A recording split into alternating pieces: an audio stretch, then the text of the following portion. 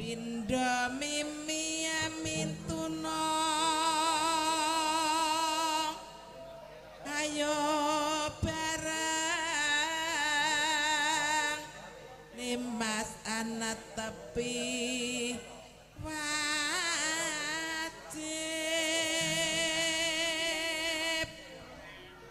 sida asepe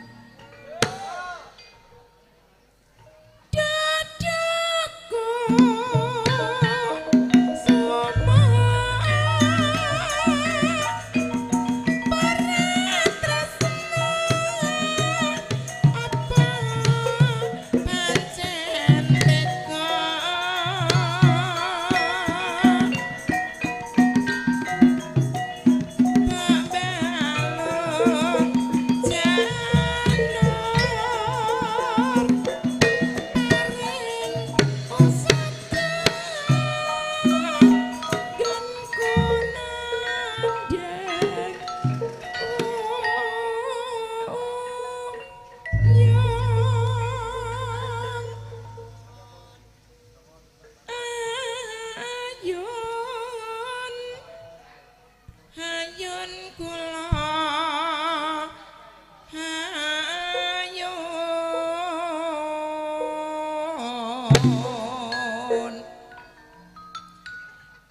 ayun eseme ngati rujak jeruk sepecok ketombong entuk pancen madak dina pentina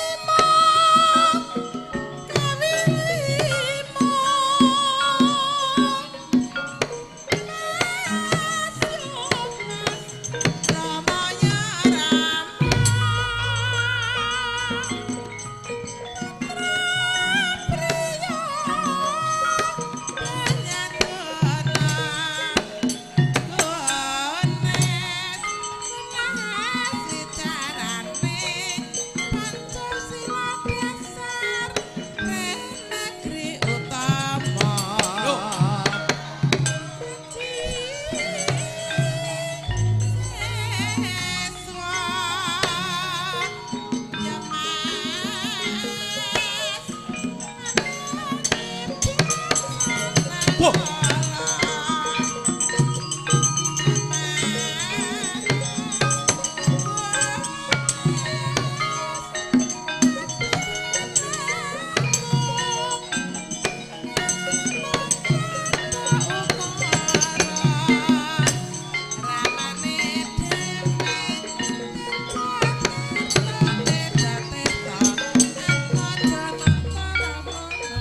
Bumi gonjang ganjing, langit kelap-kelap katon,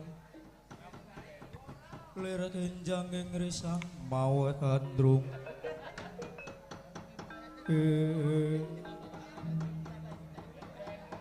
Estungkara jagat manik raja dewaku. Setyaki, iya dasar para nyata Kakang Kartomarma. Nyegat lakune Kurawa. Kelem seminggir ora? Sis ora kelem, saya ora kelem. Babu, Kurawa. Kowe bakal menyang ndi? Nampi dawuh Paman Harya Sengkuni ngamarake Lesmana Mandra Kumara. Ayo, ora kelem minggir tebyak dadamu. Piti amblek ikamu.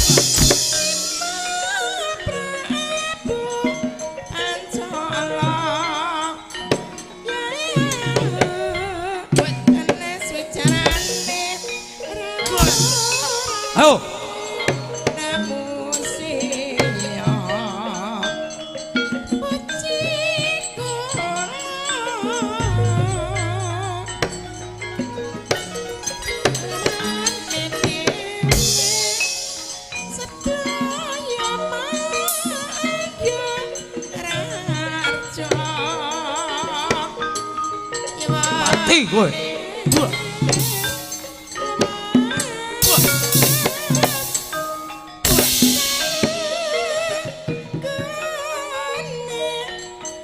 Yo.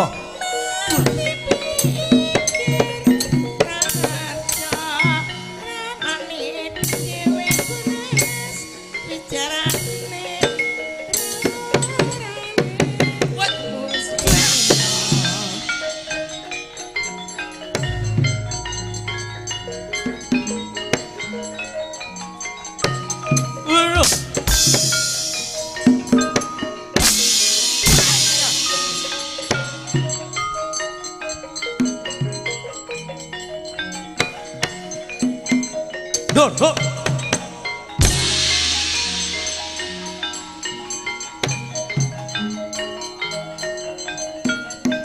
Nggih, Raden.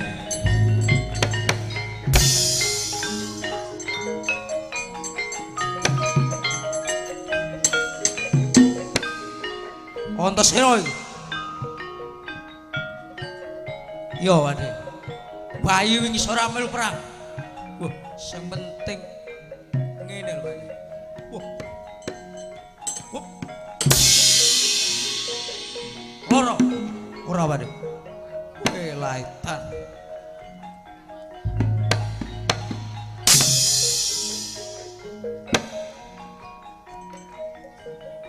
Bro.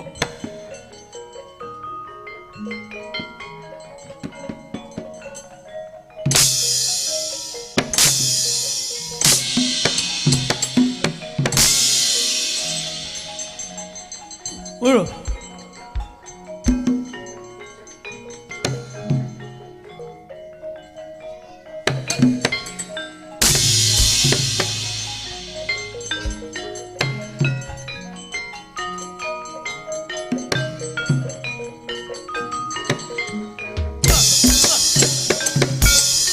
Ayo.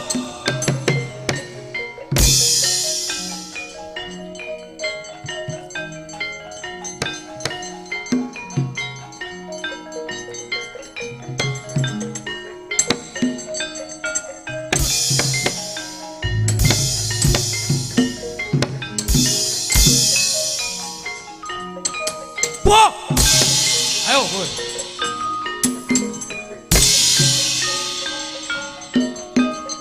Waduh.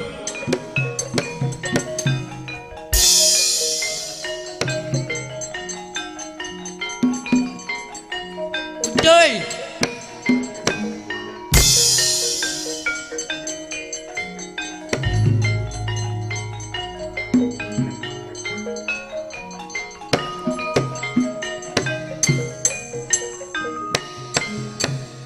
Ojo ceno. Yo wak tidur mau kartu. Ojo tido. Pelang. Iya. Kowe cek apa aku sik? Pak Desik kowe. Oke. Wih, yo.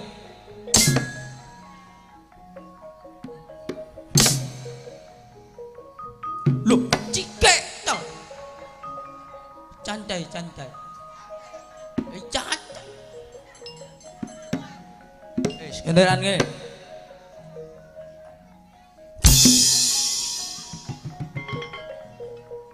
Ya popo. Ya.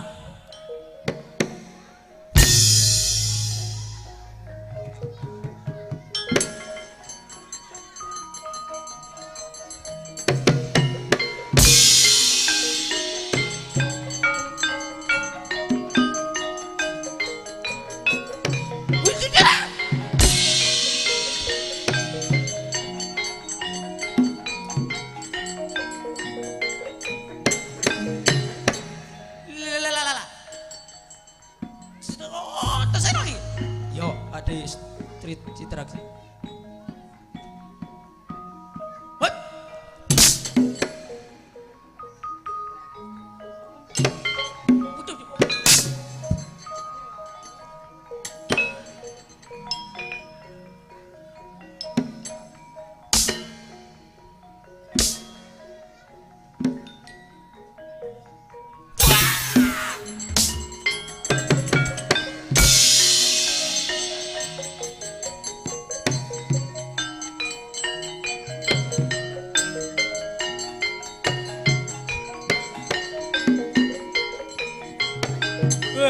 Mundur, mundur, Ger, mundur.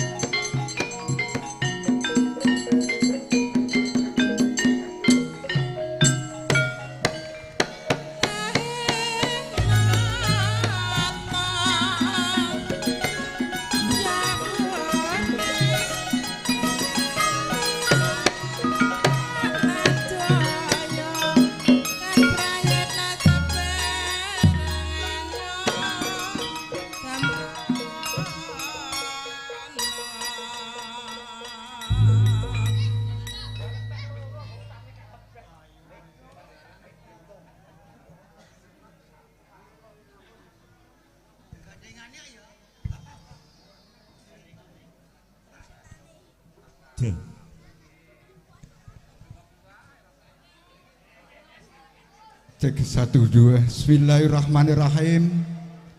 Assalamualaikum warahmatullahi wabarakatuh. Alhamdulillahi rabbil alamin. Assalatu wassalamu ala asrafil anbiya wal mursalin wa ala alihi wa sahbihi ajma'in. Bismillahirrahmanirrahim. Rabbi syrahli sadri wa yassirli amri wahlul 'uqdatam min lisani yafqahu qawli. Shadaqallahul azim. Amma ba'du. Yang kami hormati para tokoh, para alim ulama, tokoh masyarakat, sesepuh bini sepuh, warga desa Pudurahayu dan atau para undangan yang hadir dalam kesempatan ini yang saya hormati. Yang saya hormati Bapak Wakimin, alhamdulillah Kepala Dinas Pendidikan hadir dalam kesempatan ini. Terima kasih. Yang kami hormati bapak-bapak, para pejabat, mohon maaf tidak dapat saya sebutkan satu persatu nama dan jabatannya, tidak mengurangi rasa hormat kami. Yang kami hormati para bapak, para ibu, para pemirsa, wabil khusus Sohibul Hajat Bapak Suparman sekeluarga besar ingkang kawula hormati, rencang-rencang panitia ingkang sampun radi sayah raosipun nyambut damel kala wewenjang ngantos dalu menika ingkang kula hormati. Insyaallah kita sedaya menika pikantuk ridhonipun Allah SWT. Allahumma amin. Bapak-bapak, ibu-ibu yang kami hormati, sekali lagi maklumkanlah kami kalau tidak dapat menyebutkan satu persatu nama dan jabatannya. Sekali lagi tidak menghormati rasa hormat kami, tidak mengurangi rasa hormat kami. Di tengah-tengah kita kedatangan, alhamdulillah, Bapak Ruslan bisa hadir di tengah-tengah kita. Tidak menyangka, Pak. Iya, ini insya Allah memang sudah kehendak ataupun nikmat dari Allah SWT yang sempat hadir dalam kesempatan kita pada malam hari ini. Juga kepada Tidalang Bapak Budi serombongan yang insya Allah malam ini dapat memberikan hiburan pentas wayang kulit sampai dengan akhir cerita nanti. Untuk sesederhana apapun saya ingin membuat semacam runtutan atau rutan acara kurang lebih sebagai berikut. Pertama pembukaan, yang kedua sambutan. Sambutan pertama dimohonkan nanti mewakili Sohibul Hajat Walimatul Urus dari Bapak Suparman sekeluarga atas pernikahan putra putrinya, yaitu Ahmad Fauzi dengan Nanda Anggraini dari Tugu Harum. Kemudian sambutan yang kedua dimohonkan mewakili para undangan, bapak-bapak, ibu-ibu sekalian, nanti dimohonkan kesediaannya kepada yang terhormat Bapak Dr. Andes Priyoyitno. Iya.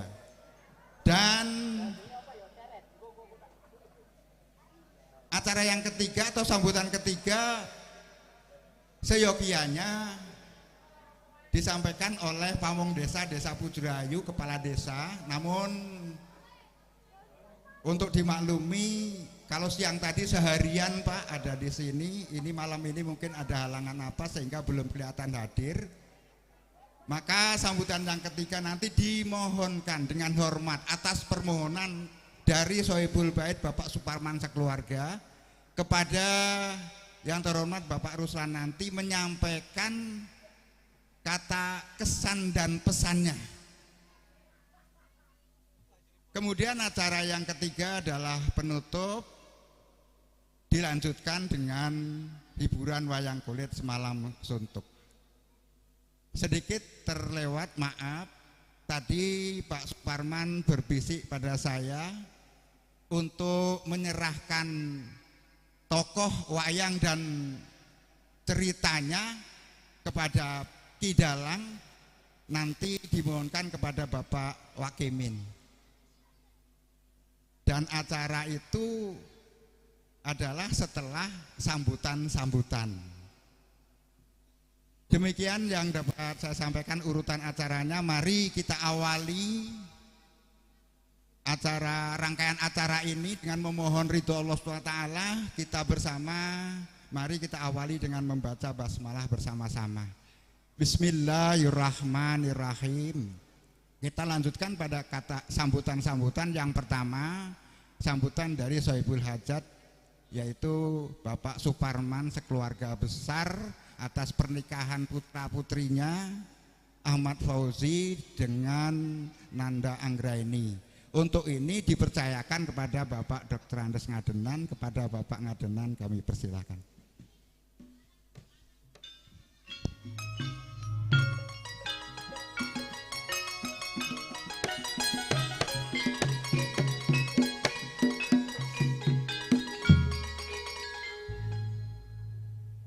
Bismillahirrahmanirrahim. Assalamualaikum warahmatullahi wabarakatuh. Alhamdulillahirabbil alamin.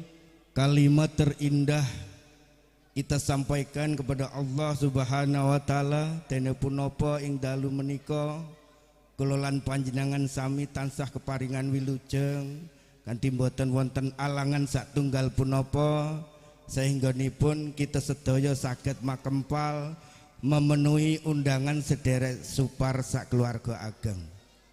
Sholawat ugi salam mugi tansah kaunjud dumateng junjungan kita Nabi Agung Muhammad sallallahu alaihi wasallam ingkang insyaallah kula panjenengan sami tansah keparingan syafaatipun benjang wonten yaumil kiamah. Amin.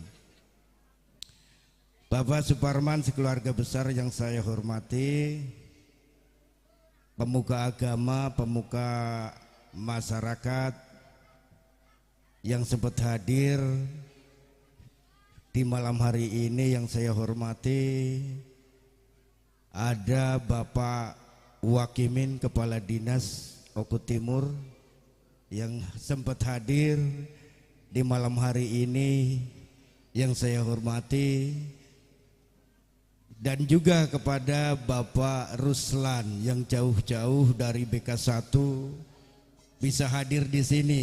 Ini merupakan suatu kehormatan untuk kami sekeluarga besar. Yang saya hormati bapak-bapak saha sederek sedaya, ibu-ibu ingkang wonten majelis menika ingkang kawula hormati. Ugi mboten supih dumateng Bapak Dalang, Bapak Budi niki rencang kula jan. Alhamdulillah tasik keparingan sehat walafiat dumateng Bapak Wiyoga lan Ibu Waranggono. Kula aturaken sugeng pinanggihan malih wonten Pujeraya mriki, alhamdulillah kanthi sehat walafiat. Ing mriki saderengipun kula matur langkung rumiyin mbok bilih kula matur sakmangke wonten kelinta-kelintunipun langkung rumiyin kula nyuwun ngapunten dumateng para bapak saha sederek sedaya nggih. Ing mriki kula minangka wakilipun Bapak Suparman sak keluarga ageng sepindah ngaturaken matur nembah nuwun dumateng para bapak saha sederek sedaya ingkang sampun ngrawuhi napa ingkang dados undanganipun Bapak Suparman sak keluarga besar ing dalu menika saged makempal wonten mriki sepindah malih Bapak Suparman sak keluarga ageng namung saged ngaturaken matur nembah nuwun ingkang boten kalah penting nggih menika rawuhipun Bapak Ibu sederek sedaya ing dalu menika tansah Bapak Suparman sekeluarga besar nyuwun doa restunipun. Mugi-mugi Kang Putra nggih menika Fauji lan Nanda ingkang dinten Kamis sampun kepungkur sampun diijab kabulaken dados dumateng ingkang rawuh menika kula suwun saged andongaaken mugi-mugi kaputra kekalih menika dadosa keluarga ingkang sakinah mawaddah warahmah. Amin. Kaping kalihipun sak keluarga ageng Bapak Suparman nggih nyuwun ngapunten dumateng para bapak saha sederek sedaya mbok wonten sambutanipun Bapak Suparman sak keluarga ageng lan wonten suguhanipun unjukanipun ingkang kurang meranani dumateng para bapak saha sederek sedaya ing mriki keluarga besar nyuwun ngapunten dumateng para bapak saha sederek sedaya nggih. Kangge kaping 3 mboten kesupe alhamdulillah kula sak keluarga saged ngawontenaken nggih menika hiburan wayang kulit sandalu natas. Mugi-mugi bapak-bapak saha sederek sedaya saged menikmati, menghayati, menyontoh napa ingkang dados lakonipun sakmangke. Mugi-mugi kita sedaya saged mundhut ingkang saene mawon ingkang awon nggih kita tinggalaken niku. Lan ing mriki wonten Bapak Wakimin selaku Kepala Dinas Pendidikan dan Kebudayaan. Kula kinten ing dalu menika sakmangke mboten kelintu upami di napa-napane disuwun supados nyerahaken niki wayang lan lakonipun dumateng Bapak Dalang Budi keranten Bapak Wakimin nggih Kepala Dinas Kebudayaan lan Kebudayaan nggih niki salah satu kebudayaan tiang Jawi nggih menika wayang. Mila menika mboten kelintu upami dalu menika Bapak Wakimin ingkang nyerahaken wayang lan lakonipun sakmangke. Ingkang terakhir mboten supe kula piyambak mbok bilih anggenipun kula matur wonten kalimat ingkang boten teratur sepindah malih kula nyuwun ngapunten dumateng para bapak saha sederek sedaya nggih lan kula akhiri wassalamualaikum warahmatullahi wabarakatuh. Monggo.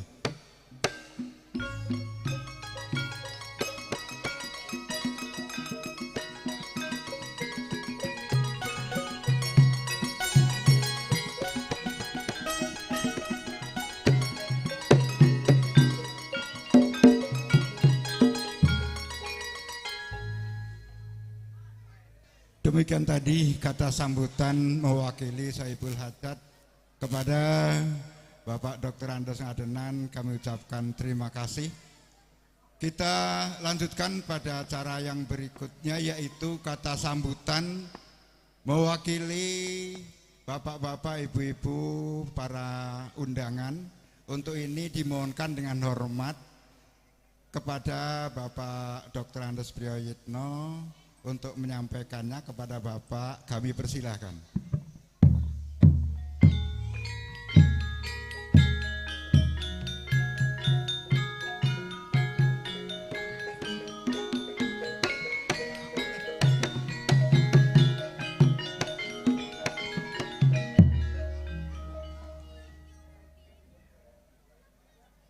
Assalamualaikum warahmatullahi wabarakatuh.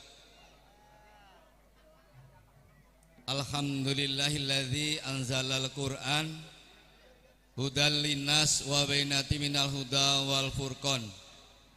Asyhadu an la ilaha illallah wa asyhadu anna Muhammadan abdu wa rasuluh. Allahumma shalli ala Muhammad wa ala ali Muhammad. Para sesepuh bini sepuh ingkang satu kina bekten, para pangemban pangembating praja ing tlatah dusun Pujerahayu ingkang tahu kula hormati, mliginipun ing rikalenggan menika rawuh panjenenganipun Bapak Wakimin SPDMM calon haji, Kepala Dinas Pendidikan Kebudayaan Kabupaten Oku Timur ingkang sareng-sareng sampun lenggah wonten rikalenggan menika. Ingkang kula hormati Bapak Kolonel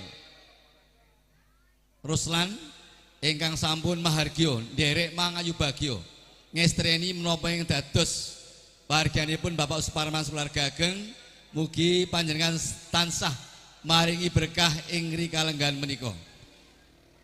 Salajengipun para rencang nyuwun idipalelah kula jumeneng wonten mriki mbok bilih mangke anggen kula matur wonten ngarsa panjenengan mboten meranani penggalih, mboten sak trep awet kula badan wakilipun panjenengan para tamu.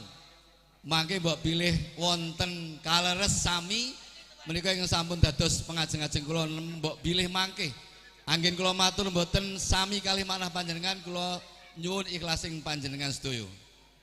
Ugi Bapak Dalang Budi ingkang sampun dangu mboten pinanggih lan para pengrawit saha Ibu Waranggono kayane setulgi setengah tua lemu ginuk-ginuk. Pak Saripin iki biasane iki. Oh nggih, Pak Mituhan iku meneng-meneng ya ngrasani kayane. Para tamu ingkang minulya, malam hari ini saya campur karena bahasa ini ada orang yang tidak mengerti bahasa Jawa, jadi dicampur aduk. Hari ini kita berbahagia, mahargya itu berbahagia. Karena kita semua hadir di dalam resepsi ini, kita bersyukur diundang oleh Pak Suparman. Karena dari ribuan saudara-saudara kita yang ada di Oku Timur ini, kita bagian yang terpenting, yang dihormati oleh Pak Parman, sehingga kita hadir dalam kesempatan malam hari ini. Dan tadi pagi mungkin yang mewakili sudah ada sendiri. Nah untuk itu marilah Pak Parman, kami datang mbok pilih angin kula sowan boten meranani penggalih panjenengan, kula sarintang nyuwun gungi samudra Pak Sami. Kemudian Bapak Ibu yang saya hormati, kesenian wayang ini lagi viral dan heboh. Ada ustadz yang menyatakan bahwa wayang itu haram. Barangkali yang haram itu kalau kita meyakini bahwa ada dewa dan sebagainya, itu kita haram. Ini hanya kesenian. Ini epos Mahabharata dan Ramayana. Sehingga kita yang dalang ini kaya ya muslim kabeh Pak nggih. Ning nggih ampun lali bar wayangan ora salat lho. Saya yakin tadi sebelum naik ke panggung ini pasti sudah salat Isya, dan biasanya Pak Supar ini mestinya lerene saderenge subuh. Kalau zaman dulu wayangan ngasih jam itu Pak Budi nggih. Nah, untuk ini marilah kita bersyukur Pak Parman sudah memberikan hiburan yang sangat indah, dan ini Adi Luhung Tanggal 7 November itu adalah hari wayang sedunia, Pak. Jadi kita diakui oleh dunia, oleh UNESCO bahwa wayang adalah warisan tradisional yang adiluhung. Mudah-mudahan ini tetap ngrembaka ing tlatah Nusantara nggih. Kemudian Pak Parman, apabila tadi kami makan menghabiskan makanan dan snack ini nanti ada emping, Pak Ratman tadi menghabiskan 1 gelok, dan Pak Abidin, Pak Triandio, dan hari ini ada reuni. Saya, Pak Tukidi, Pak Triandoyo. Ini kalau nonton Pak Adicu itu Pak sampai pagi pakai sarung di ngisor debok. Kalau sudah siang ngambil sajen di pangan. Kami ini orang 3 ini. Termasuk tempat Pak Wito sampai Kujana nonton seno kudanan kepleh karena meliginya nonton Pak Adicu yang begitu berwibawa. Saya yakin Pak Budi ini akan nuruni Pak Ge. Nah, kita bersyukur hari ini kita dihibur. Pak Saripin lumantaripun. Saya kira ini saja Pak, karena nanti kalau panjang nggak ada cerita wayangnya. Kados makaten anggen saged kula matur Pak Parman, nyuwun pangapunten wonten boten merani menggali panjenengan, boten nuju prono, kula sarencang namun saged ngestreni ndongaaken putra-putrinipun saged samawa. Yakin menjadi sampai kakek-kakek lan ninian punya putu. Ojo kabirin Pak. Nah ada bedanya pilkada kali pilkada, diterjemahkan sendiri. Saya kira ini yang saya sampaikan, dibilang kurang mohon maaf. Nasrun minallah wa pun qarib wa basiril mukminin. Assalamualaikum warahmatullahi wabarakatuh.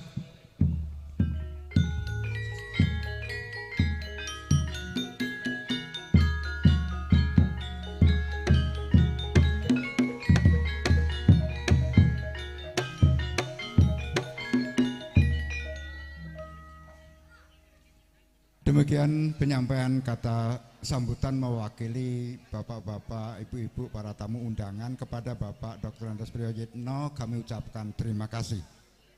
Seperti yang dimohonkan tadi oleh Sohibul Bait Bapak Suparman, dimohonkan dengan hormat untuk acara kata sambutan yang ketiga ini adalah kesan dan pesan kepada Bapak Ruslan.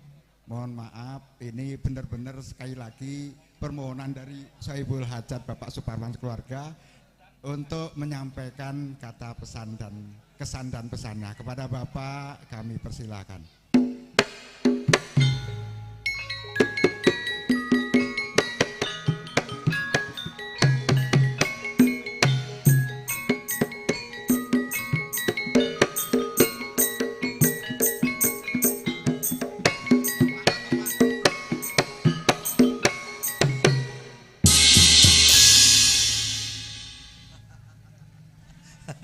Tepuk tangan dulu.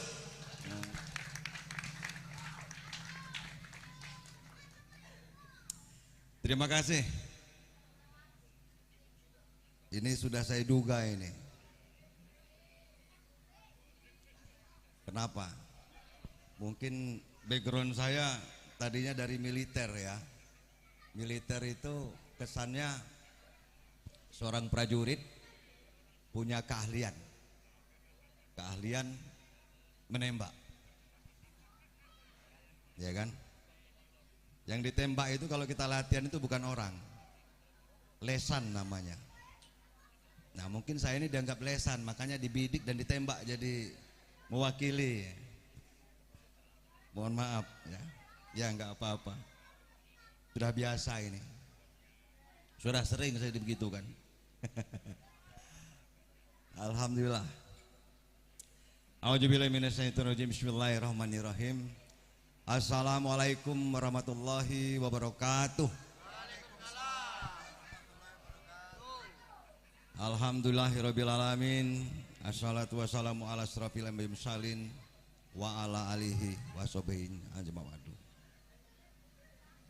Pertama-tama selaku umat yang beriman dan bertakwa, tidak bosan-bosannya marilah kita panjatkan puji syukur karya Allah Subhanahu wa taala.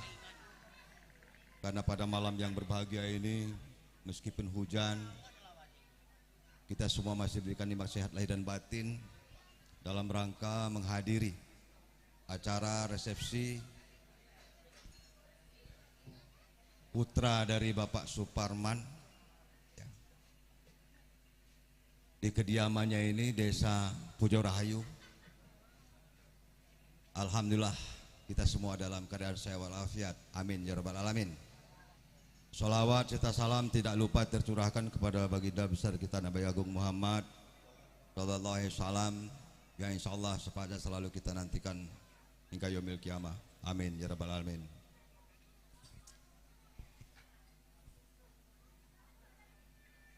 Engkang kinurmatan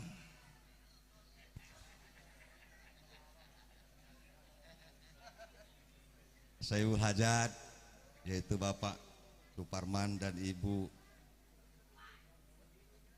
Santi Handayani,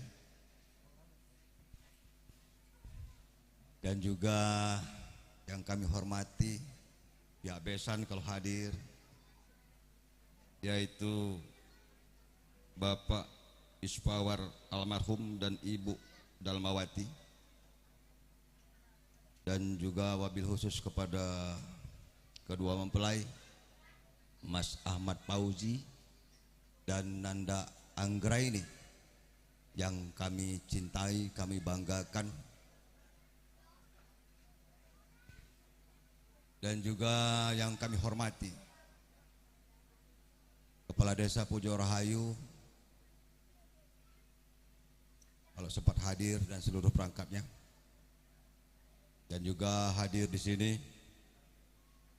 Kepala Dinas Pendidikan Oku Timur Bapak Wakimin, dan juga yang kami hormati Bapak Ngadenan, Pak Haji Ngadenan, dan juga yang kami hormati Pak Haji Pinan, dan juga yang kami hormati seluruh tokoh masyarakat, tokoh agama, tokoh adat, para alim ulama, ibu-ibu yang di belakang juga dengan tenang dan santai yang sedang menunggu acara wayangan, tapi nggak tahu lakonnya apa ini. Dan juga yang kami hormati Kidalang Mas Budi dari Karangtengah Bestakru, termasuk para waranggono yang cantik-cantik ini ya. Mboten saged disebat sawiji-wiji ya. Jadi kalau kata Pak Ruslan tadi katanya, Pak Ruslan ngerti nggak ngerti, saya bilang saya keluarkan jurus saya nanti, saya bilang mboten saged disebat sawiji-wiji ya. Yang pertama, saya beserta keluarga merasa bangga diundang oleh Mas Suparman untuk hadir pada hari ini. Dan sebelumnya saya mohon maaf Pak Suparman, sekeluarga besar. Tadi siang saya menghadiri acara undangan di Palembang, mantan Ketua Pengadilan Muara Enim, dan juga ada mendampingi, ada investor dari Korea Selatan, ada 4 orang, saya juga dampingi dalam rangka mencari lahan untuk pohon tanaman kenap. Jadi hari ini saya sangat sibuk. Kemarin delegasinya datang ke rumah, ke kediaman Pak Ruslan, dimohon kehadirannya hadir di acara resepsi pernikahan Bapak Suparman. Saya sampaikan insya Allah, tapi kalau siang hari saya nggak bisa. Alhamdulillah saya tiba dari Palembang beserta istri jam 8 malam. Saya langsung salin, saya datang kemari. Karena saya diundang, saya datang, dan rasa syukur saya bisa hadir di sini. Alhamdulillah, rabbil alamin. Tadi disampaikan, saya mendapatkan mandat untuk menyampaikan pesan dan kesan. Pesan saya terutama kepada kedua mempelai, Mas Ahmad Fauzi dan Mbak Nanda Anggraini. Yang pertama, yang jelas saya atas nama pribadi dan keluarga mengucapkan selamat menempuh hidup baru, di mana beberapa hari yang lalu telah dilaksanakan acara ijab kabul, dan alhamdulillah acaranya berlangsung hikmat dan lancar, dan mudah-mudahan ini dicatat oleh Allah menjadi pernikahan yang sempurna. Amin ya rabbal alamin. Tentu ini adalah awal, ya, awal dari acara sakral pernikahan. Jadi pernikahan itu bukan dilihat dari bagaimana meriahnya suatu acara, tetapi setelah acara pernikahan, setelah acara ijab kabul, itu bagaimana nantinya. Mudah-mudahan kita doakan bersama kedua mempelai menjadi keluarga yang bahagia, rukun, damai. Karena ini Pak Suparman ini anaknya 3, dan ini adalah yang pertama. Sama dengan saya, anak saya 2, pertama juga yang menikah. Jadi belum pernah punya pengalaman menikahkan anak. Dan alhamdulillah semuanya lancar, dan harapan kami acara ini juga lancar. Insya Allah menjadi keluarga yang sakinah, mawaddah warahmah. Dan kita doakan bersama semoga diberikan juriah yang soleh dan solehah. Amin rabbal alamin. Kepada Mas Ahmad Fauzi dan Mbak Nanda Anggera ini, malam ini ada acara wayangan. Acara wayangan ini tentu yang hadir di sini pengen tahu yang pertama lakonnya apa, ya, lakonnya apa. Yang jelas ada hal-hal yang positif yang perlu dipetik di sini. Ya. Makanya kepada kedua mempelai, mari simak arti dari lakon yang nanti disampaikan. Tadi disampaikan wayang ini haram, ya kan? Sudah viral oleh Pak Ustadz Basalamah kalau nggak salah. Haram itu kalau bahasa Arab kan Pak Kiai, jangan kan? Tidak boleh. Tidak boleh. Padahal ini seni dari dulu. Syiar agama tuh ya ini. Zaman dulu itu. Jadi kita jangan terpancing dengan isu-isu yang begitu. Ya kalau dia tidak suka ya sudah, untuk dia sendiri aja. Nggak usah ngajak-ngajak orang gitu. Kalau kepenak boleh ngajak kita, tapi kalau mau sengsara jangan. Nah ini, nah kondisi kita sekarang ini, kita ini kan sudah rukun. Negara kita ini, negara kita negara besar, negara muslim. Terbesar di dunia ya ada di Indonesia ini. Negara luar itu tidak mau negara kita ini besar. Ini yang perlu diketahui. Tidak ingin negara Indonesia ini besar, enggak mau. Makanya banyak orang-orang dari negara luar itu menginginkan kita ini pecah. Bayangkan sekarang ini, belum selesai. Ini mohon maaf ya, saya cerita sedikit. Perang Ukraina Rusia. Coba bayangkan, sudah berapa korban jiwa yang tewas di sana. Hanya karena ada kepentingan. Secara ekonomi, mau nggak mau, itu akan berdampak juga ke Indonesia, terutama ekspor. Nah, katanya ekspor karet sama minyak naik dengan adanya perang Ukraina Rusia. Nah, pesan saya, kita tidak perlu, kita tidak mungkin mau diserang negara luar seperti tidak. Menghancurkan negara kita ini dengan cara apa? Dengan cara narkoba, tidak ada lain.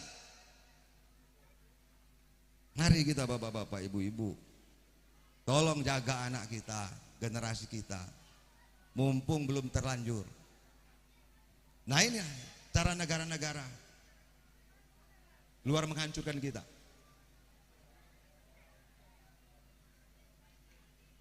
Narkoba, saya dapat datanya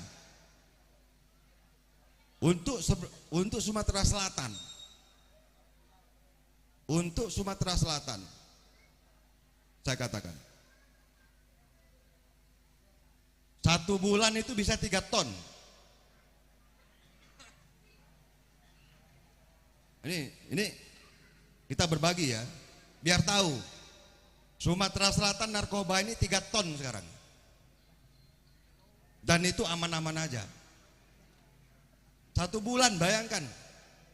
Dibagi seluruh kabupaten dan kota. Jadi kalau ada yang ketangkap, kita lihat di berita, itu yang bukan kelompoknya. Nih, saya sampaikan ini, kita jangan bangga. Narkoba ketangkap 3 kilo, 5 kilo.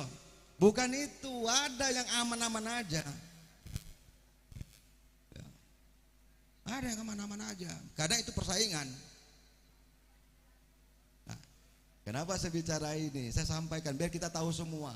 3 ton 1 bulan. Termasuk Oku Timur ini. Ya, nah ini kita hati-hati.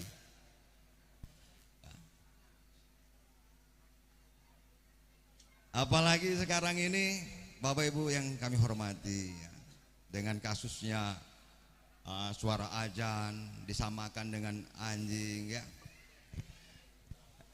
Ya memang kita ini diangkat-angkat terus, dipanas-panasi terus. Ya, yang penting kita sendiri tidak terpengaruh, itu kuncinya satu itu ya. Bagaimana caranya? Ya para ulama bisa meredam ini. Jangan para ulamanya sendiri justru terpancing. Karena apa? Karena kita ini patuh dan taatnya kepada ulama, nggak ada lain. Jadi tolong para alim ulama ini ya bisa meredam ini. Ya, yang penting kita tidak terpancing dengan isu-isu yang demikian. Karena apa? Kalau itu terjadi, yang rugi kita sendiri, ya. Betul ya? Nah, jadi karena ada pesan dan pesan, saya masukkan ini biar kita paham ya. Biar kita tahu. Jadi itulah Bapak Ibu sekalian yang kami hormati, mohon maaf ya. Sekali lagi kepada Bapak Suparman, keluarga besar, terima kasih atas undangannya. Mari kita sama-sama menikmati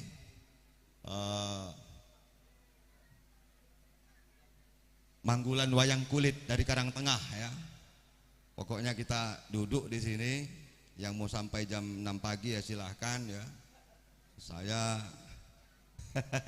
mungkin nggak sampai subuh saya, karena besok ada 3 undangan saya. Ya, lelean ya, yang undangan ya gelem kulo. Ya. Besok ada undangan juga. Terima kasih Bapak Ibu sekalian yang kami hormati. Mohon maaf bila mana di dalam penyampaian saya ini ada hal yang kurang berkenan. Kepada Allah saya minta mafirohnya. Saya akhiri wabillahi taufiq hidayah. Wassalamualaikum warahmatullahi wabarakatuh.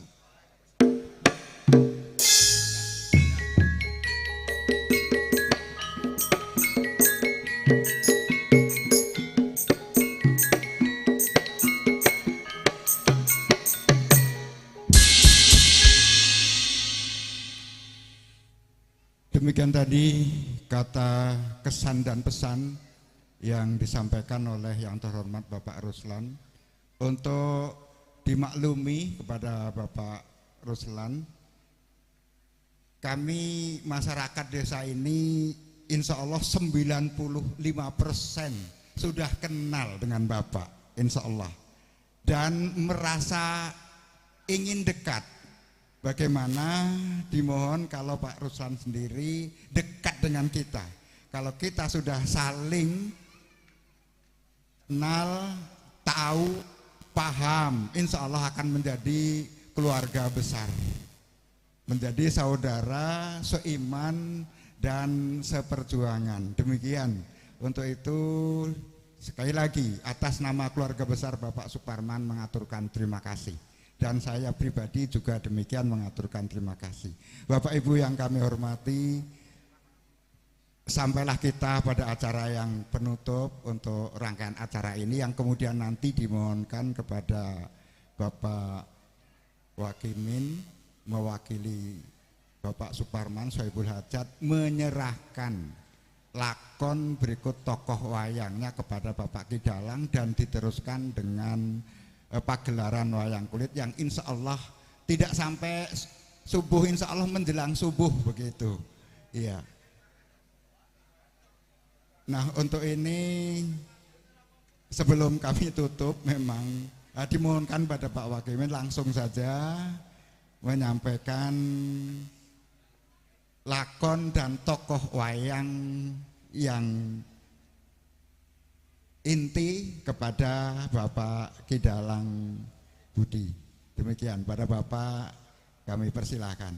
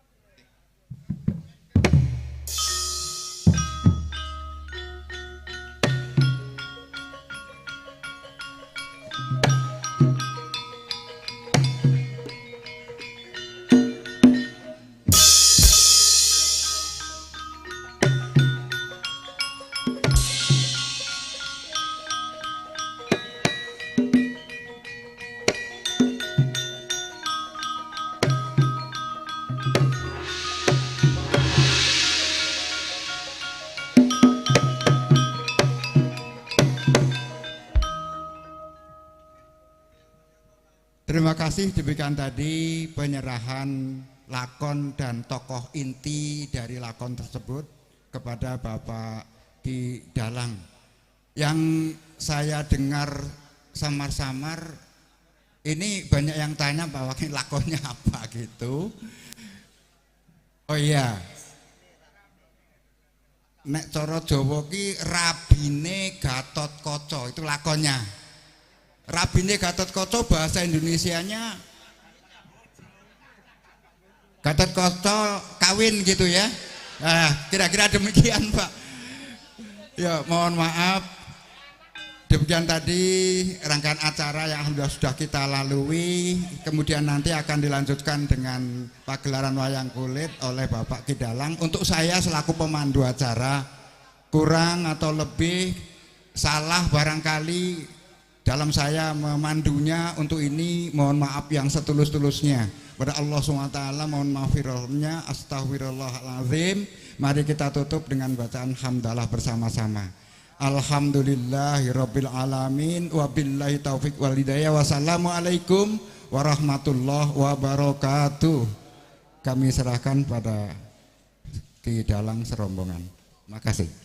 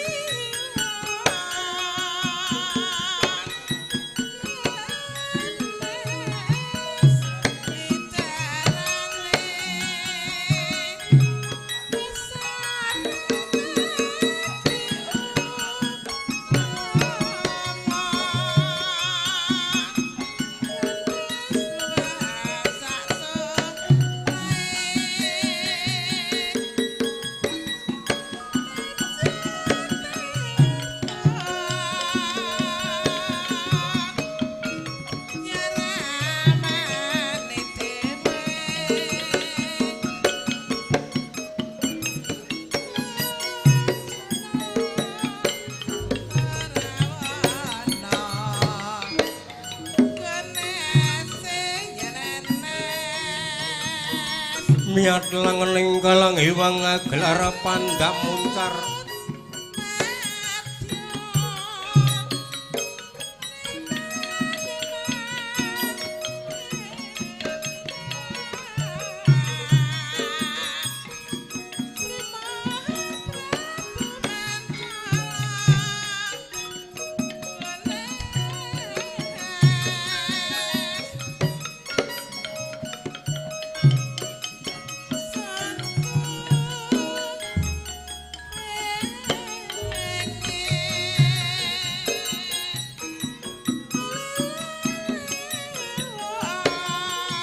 Inun lira kokonang surem sorotetan padang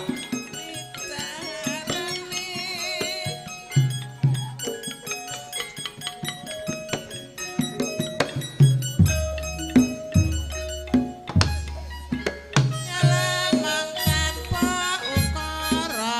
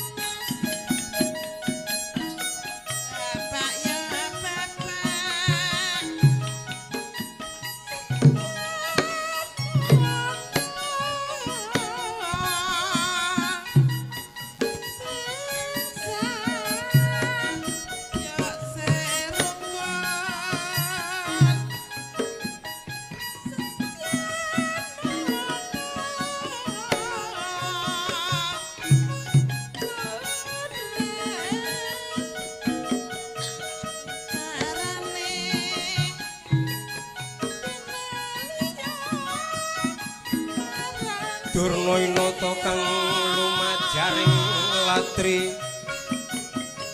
yang kataku dhewe yen ana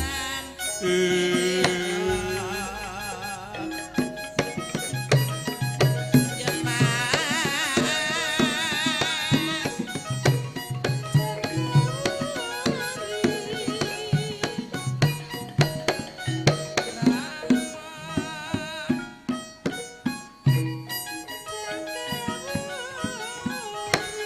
yen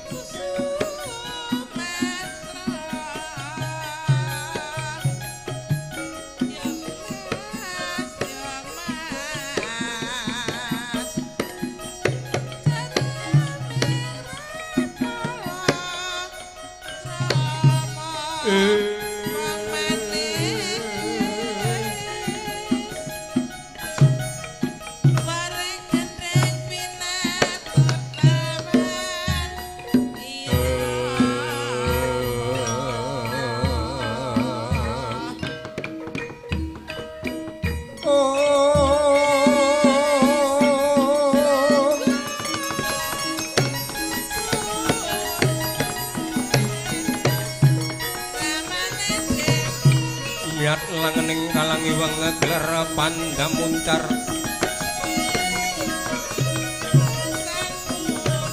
Tinun lir kekonang surem sorote tan padang Kesoran pajareng purnaming gedono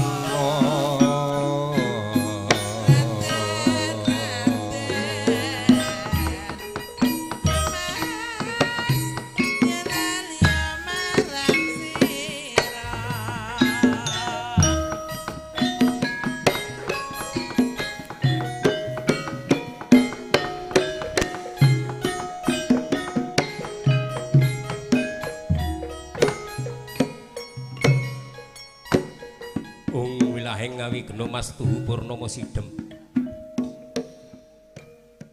Awi geno mas tuhu sirat ping hiwang jagat karono siran tondo kawisesaning busana sinawung langan wilopo Jinatur tutur katulo-tulo telo turat ling rabeting para diya winurusita ngupama parengis kara gya tumyang ing jaman purwa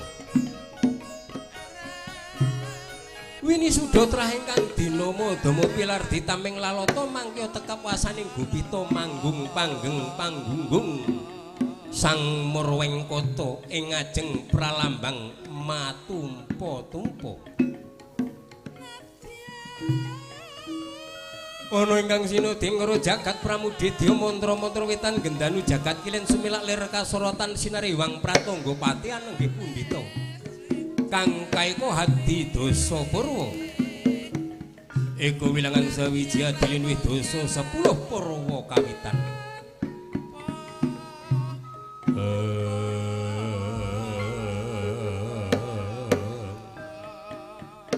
Pundhita ingkang kinara purwaning kandha bebuganing carita anenggih kocapa ingkang sinebataken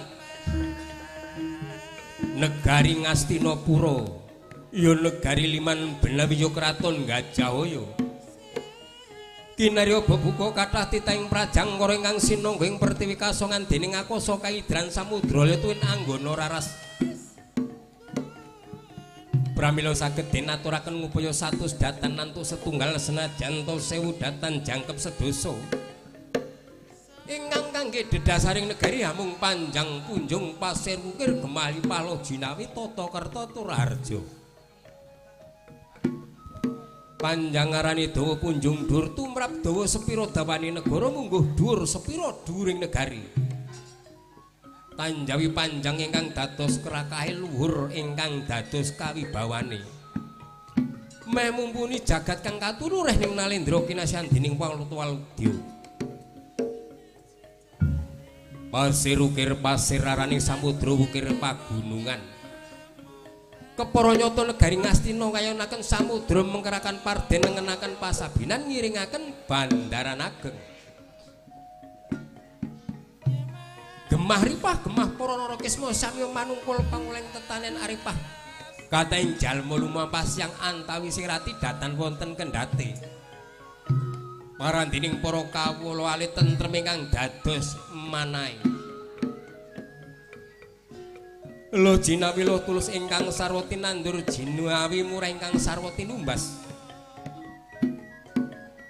mapan ingriku siti ketumpangan warih opo kang tinancepake bisa tuh ijo royo-royo katon ngrembaka bebasan nandur debok sloka pupus cindi bisa awuh kencana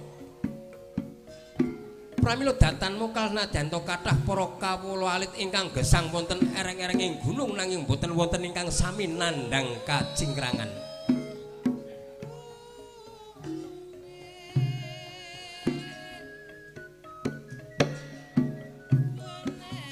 ingkang kawasanan tata datan wonten lampahing dusta durjana gadha rampok bandrek kecu lampah culika colong calimut saking tata tentreming negari tumrap bangsen iwen tuwin raja kaya datan tinandangan datan tinancangan yen siang samyang roing pangonan yen sore mulih menyang kandange dhewe-dhewe ugi mboten wonten jalma ingkang purun amunisika sebab kanggene kawula laladan ing negari Ngastina sampun anggadhahi raos reksa kalawan rumeksa saengga gogro usika gogro balung usika kulit rapete balung kalawan kulit sanepane sampun manunggal antaraning kawula kalawan Gusti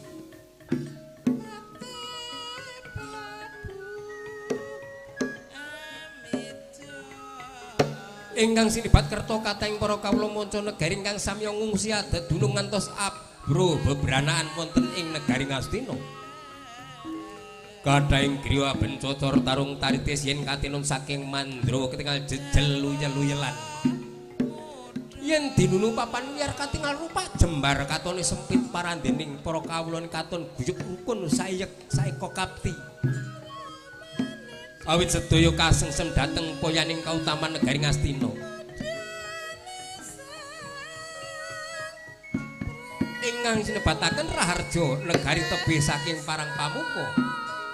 Kathah dipati manca praja nalendring manca negari samya ngungsiat.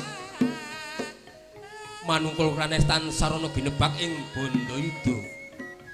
Sami asopi sungsung guru bakal guru dadi mewah glondong pengarem-arem. Saged dinaturaken ingkang tebih mangklung caket mantiung.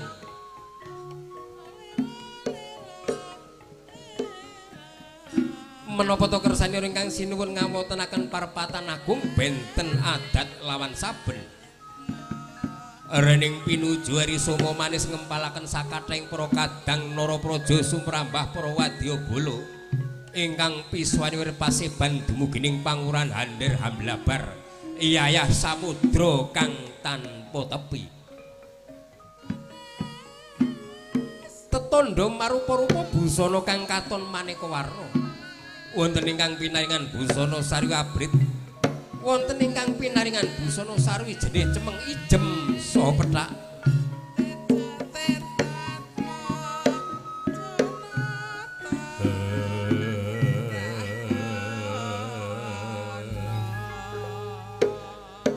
Ingkang ngagem busana sarwi abrit sinebat prajurit Danyura Braja.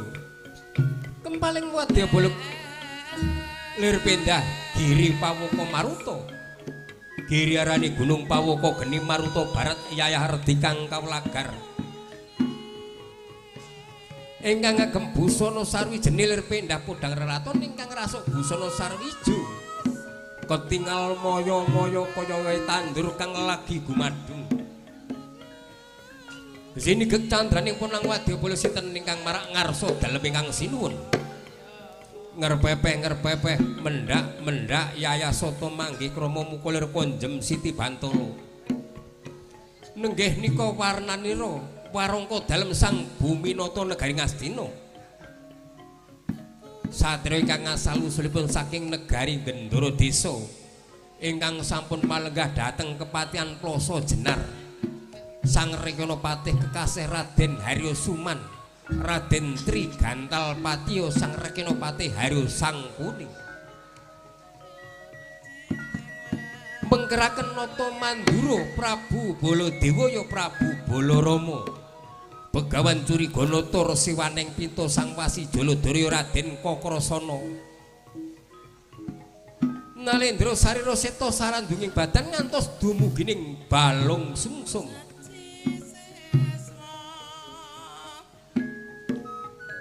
Ingkang lenggah wonten kuntat pibrati dhateng kursi amari kelu nujum negari Ngastina.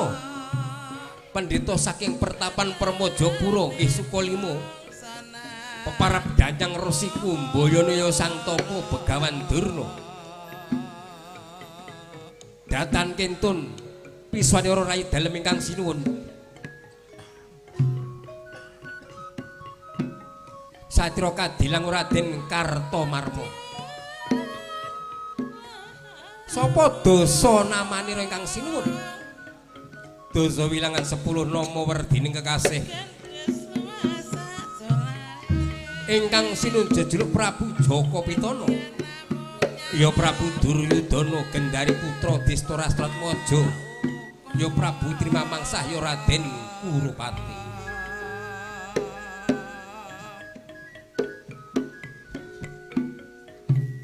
Miyos dalem ingkang sinuwun sampun ngerasuk busananing Nalendra. Ngagem topung kencana nyamat mutiara melar sak jebuk lawan tabone. Jamang Mas Susun 3 kinancingan Garuda marak mewah wungkur. Sumping kolen badhong Bandhuwara sinungging Prabu Lulana Gamung sautah kalpika suca ludira. Ngerasok wangkingan warung kaladrak ukiran nunggak semi ngagem sabuk cindhe puspita lancingan cindhe bebunton ngagem nyamping parang rusak barong busana rineka pating glebyar pating paluncar sarwa mas sarwa inten dasare ing riku sang nata nalindra gung binathara berbondo bandu sentana pramila-mila dalem ingkang sinura mantra-mantra titaenga Bathara Yayah Bathara Indra kang ijo antah miyos dalem ingkang sinun setata lenggah mungging dampar kencana gamparan gading kang sesemek kasur babut pramudani sinebaran lenga jebat kasturi sumrek mangambar-ambar ngebaki jroning pasewakan gondo amre arum kang mijil saking poing mino jaladri nadyanto pepasagung para kadang Narapraja sumrambah para wadyabala kang abiyantara ageng ingkang dados prabawanira sang Buminata Prabu Duryudana ngantos sunduling akasa katitik mega kapiyak baret mangemper kukila-kukuli kraton jungkel kapisanan Plakamidara luntak ludira sirna margalayu tan kena kinukup kuwandanira saengga jroning pasewakan kadya guna pita guna arane Duratmaka pita kencana kaya dene Duratmaka kang hantu kencana amung pating klesi jawil jinawil dateng sasami-sami ageng ajrih dateng dukane sang nata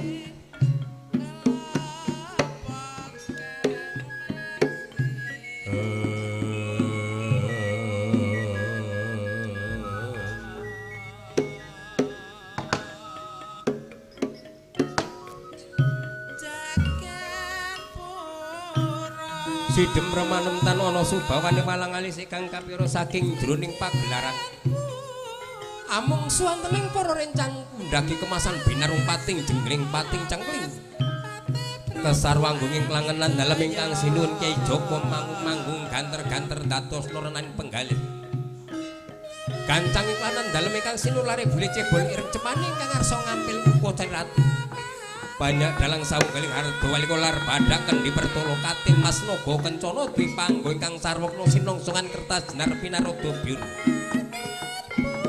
Orok jroning pasewakan pindho gabah den kinter kinero ngurmati miyos dalem ingkang sinun miyos dalem ingkang sinun kinurmatan mimis kolontoko munyo mangambal-ambal tanggap sasmita sang Rekyonapati Harya Suman sigra dawuh para Narapraja sumrambah wadyabala jelegur ya Rama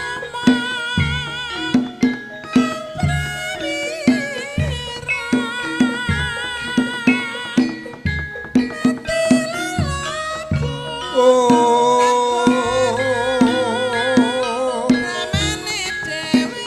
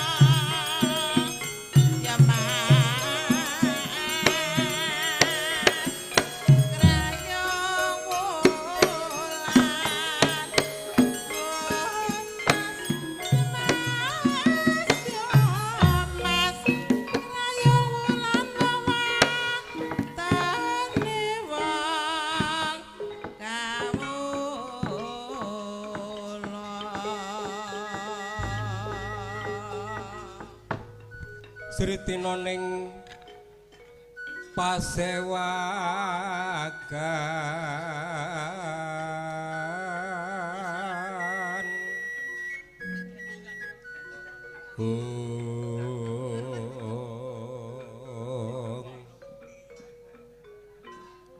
busana sutra manika warna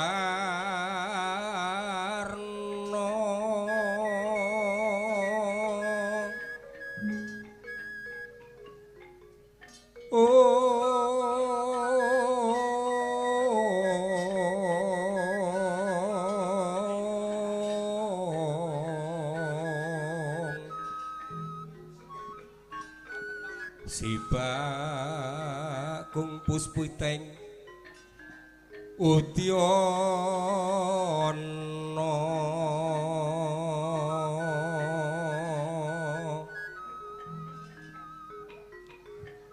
miang panjrakang sarwa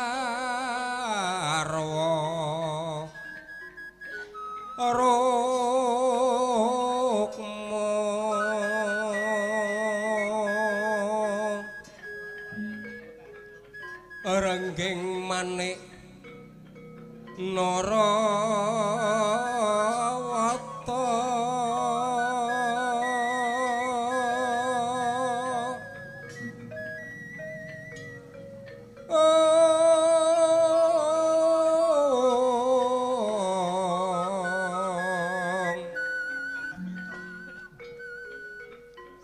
mewah prabanyo kang wirat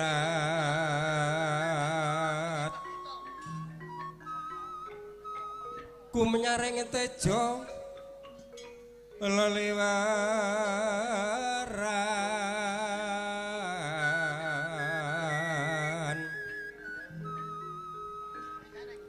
ler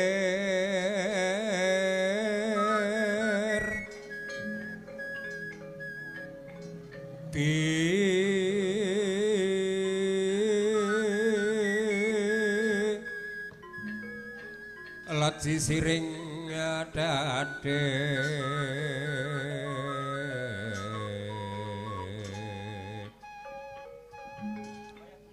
wimbu kekondo amrik kondo amrik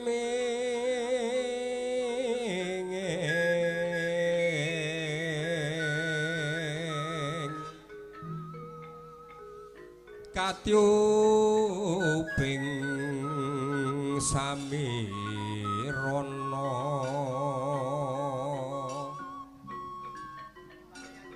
katyuping samirana manda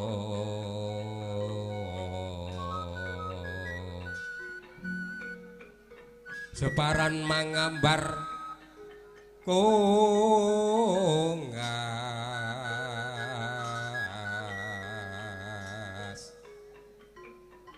ngebake pasewakan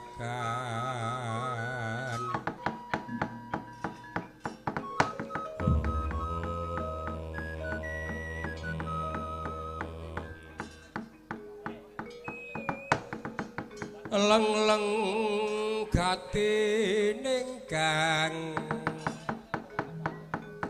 awan sapa-sapa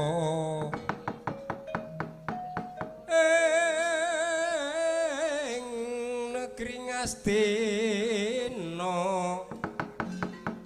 sumantara teking Tegal Kurnalarira Iwa Kresna laku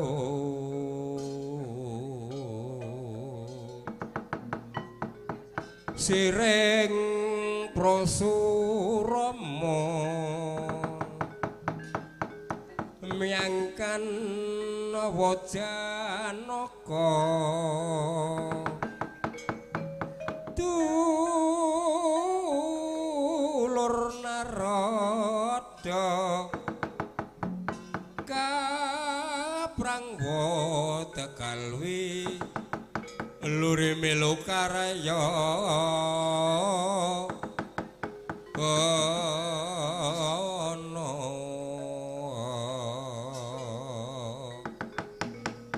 sang bupati sang bupati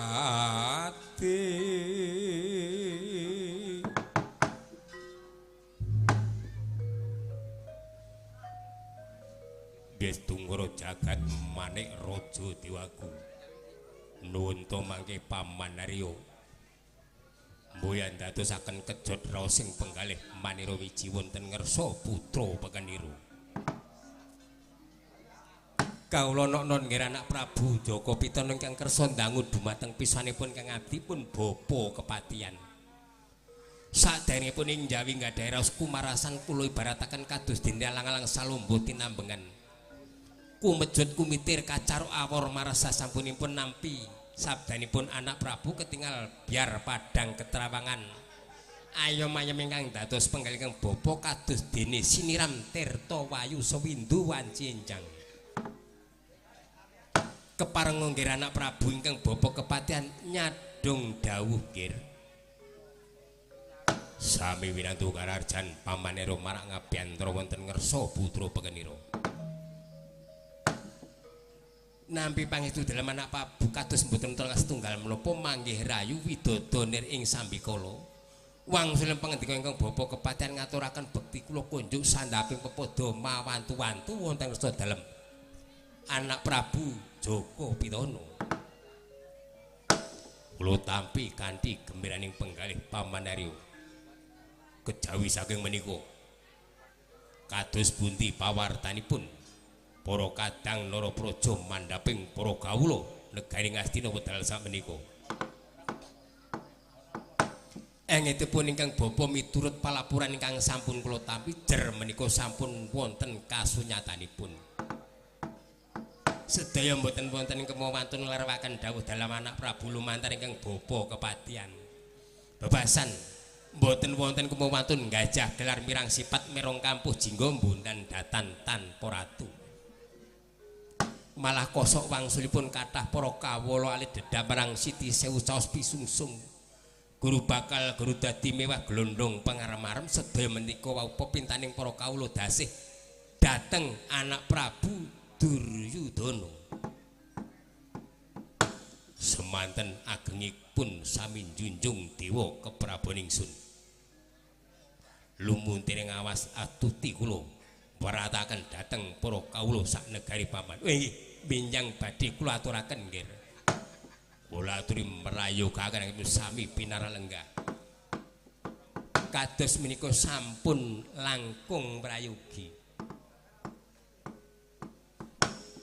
Semanten ugi kunjuk wonten ngersanipun nyawa jimat sesembahan kula pepunden kula ing Mandura Koko Prabu Baladewa. Sasampunipun lenggah kanthi prayogi kepareng ingkang rai ngaturaken pasegan Panakrama rawuh jengantika Koko Prabu Baladewa. Wis tunggara jagat manik raja dewaku. Dat katampi wewasta kalih sabda dalem Yayi Prabu miji dhateng pisanipun ingkang Raka Mandura. Nampi pamujinipun Yayi Prabu Duryudana lan pengayomaning Jawata kados mboten wonten hal setunggal menapa rayu widodha lampah kula nir ing sambikala wangsul pangandika kula ngaturaken salam talim katur wonten ngersanipun Yayi Prabu Jaka Pitana kula tampi mewasta kalih kula petelaken jojo dumawing pangkon dawah kendel sami-sami kula aturi merayugaken sami pinara lenggah Koko Prabu Yayi kados menika sampun langkung prayogi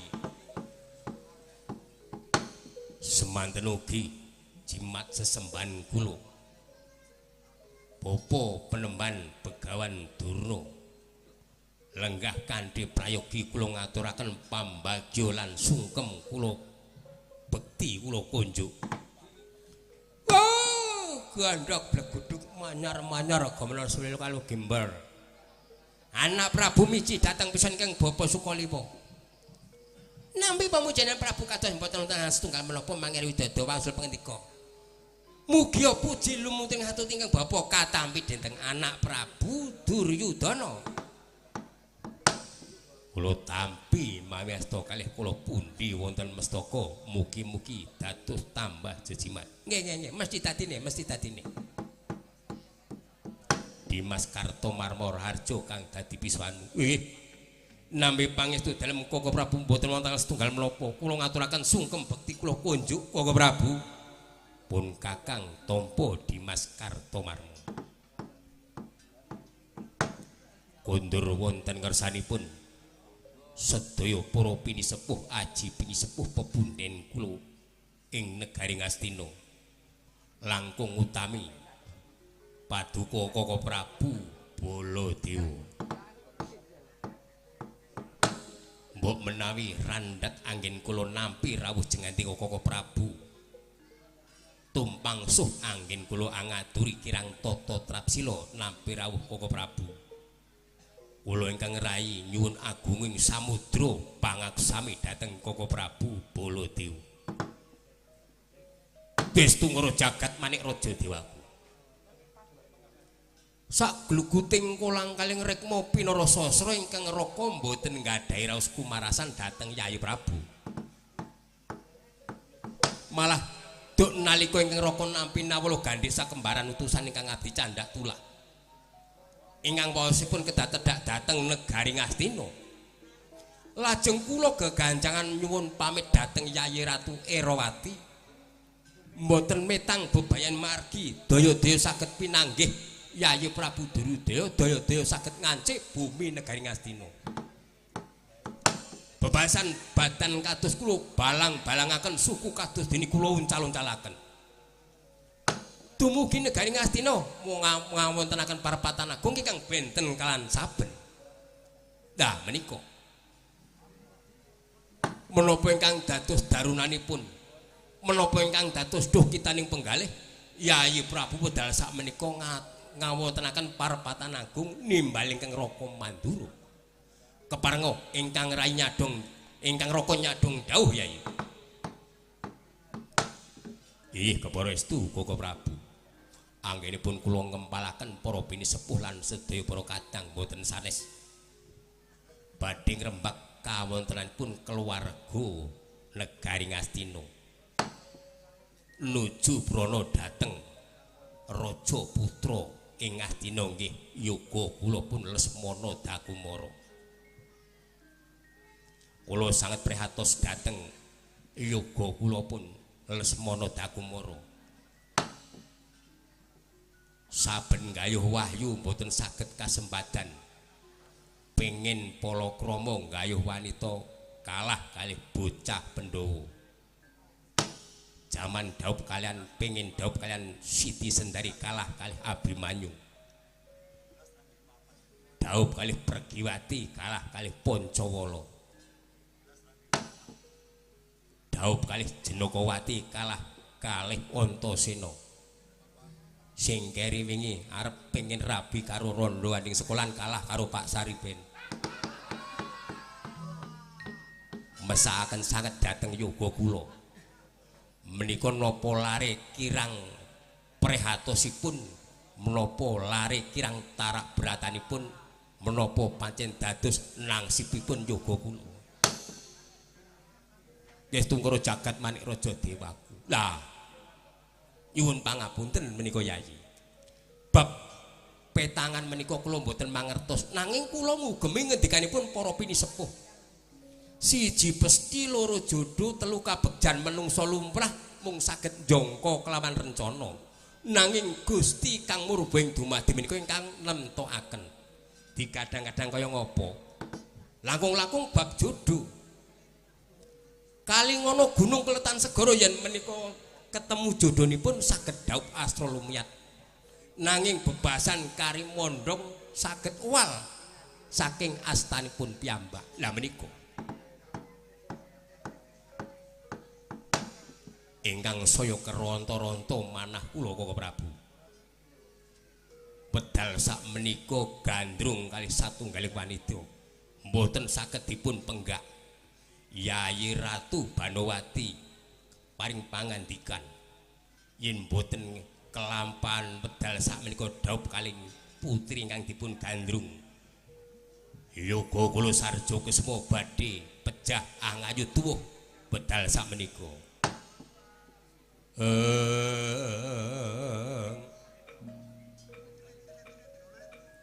leng-leng ramjaning diri oleh hiwang condro katawengan sumu ing tias lera katuretan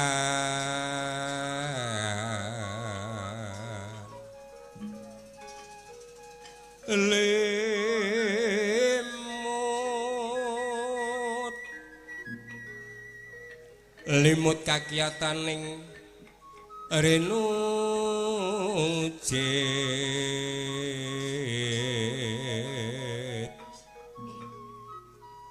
rem-rem driya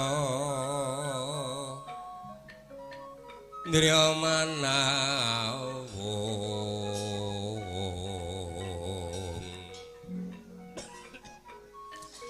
kekuwunging hiwang wisesa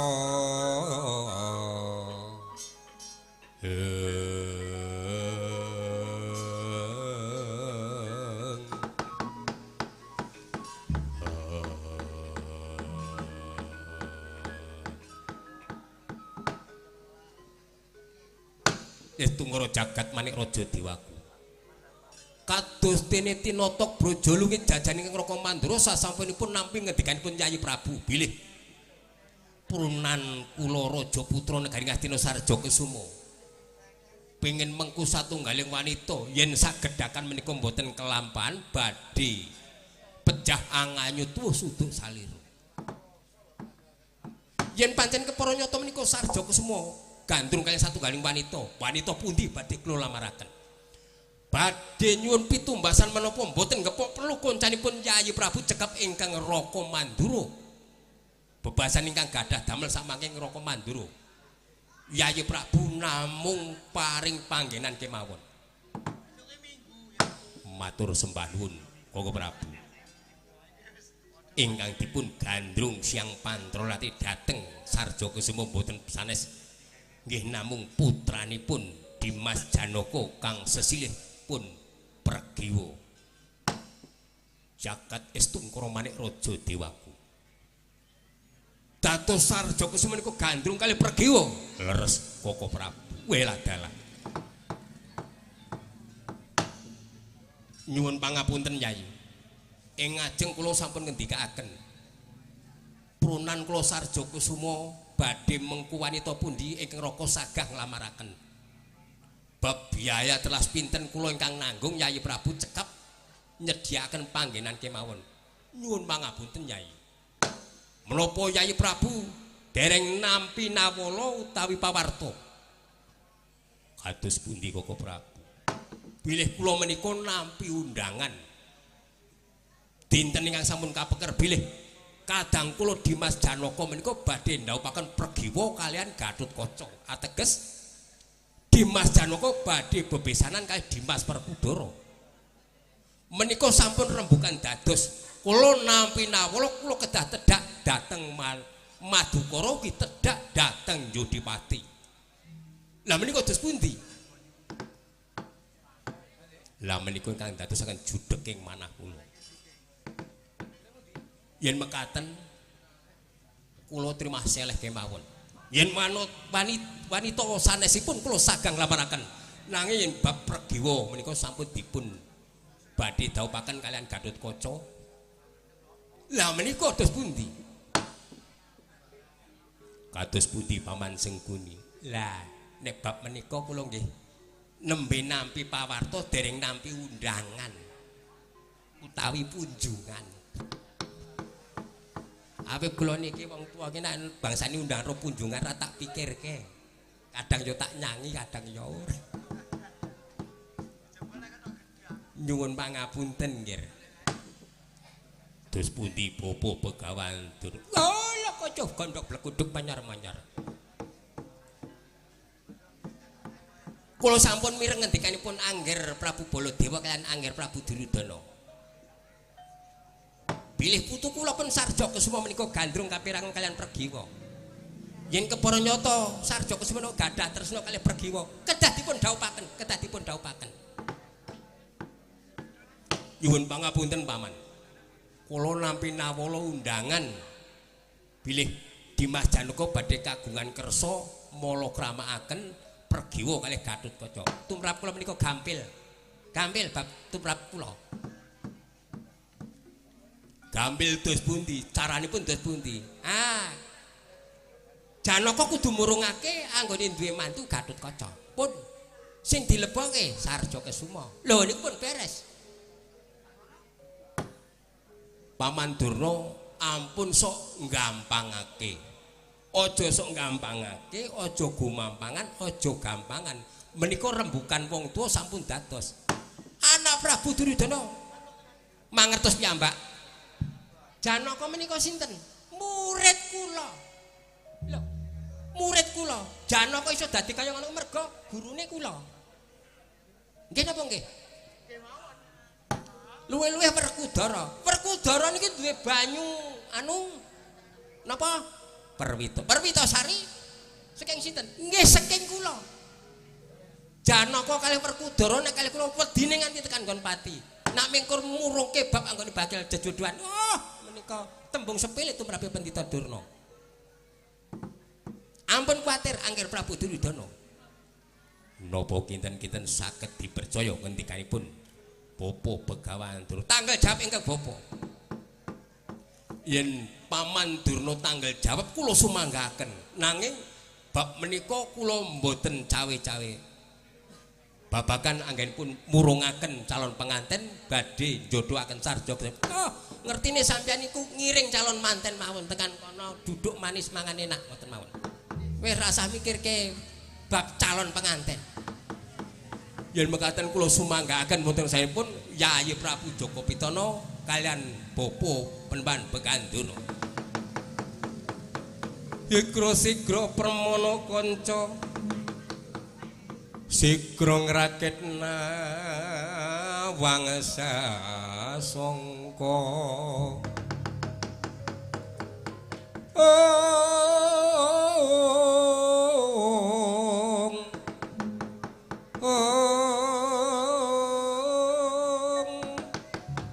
Kutha Makuthi Majura Jongkong Dejanya Suratri Mantra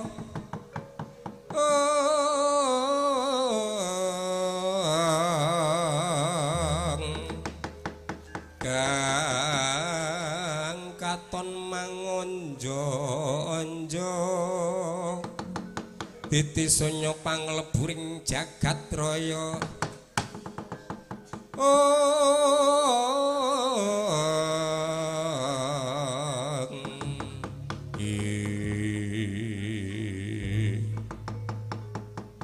Dereng paripurna ingkang dados pangandika Nara Prabu Duryudana dalah Nata Mandra Baladewa. Dereng ngantos lengser pakpa saking palenggan katungka praptanira raja putra negari Ngastina. Satria saking Jaya Binangun Raden Sarja Kesuma bertek-bertek saking kasebian Rama kula nyuwun dhaup Kanjeng Rama.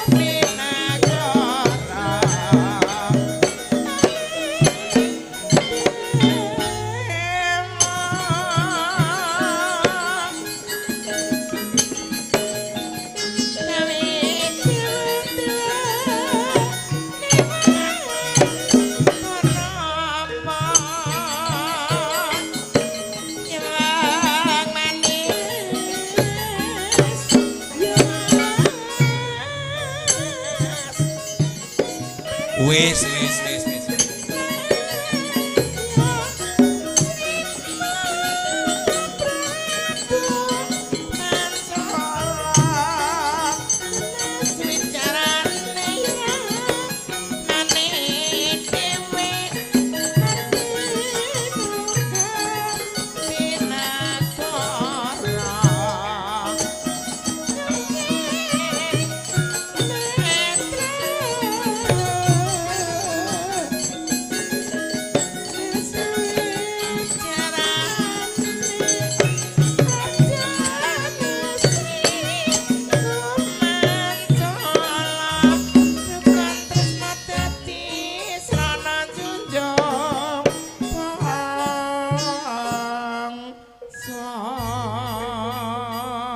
Yang lumengser sang nerpati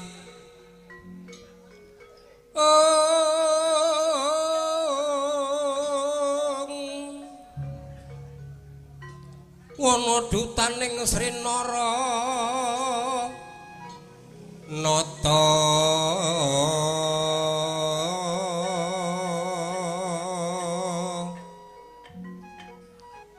katekaping Prawandawa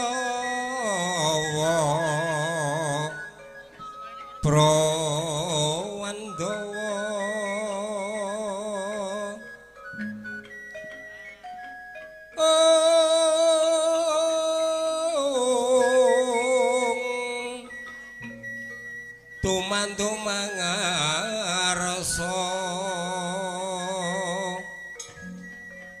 tanana kanggo jiwa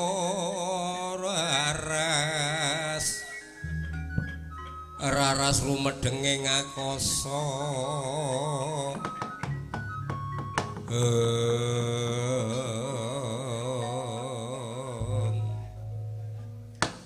Rama kula nyuwun dhaup Rama. Lah menika Paman Arya yoga kula Sarja Kesuma gandrung kapirangu nganti ninggalke tata krama munggah wonten kraton boten mangertos bilih menika wonten parpatan agung. Wis jeneng dimabuk cinta nggih ngoten niku. Kula nyuwun dhaup Eyang. Iya sabar ya Ngger ya sabar. Ora aku tak takon kowe iki gandrung karo sapa? Kalih Pregiwa. Yen kepara nyata kowe duwe rasa tresna karo Pregiwa, aja kuwatir. Eyang Penemban Begandurna saguh nglamarake, saguh ndhaupke Sarja Kesuma kelawan Pregiwa. Matur sembah nuwun Kanjeng Eyang. Kula gendang didhauphke kalih Pregiwa selak mboten betah kula. Kowe tresna tenan wis tau omong-omongan apa durung karo Pregiwa? Sampun Eyang. Kula sampun kepethuk kalih Pregiwa, kula dangu piyambake tresna dhateng kula nggih tresna kalih panjenengane Pregiwa. Terus kula tak dolan-dolan Pregiwa, numpak montor. Kula ten supermarket kalih Indomart. Kula ken milih blanja napa mawon piyambake manut. Oh ya syukur nek. Lah niku blanja pirang-pirang kok. Lah sing dituku kok kur jeroan terus. Lah ngerti niku nek jebulane Pregiwati iki ayu temenanan. Terus kula boncengke mulih jalan-jalan Kanjeng Eyang. Ya syukur. Liwatan mriku wonten gubuk kula mampir ten gubuk. Oh, ten mriku tanpa bantal, tanpa kloso. Kuwi dek kapan? Dek ngimpi wingi bengi. Oh. Ngimpi dikandhake. Prunaku Sarja Kesuma eling ya Ngger. tresno ya tresno. Iki wong tuamu Sukolimo saguh nglamarke saguh nglarapake daup tekan Madukara kelan Pregita syukur yen kula benjang kelakon daup mulih ten omah kudu rame-rame. Aja kuwatir. Nganake hiburan. Awan wayang bengi orgen. Malah diwalik. Nggih. Tontonan sing rame. Kudu ana wayange. Nggih. Pokoke kudu rombongane Pak Saripin. Wow, rombongane Pak Saripin iku wonge nom-nom, tabuhane gayeng rame rampak, gayeng tur murah.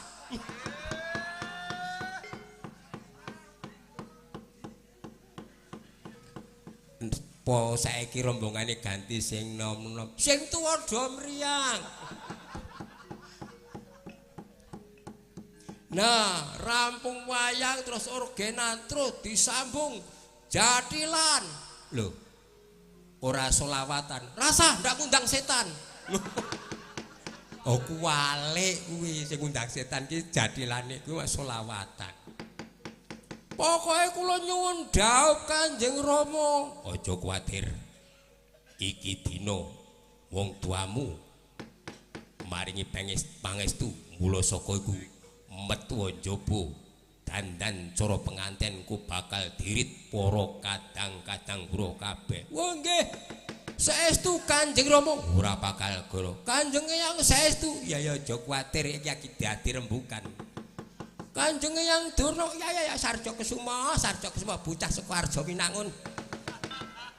Jaya Binangun. Oh ya lali karo wis wong tuwa aku.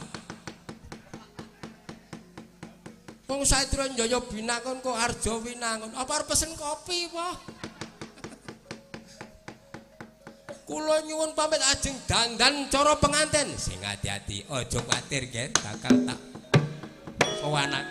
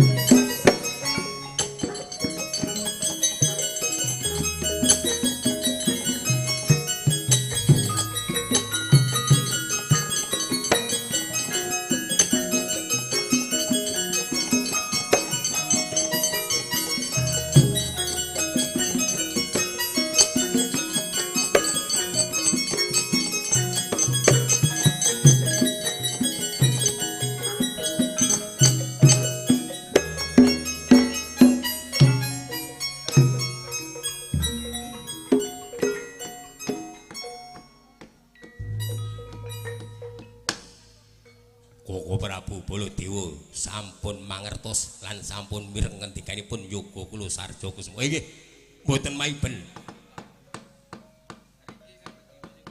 Bapa Begawan Durna sampun siyaga nglarapaken yoga kula pun Sarja Kusuma. Oh, tanggal jawab kula nggih, tanggal jawab. Nanging kula namung sadelma dados pengombyong kemawon. Awit ingkang kula ugemi nalika kula nampi nawala saking Madukara inggih saking Yudipatipun ampun kuwatir Angger Baladewa. Sedayanipun kula ngendikaken Perkudara Janaka menika murid kula. Ugere mangke kula sing matur wis kabeh karek manut mbangun miturut. Mbangun miturut. Nek ora ya mitohar. Aku diurutke. Yen mekaten kula tenggo kabar kawusanan pedal sak menika. Pamanarya kula aturi mbubaraken pasewakan dawuh dhateng para kadang kula Kurawa ngiring calon pengantin saking negari Ngastina pun Sarja Kusuma. Nggih. Kepareng ingkang Bapak Kepatihan medal pasel nyuwun pamit nyuwun tambahing pangestu nggih. Ngatos-atos duga-duga digawa aja nganti kaya bocah cilik. Semanten ugi kula ingkang Bapak Sukolimo nggih nyuwun pamit badhe ngiring yuk menawa putu kula pun Sarja Kusuma nderekaken kaluhuran tindakipun Bapa Begawan Durna. Manten ugi kula ingkang Raka Mandura Medal pasalan nyuwun pamit badhe ngombyongi prunan kula pun sarja kesuwun ndherekaken kaluhuran. Menapa boten mangke ruwin Koko Prabu saenipun tenggo wonten negari Ngastina kunduripun pinanganten kekalih. Wah, boten sekeca. Langkung kula ngombyongi kemawon. Nggih mekaten kula sumanggaken. Dimas Kartomarmo bubarno pasewakan kaya paripurna ingsun bakal kundur Angedatuloyo. Keparing Kang Rayi medal pasalyon pamit nun tambahing pangestu Koko Prabu sing ati-ati Dimas Kartomarmo. Rampung Prabu Duryudana paring sabda dhateng sedaya layakaning praja ing riku sampun nglenggahi sabda Pendhita Ratu. Sabda pangucap Pendhita temen Ratu wis ngarani yen Pendhita ngendika sepisan datan pola wali yen Ratu ngendika sepisan rata tiyang sanegari lir pendah sastra kirana padha. Sastra tulis kirana delancang padha mangsilir mangsi duweng datang delancang datan kenging mebek jelok saking dampar kencana ing ayap para cethi ginerebek para biyada manggung ketanggung Joko Paloro ingkang indah dawane kaya penganten binayang bayang kawunya.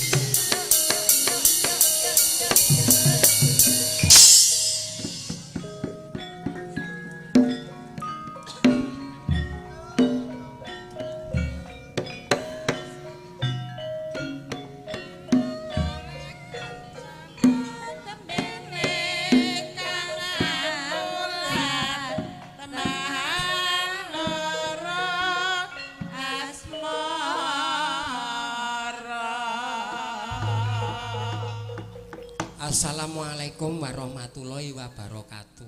Waalaikumsalam warahmatullahi. Sugeng dalu, sugeng pepanggihan, salam sejahtera bagi kita semua. Weh, komplit mak. Good night, weh. Ora ngira babar pisan nduk, aku kowe entuk pakurmatan gelar seni budaya adiluhung tinggalane kakek moyange dhewe mbiyen. Oh, iya ngono, Mak. Nalika semono ingkang kagungan dalem karo Raka Mas Pak Saripin mara ning nggonku kang isine nggo ngisi hiburan ngrewangi cegah wungon bengi iki, Nduk. Pak Suparman ndhawuhke putrane panjenengane Mas Ikang Pauji kalau Rayi Mas Ananda wis kelakon dhaup, Mak. Wis, Nduk, ya syukur. Muji syukur ana ngersani Gusti Kang Maha Kuwasa. Muga-muga Pak Suparman kagungan kersa bengi iki wit purwa madya wusana tansah pinaringan rahayu wilujeng nir ing sambikala. Tinebena gunta godha rencana balak bilahe lan cinaketna marang kautaman lan karahayon. Iya sing dijaluk. Ya muga-muga Sri penganten kekalih anggone mbangun balik keluarga bisa runtut nganti tekan kaken-kaken lan ninen-ninen kaya dene Mimi lan Mintuna ya, Mak. Iya, Nduk, sing dijaluk. Gek tak dungak-dungake, gek ndang duwe mong-mongan. Gek ndang duwe anak. Ayo. Anak mbarep ki pantese lanang apa wadon, Nduk? Lanang ya arep, wadon ya arep. Kari peparinge sing kuwasa. Ayo, nek metu lanang dijenengi putra remaja. Kok kaya jeneng bis wae. Matur sembah nuwun. Lah, ora kaya bengi iki, Nduk. Ambakno sak rombongan iki ana sing ora menyang merga kondisi badan fisike ora mengizinkan. Entuk tambal, Nduk, ning ya luwih apik. Oh. Ambakno wong sakmene iki cara iwake kutuk-kutuk kok iki, Nduk. Kotes-kotes. Lah nek wingi kae campuran nener barang sing. Yo angger kutuke nglombo nenere yapan wis ras-rae nak dipangan, Nduk. Iya sekarang jenenge kahanan ki ngono kuwi, Mak, yo. Cara wonge mangan ki ora kok enak terus ya kadang kala ya seret. Ayo. Bengi iki kanca penabuh komplit, Nduk. Oh ya syukur. Saka jagat pitan jagat kulon dibantu karo Seniwati. Iki para ibu-ibu waranggana.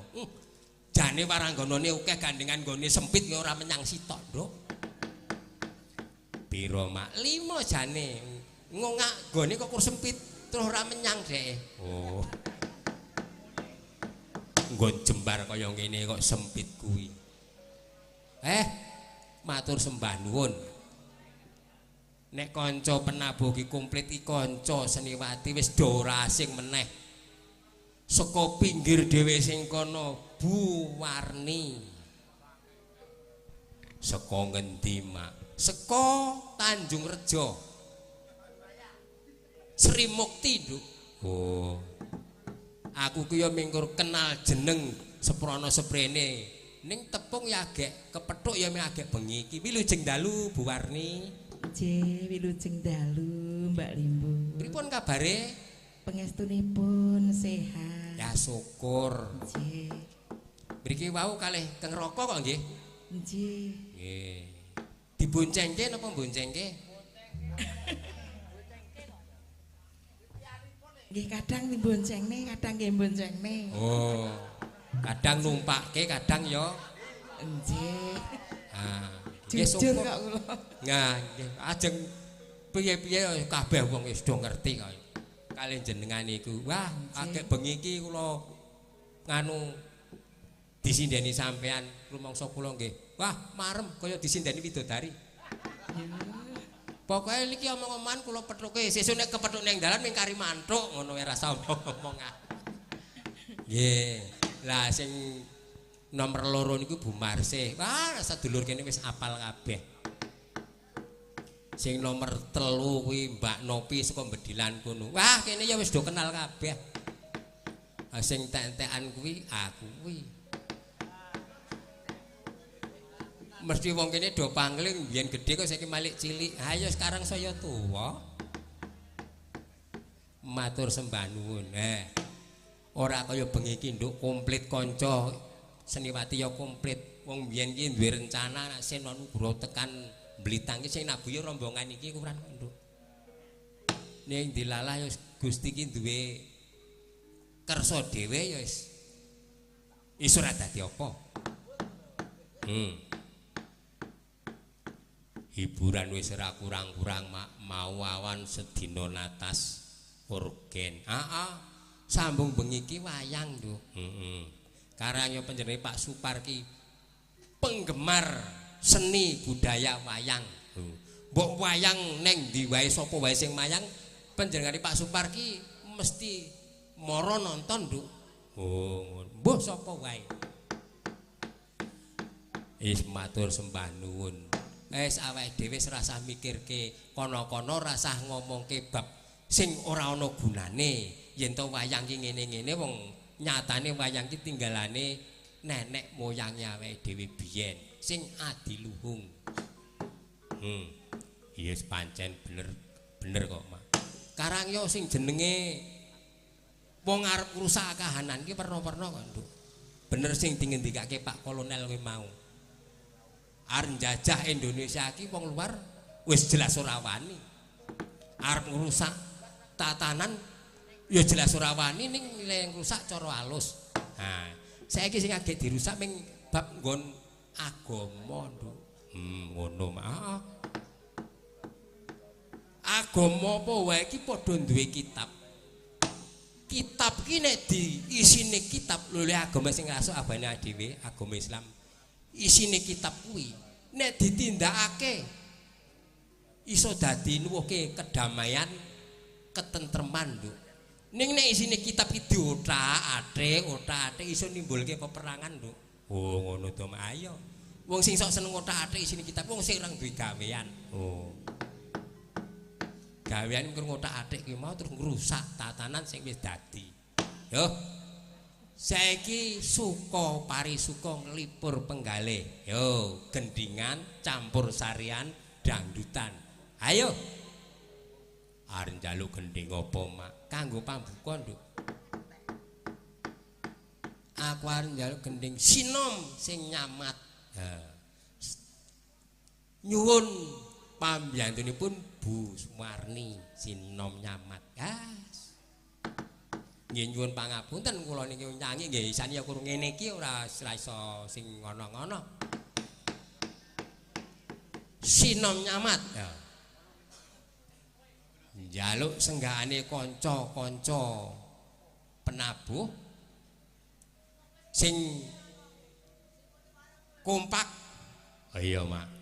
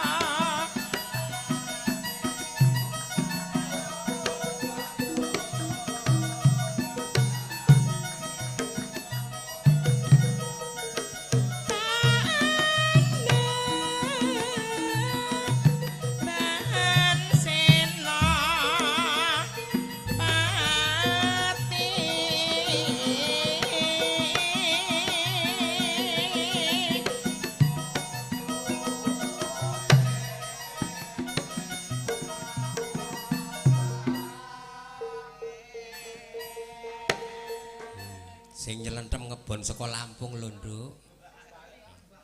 Hah? Welah dalah. Lah kok wis balik sing ngejak bali sapa?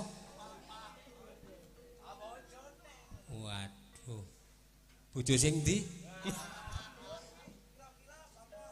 Ora werna-werna, Mak. Ya. Monggo. Nyepeti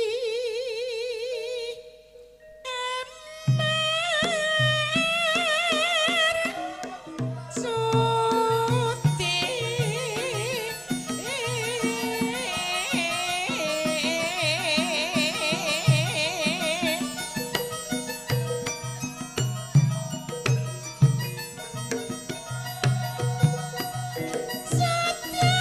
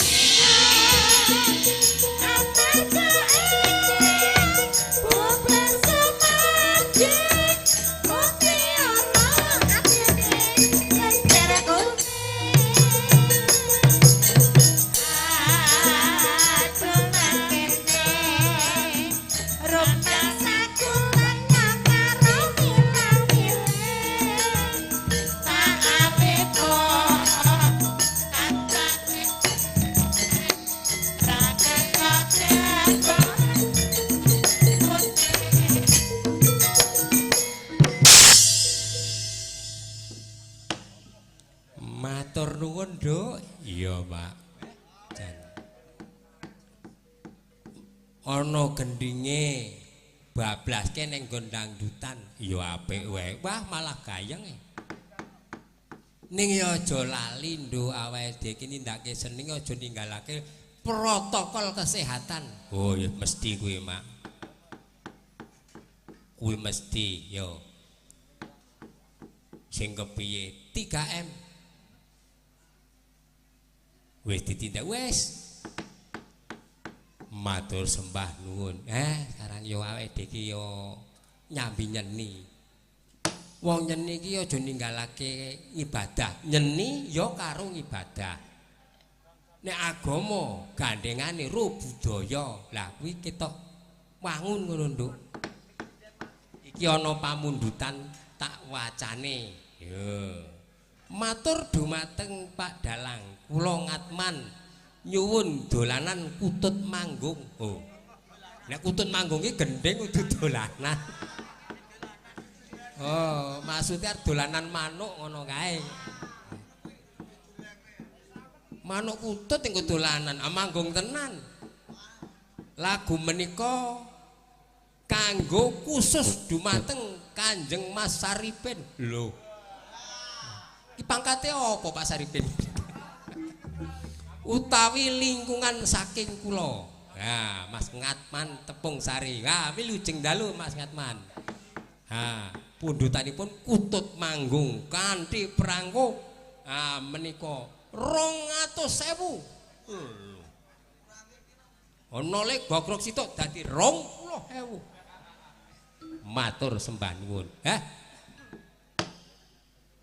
Tak pilihke kuwi mbok-mbokane Sinden Oku Timur. Sapa mak? Kuwi babone Sinden Oku Timur, Bu Narsih. Oh, ngono. Ayo. Suarane jek pangga. Lho sing jenenge Sinden iki saya tuwa saya mampan, Nduk. Bedoro biduan ki duwe anak siji tampil nang panggung wis diomongke, biduane wis tuwa. Bedoro Sinden umur 60 tahun nang panggung isih dihormati, Nduk. Lho kuwi bedane.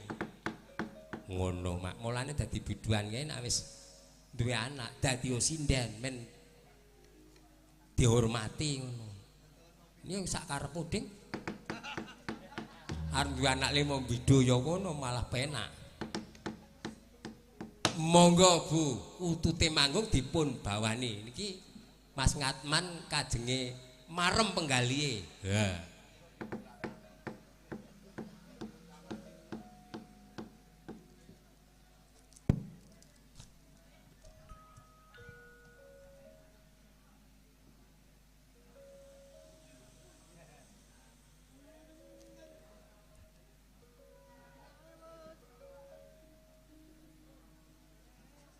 Wayahe wis.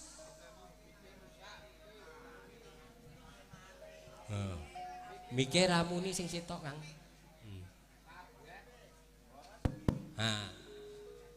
Sing abang sing muni sing ireng ora.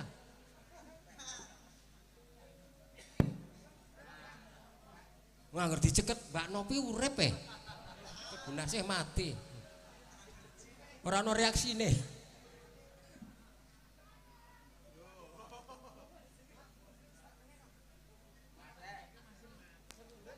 Batune entek, cukup ke pinggir dalan kuwi oke.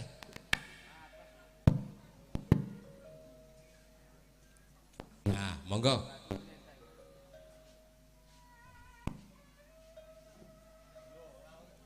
Halo.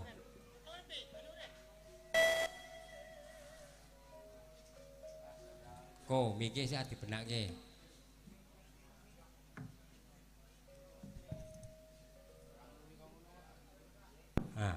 Sok mati sok.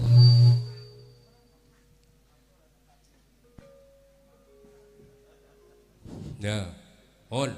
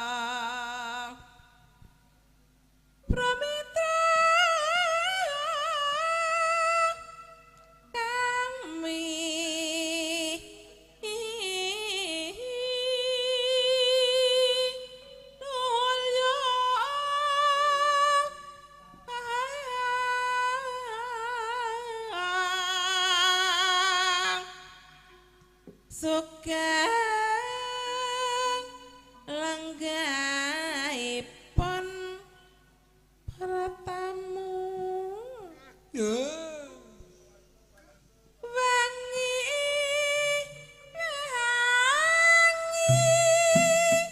ya layo mas kutut manggung arsa muni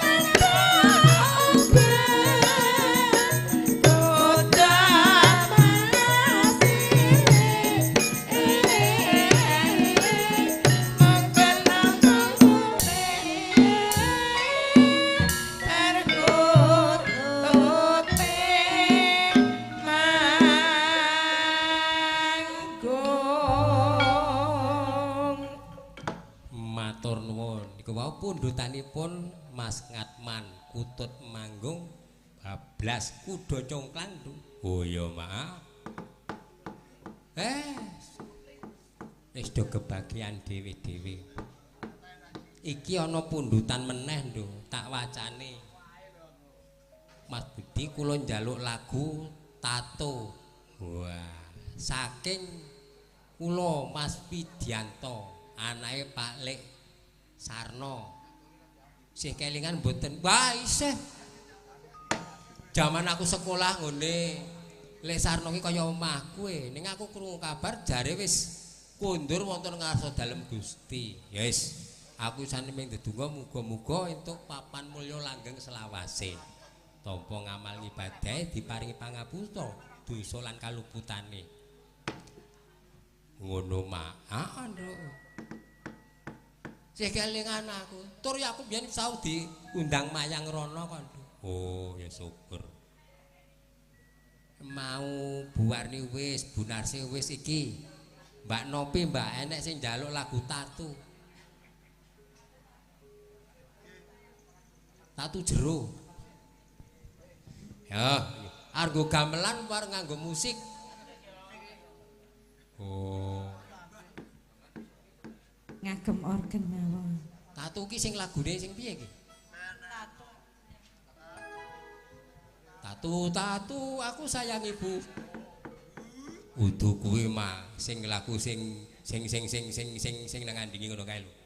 Ben krungu ngono kae. Oh, yes. Ayo Le. Campur sarene ana dangdute ana wis.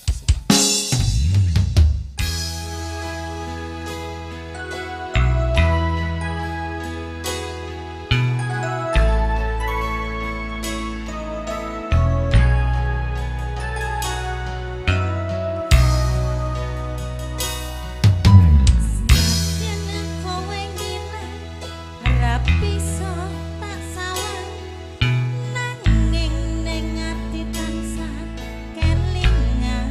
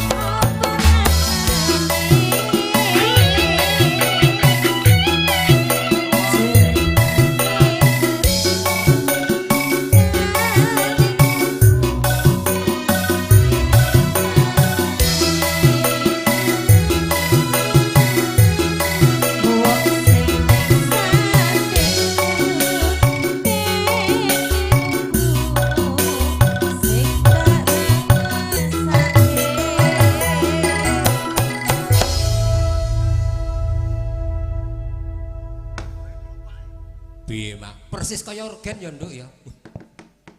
Agarang ya organ kaya. Wah, Mbak Nopi nyanyi dasare ya penyanyi ya apik. Iki nggo penutupan, Nduk. Heeh, kuwi. Nggo penutupan tak jaluke lagu Lali Janjine. Yo. Kuwi mamakmu Tabuana kuwi. Pirang-pirang abad wis ra nembang kuwi. Jih kelingan apa ora? Yo.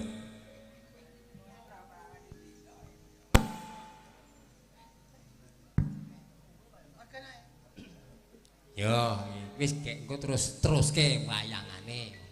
Ya. Wis kuwi wae. Teruske ra apa-apa.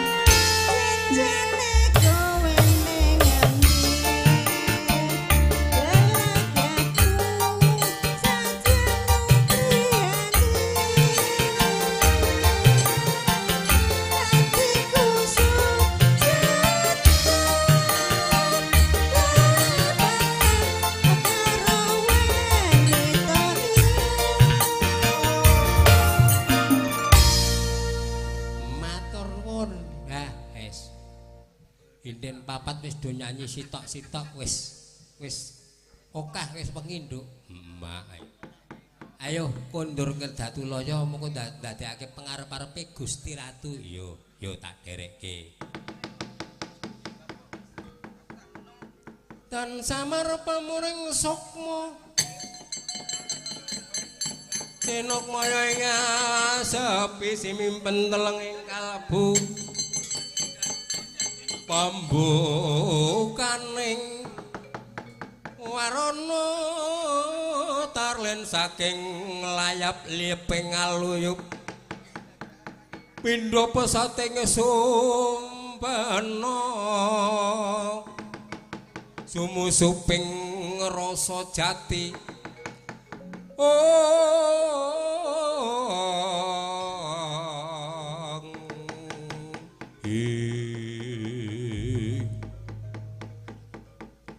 Denarito paripurna sami gegujengan kocapo ingkang sampun manjing wonten alun-alun kraton Ngadira Buru Sang Rekyana Patih Haryo Sengguni Nata Mandura Prabu Baladela Baladewa Dalah Sang Topo Bekandurna kiring calon pengantin Praja Ngadina Raden Sarja Kesuma.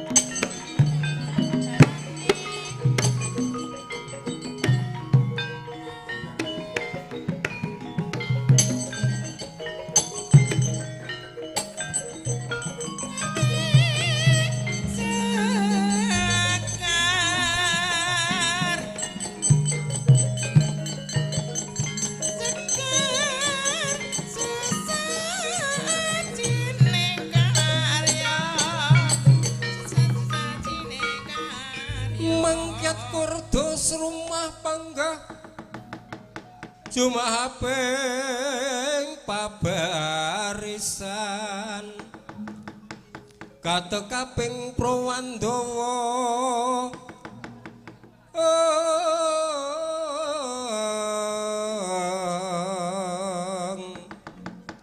Ronanggono gawe gelar wukir sira wang-wang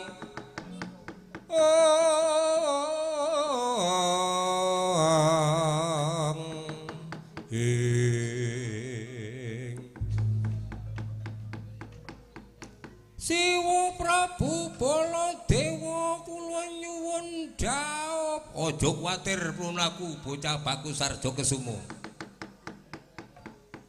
Eyang Sengkuni kula nyuwun dhaup gendang dandan cara penganten kuwi bakal diringgir Sarja Kesuma Eyang Durna kula nyuwun dhaup aja kuwatir Eyangmu Sukalima saguh nglarapake saguh nglamarake sing pokok iki dina aja nguciwani aja ngisen-isenke dandan cara penganten sing apik siap siaga sadurunge budal calon diring calon penganten mangan dikik madang urung kowe. Derek. Yo. Aja nganti nguciwani. Lah lemu nganggo sandangan ki kepiye kuwi? Kula niki apike nganggo surjan apa nganggo jaket nggih? nganggo surjan ya apik, nganggo beskap ya apik, nganggo jas, nganggo peci ya apik. Ning ya aja nganggo surjan terus nganggo jaket, ndak ndarani kaya dagelan. Oh nggih. Lah kowe iki sandangan pirang-pirang kok dienggo kabeh, ha kaya bakul rombengan mlaku. Pokoke kula dugi mriko terus dhaup, aja kuwatir. Nek wis dhaup terus kula dilungguhke jejer kalih pergiwa. Iya. Lungguh jejer ten pelaminan sebelah emban, sebelah kiwa emban, tengen emban. Aja kuwatir. Dipoto. Iya, aja kuwatir. Di kamera. Ya yes, pokoke kowe bakal digawe seneng-seneng nger Sarja Kusuma. Dandan sing prayoga aja nguji wae. Nggih, Kanjeng Eyang. Nek wis lungguh jejer, mangke terus dikepyake nganggo protokol. Sing kepiye? Sing nika lho kaya dukun-dukun manten biyen. Ocor-ocor kembang kencur, wong liya dadi sedulur, nek turu tunggal sekasur, siji ngisor. Anu ora ngomong lho aku. Lah, aja kuwatir. Mengko neng kono njaluk didukuni manten apa nganggo dalang manten, wis aja kuwatir. Dalang manten pirang-pirang. Sing eneng kuwi ya dalang manten. Engko digawa ngiring manten neng kono. Moh aku lho sebabe ora duwe untu. Aja kuwatir. Ya wis pokoke cukup semengger tak terkip nang Madukara Daplan pergiwa. Paman Durna kula ker. Wontenipun kula namung dados pengombyong. Wonten napanipun jawab kalian Janaka kula ingkang tang kejab yen mekaten monggo dipun bidhalaken dalem niku.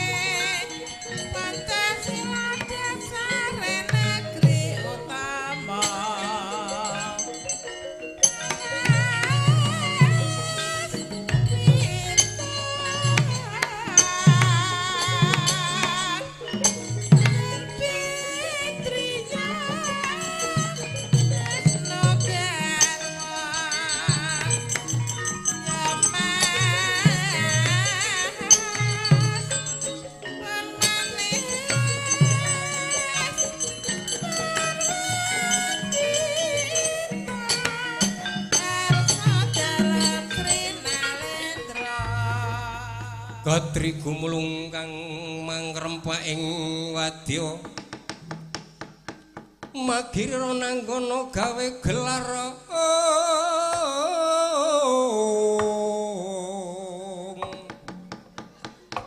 gawe gelar wukir sira wang-wang sira wang-wang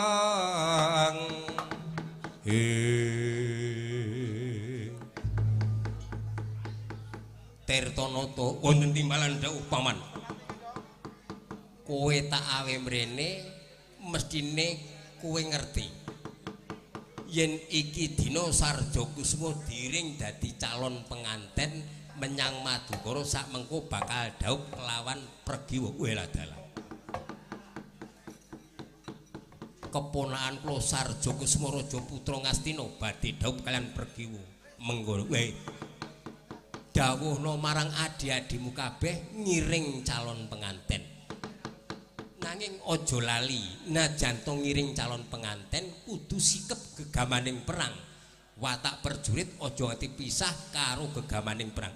Wan. sak mangsa-mangsa ana sing bingkanane menang lakune calon penganten nyang Madukara. Nah, bocah Ngastina diwenangake budal didik bebasan ngobori ngapeteng mbabati ngarungkut aja nganti tekan Madukara ujiwani. Nggih. Yen mekaten kula badhe dawuh dhateng kadang-kadang kula sedaya. Badhe mboten ngujiwani sak wanci-wanci dipun timbali. Ayo kebat mangkat aja nganti kaya bocah cilik. Monggo Kakang Dana tindak dhateng. Monggo dicundhalaken.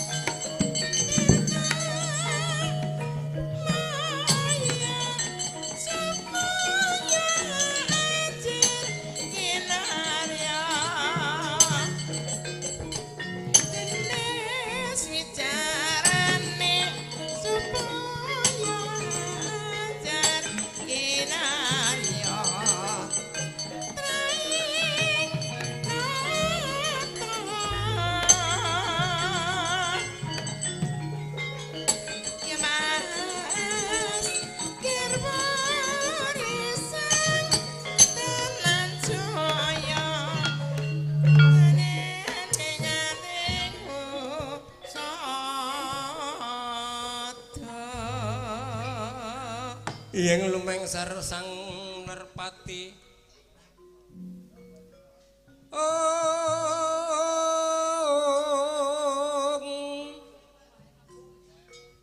ana dutaning Srinara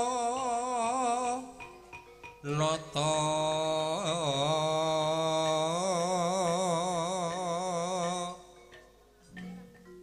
katekaping Prawandawa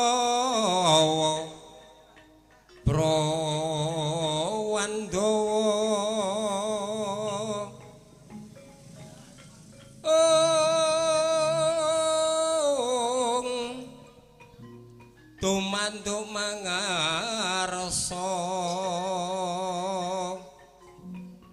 tanana kang pujiwa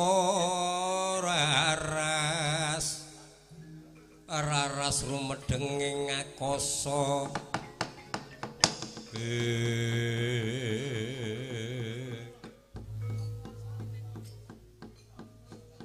Kakang Patih Udawa kula Yayi Mas Setyaki abot sanggane mundi dawuh Koko Prabu Bathara Kresna yen to iki dina Koko Prabu tedhak menyang Praja Ngamarta saperlu netepi kang dadi undangane para kadang Ngamarta yen to sak mengko bakal kagungan kersa weladalah inggih kula dereng Patek Cetha ngendikanipun ingkang Raka Sinuwun Ndrawati nalika jengkar saking Ndrawati menika dipun timbali para kadang Pandhawa bilih sakmangke badhe kagungan kersa nggih menika mala kramaken ingkang putra Gatotkaca kelan Pregiwa. Woi, syukur mangayu bagya. Kula namung saged amemuji supados calon Sri penganten kekalih saged dhaup astrolomiat mboten wonten sambi kula setunggal menapa kemawon. Ingkang sing dijaluk ya ngono kuwi. Mula saka iku ayo untapno aku Kakang Udawa tekan tapel wates Ndrawati. Sak wadya bala kabeh. Mengko yen wis tekan tapel wates Ndrawati aku tak nututi tindake Koko Prabu Bathara Krishna. Yen mekaten Nyai Mas Jaki. Monggo kula aturi, monggo kula dherekaken dumugi tapel wates Ndrawati. Ayo Kakang Udawa.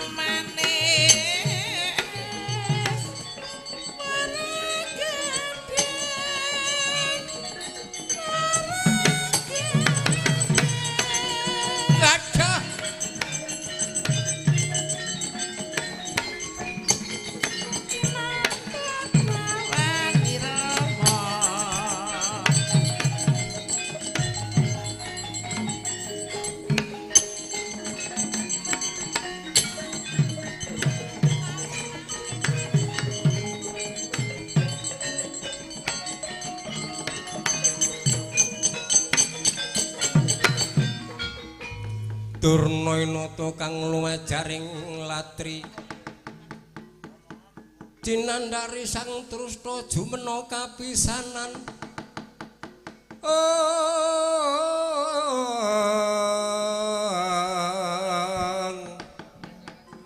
Mustaka binuncanging akasa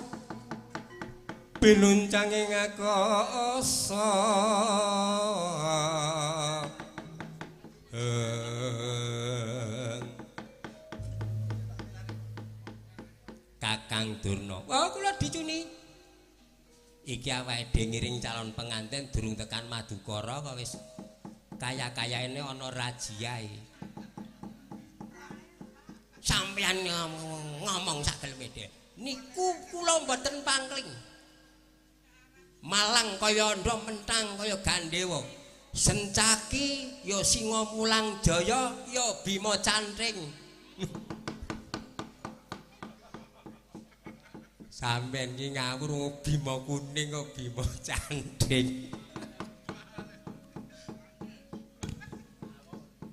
Mang takoni kok. Oh, kok dike. Sencaki Malang kaya ndha aku nyimpang ya tok cegat nyewa nyimpang nengen tok cegat nengen.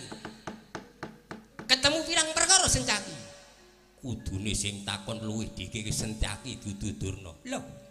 Aku meneng wae ket mau kok kaya wong ngelih kowe iki tak pikir-pikir. Nek mboten kleru buri niku mantu sampean. Nggih niku mantu kula Udawa niku. Mantu pedhok maratuwa kok meneng wae kudune iki nggo pakses ngono kok. Mancen watake mantu kula ngoten niku ning kalih kula gemati niku. Aku tak takon Durna arep tindak menyang endi kok ngirit para Kurawa payunge kaya jamur tumbake kaya jati ngarang apa arep njajah negara Wis ora jamane iki jajah menjajah iki. Kowe pengen ngerti? Yo, aku kudu kepengin ngerti. Ngerti ya Sencaki? Aku sak Kurawa Wadyabala pirang-pirang iki ngiring calon penganten saka negara Ngastina. Ya kuwi Sarjakusuma. Kowe lah. Bakal tindak menyang endi? Menyang Madukara. Nglamarke Sarjakusuma karo Dewi Pergiwa. Anake muridku Janaka. Mula saka iku tak jaluk kowe sumingkir nek perlu ya melu ngombongi dadi pengiring calon pengantin saka negara Ngastina. Kakang Udawa, pripun Yayi Mas? Iki kang kena dinarani Narung Binuh bebarung sinang. Apa ora ngerti kabar ora krungu pawarta yen to sak mengko angger Gatotkaca bakal didhawuhi kelan Pergiwa. Lah iki mongko rembukan dadi. Lah iki kok malah nyelno-nyelo Durna iki arep nglamar. Gek kon mulih nek mboten purun mulih niku tempilingi mawon temen kene. Sampeyan mungsuh Durna, kula mungsuh Maratuwa. Ayo Maratuwa ngene warisan ora adil ya. Piye Sencaki? Minggir nek ora kowe bergabung karo Pendhita Durna ngiring dadi calon pengantin. Tak jaluk kanthi becik Durna ora kena liwat dalan kene. Nek perlu semingkir nyimpang dalan. Lho. Kok Durna ora entuk liwat dalan kene iki ketemu pirang perkara. Apa dalane agek dicor, ha? Tak duga Durna ya wis krungu, ya wis ngerti bab calon penganten kuwi mau. Mung kowe iki senengane ming gawe rusak tatanan sing wis dadi. Senengane gawe kisruh. Pokoke tak jaluk iso ora iso kowe bali yo calon penganten saka negara Ngastina diwurungake. Apa. Oleh ya liwat, ora oleh ya liwat.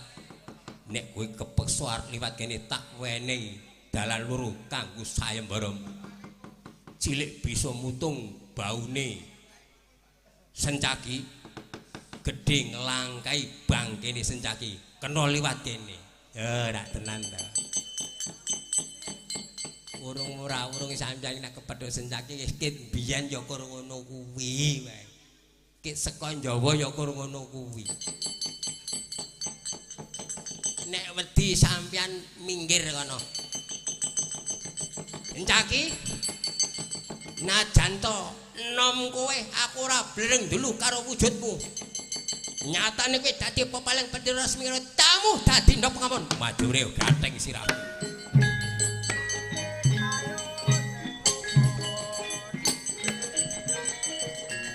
Us. Bablas kowe. Mutar dening aku.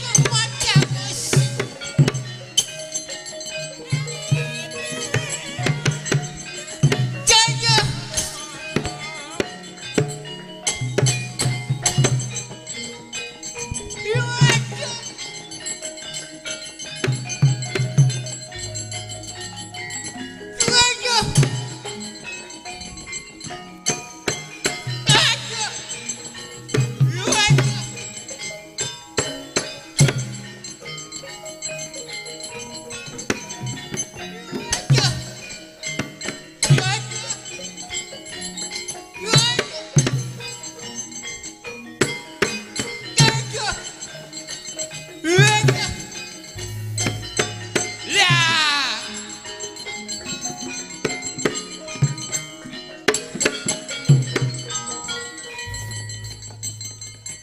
Konangan ora sampean.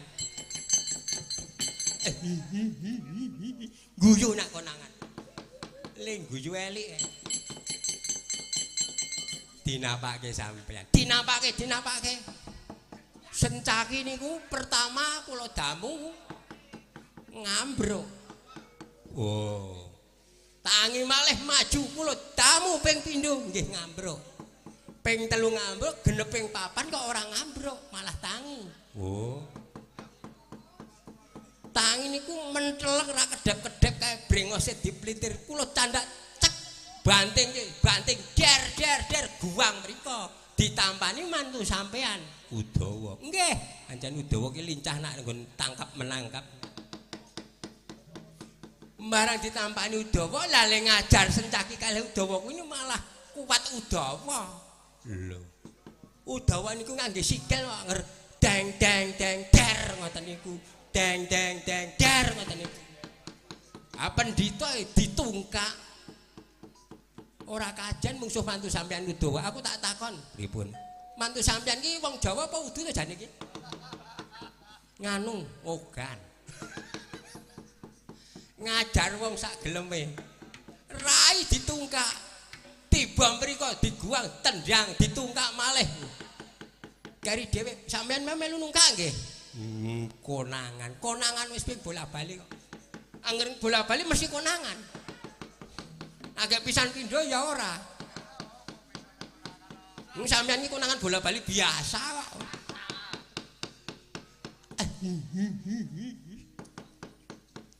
Pripun iki genah nek lakune Kurawa niku dicegat Sencaki. Aku nggumun kalih rombongan Kurawa lho. Ngiring pirang-pirang kok sing kepethuk Sencaki ming kula. Nah kuwi lah rombongan ki ora kompak. Kudune niku mriko niku bareng, mriki nggih bareng. Oteng plencar prono mrene. Do golek lokak dhewe-dhewe tak pikir iki. Ampun dadi watake kura nggih ampun dilokke kok. Niku kula ajeng asuk niki. Bocah kura wonten pundi? Oh, tesih wonten. Bocah kura. Lho. Nyandak gegaman terangane lakune para kura dicegat Sencaki. Sekecul kah mangke ku perandangane Sencaki.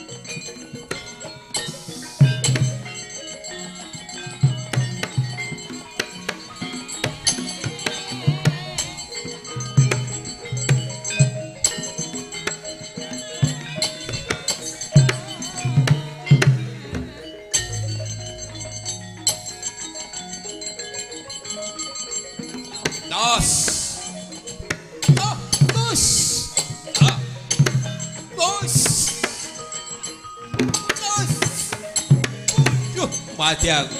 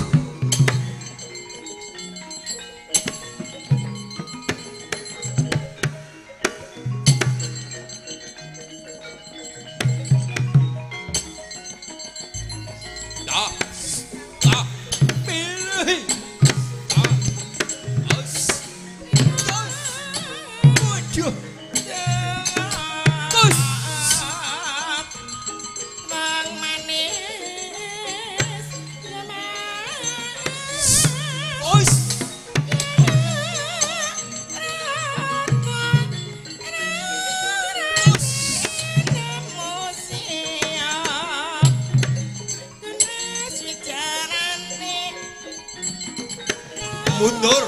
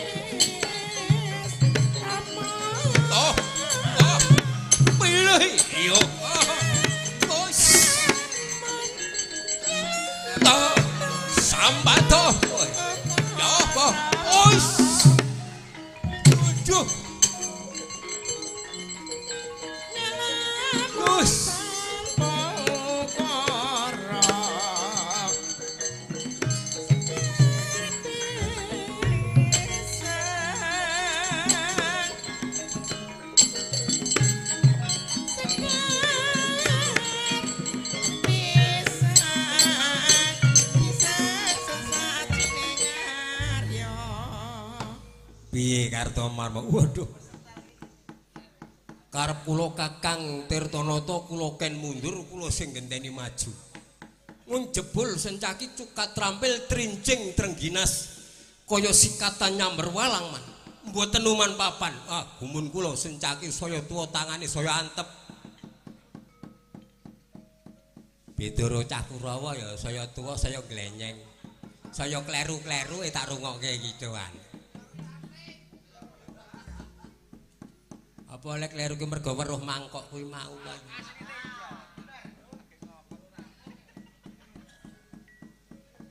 Ajur remu njaba njero kula man. Nyekel gegaman.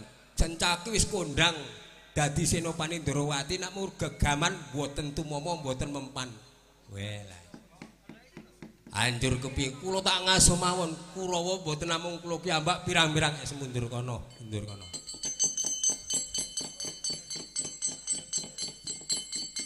Dasare Kurawa ora mengkur kowe kok maju iki sapa? Man. Mboten apa man? Maju rene. Napa man? Ken perang napa ken mangan man? Oh. Perang dikik engko menang kalah gek mangan. Waduh. Jane mangan dikik nek kalah rong piring ngono. Kowe iki gek metu saka kotak ngono to ora omong bae. Wonten apa mungsuhe sinten mungsuhe? Sing nyegat lakune Kurawa cetha ki Sencaki karo Udawa. Sencaki golek ana cekelen ajaran nek perlu tok mangke kok rampungane Sencaki man.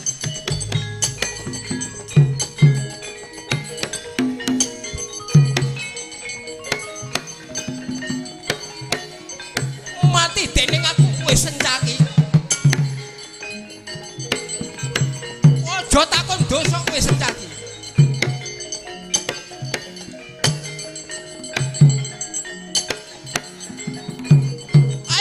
Sencaki.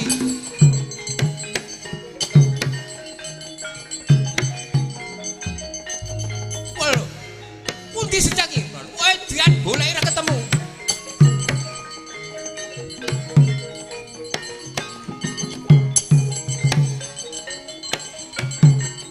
Ayo maju kowe.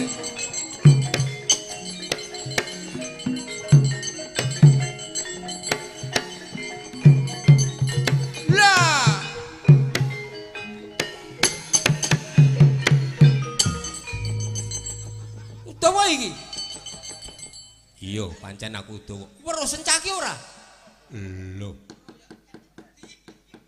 Sencaki tak golek ora ketemu ki ning ndi ndelik. Lah simpangan nang kono megenah diliwati ping pindho kok. Apa ya? Lah ning genah ngliwati ping pindho. Welah. Matamu kuwi ora weruh. Sing ora weruh matamu mata-matake. Goleki Yayi Mas Sencaki, tak jak jotosan, tak jak gelut, tak jak tinju. Menang aku apa menang kono? Ora usah perlu karo Yayi Mas Sencaki, iso ngalahke Udawa padha karo ngalahke Yayi Mas Sencaki. Tenane. Iya. Saiki adu atau sing balung kuluting kulit jotosan yo ayo, bantingan yo ayo. Cara wong biyen le tembungane mbek-mbekan ayo ngejak pirang dina. 3 dina 3 bengi. Aku saguh 7 dina 7 bengi. 10 dina 10 bengi. Aku saguh setengah bulan mbek-mbekan. Aku sebulan yo mosok gelut terus. Lah nyambut gawe liyane piye? Wis rasah kokean swara nang ngejak jotosan yo ayo. Ayo, aku pokoke jotosan kowe yo kena Sencaki gandeng ning kowe yo kowe sing tak rampungi nyawamu. Ayo, gek jotosan, gek kampleng-pleng. Selar mangane aku.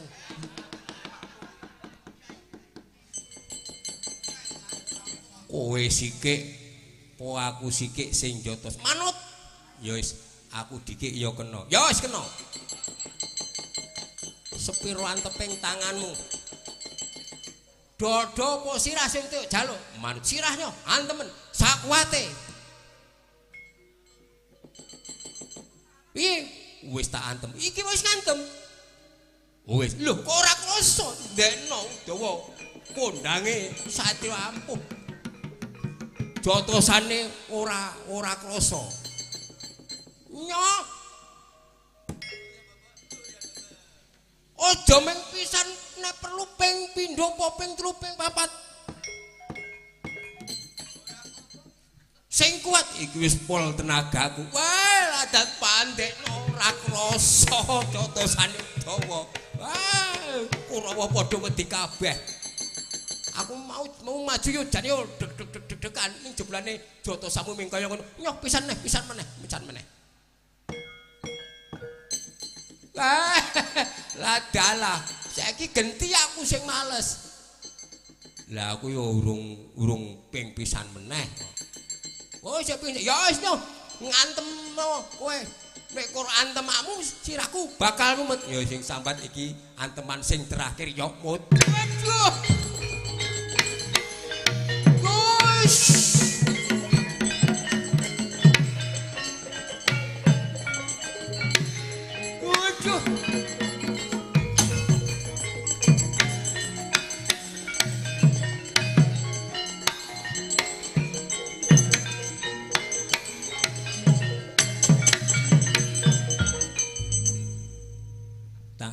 iki mau tantang-tantangan karo Udawa ora karo Sencaki iki mah. Ming disenggol Udawa tak delokke iki kowe iki bungah darane diantem barang diantem keri dhewe sak kayange Warataya kowe glayaran rara glayaran kene ana wong mlaku kok mubeng Warataya mutah-mutah cambahe metu lho. Ngopo kowe citik? Utawa mati kowe. Tak rani Udawa sampean. Ra ndelokke mripate aku kowe. Muni matane meneh ngono. Dikapake dijotos Udawa sakuwate man. Sing dikek niku mengko didumil, anggap kula dijotos kekuatane Udawa nggih namung ngoten niku. Kula kenjotos terus kari dhewe jan sakpole niku diwer. Sirah niku terus pure ndelokke wong niku kaya ana papat. Lah niki spray niki ndelokke sengkuni kaya ana telu tak sawang iki. Ana siji bahaya nganti telu. Menang apa kalah. Aduh, mangke nek diajar Udawa meneh. Lah niku lele mlaku mawon ngene iki kok lah. Bocah Kurawa padha bubar mawut.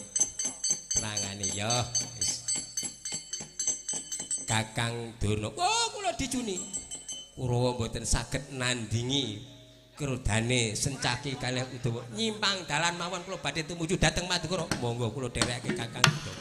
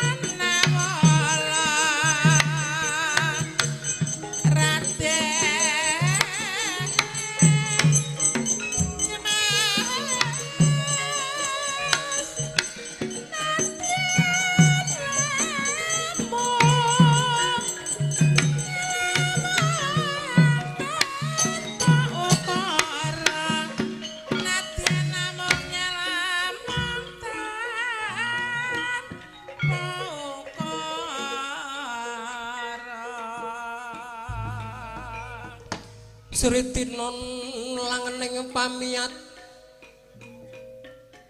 busana maneka warna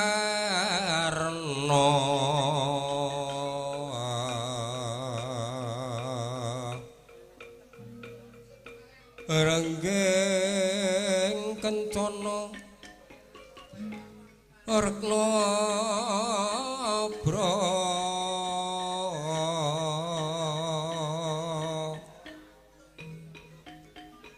bandera layu kumiter sindrang pandres sing maruta serna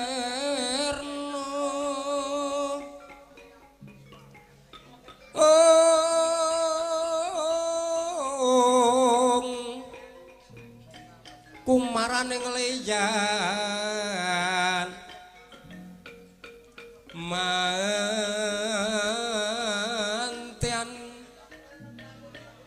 gumlebeting adulaja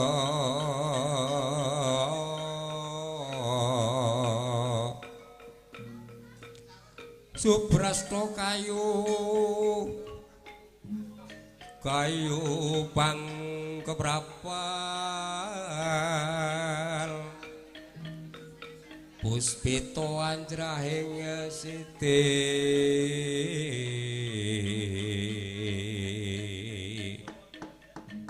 Ramawur kacuping angin Kukila anyar sumekan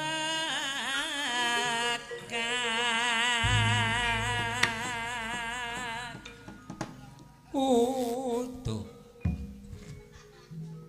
rampung ngangginira Bitutama alok Bendapalapati para kura mengsah Raden Senjaki dalah Raden Udawa parandene boten saged nandingi krudanira satemah tinggal gelanggang colong playu nekuk penjalin tinggal bebasan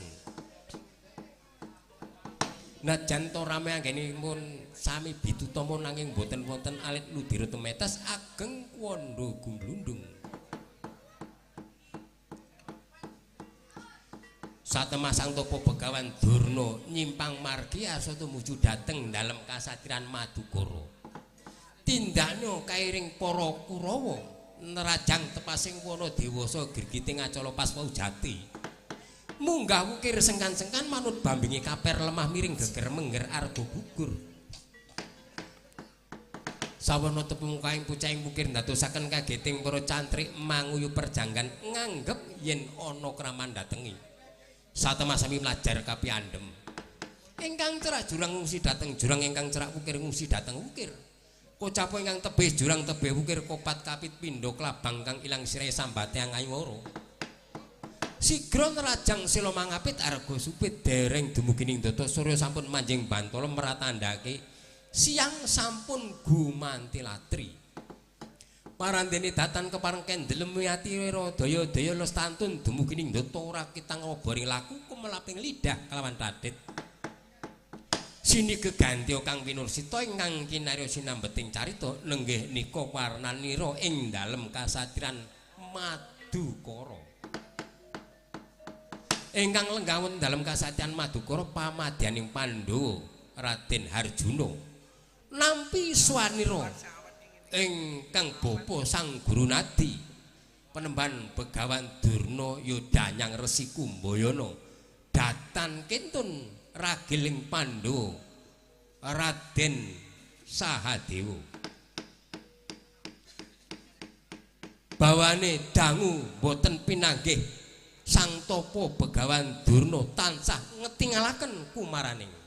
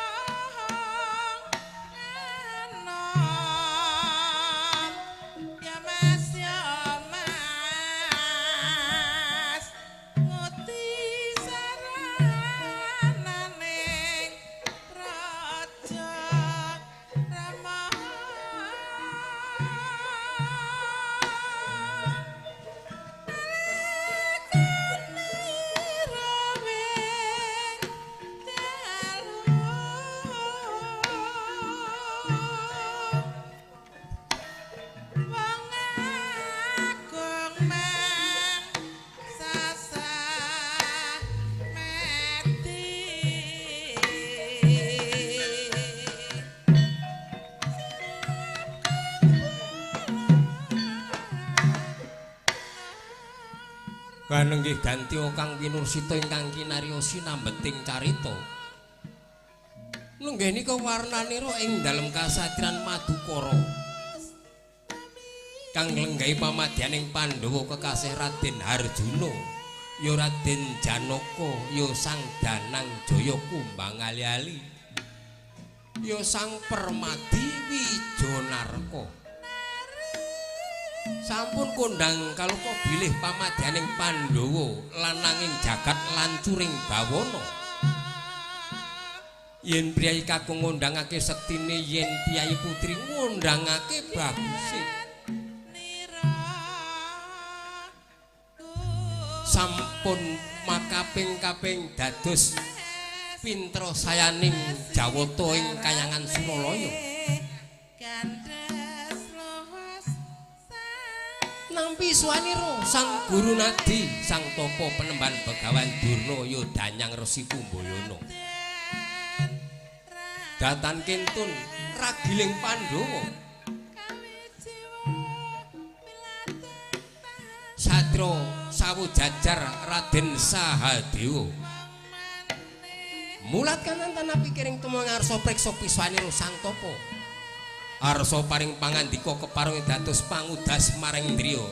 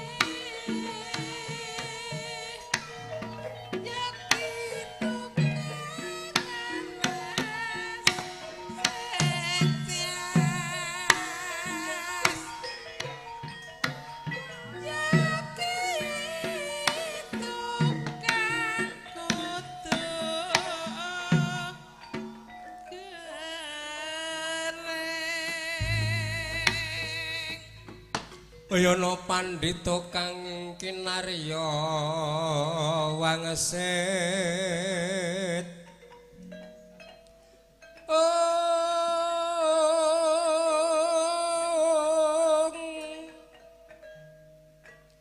medal nang ilmu kang sanyata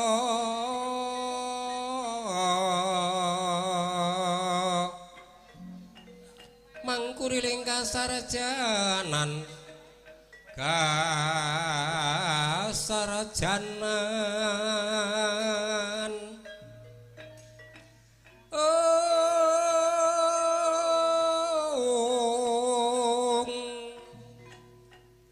pindha kumbang sepo madu sarine ngatawang nyesepo madu tanpa tala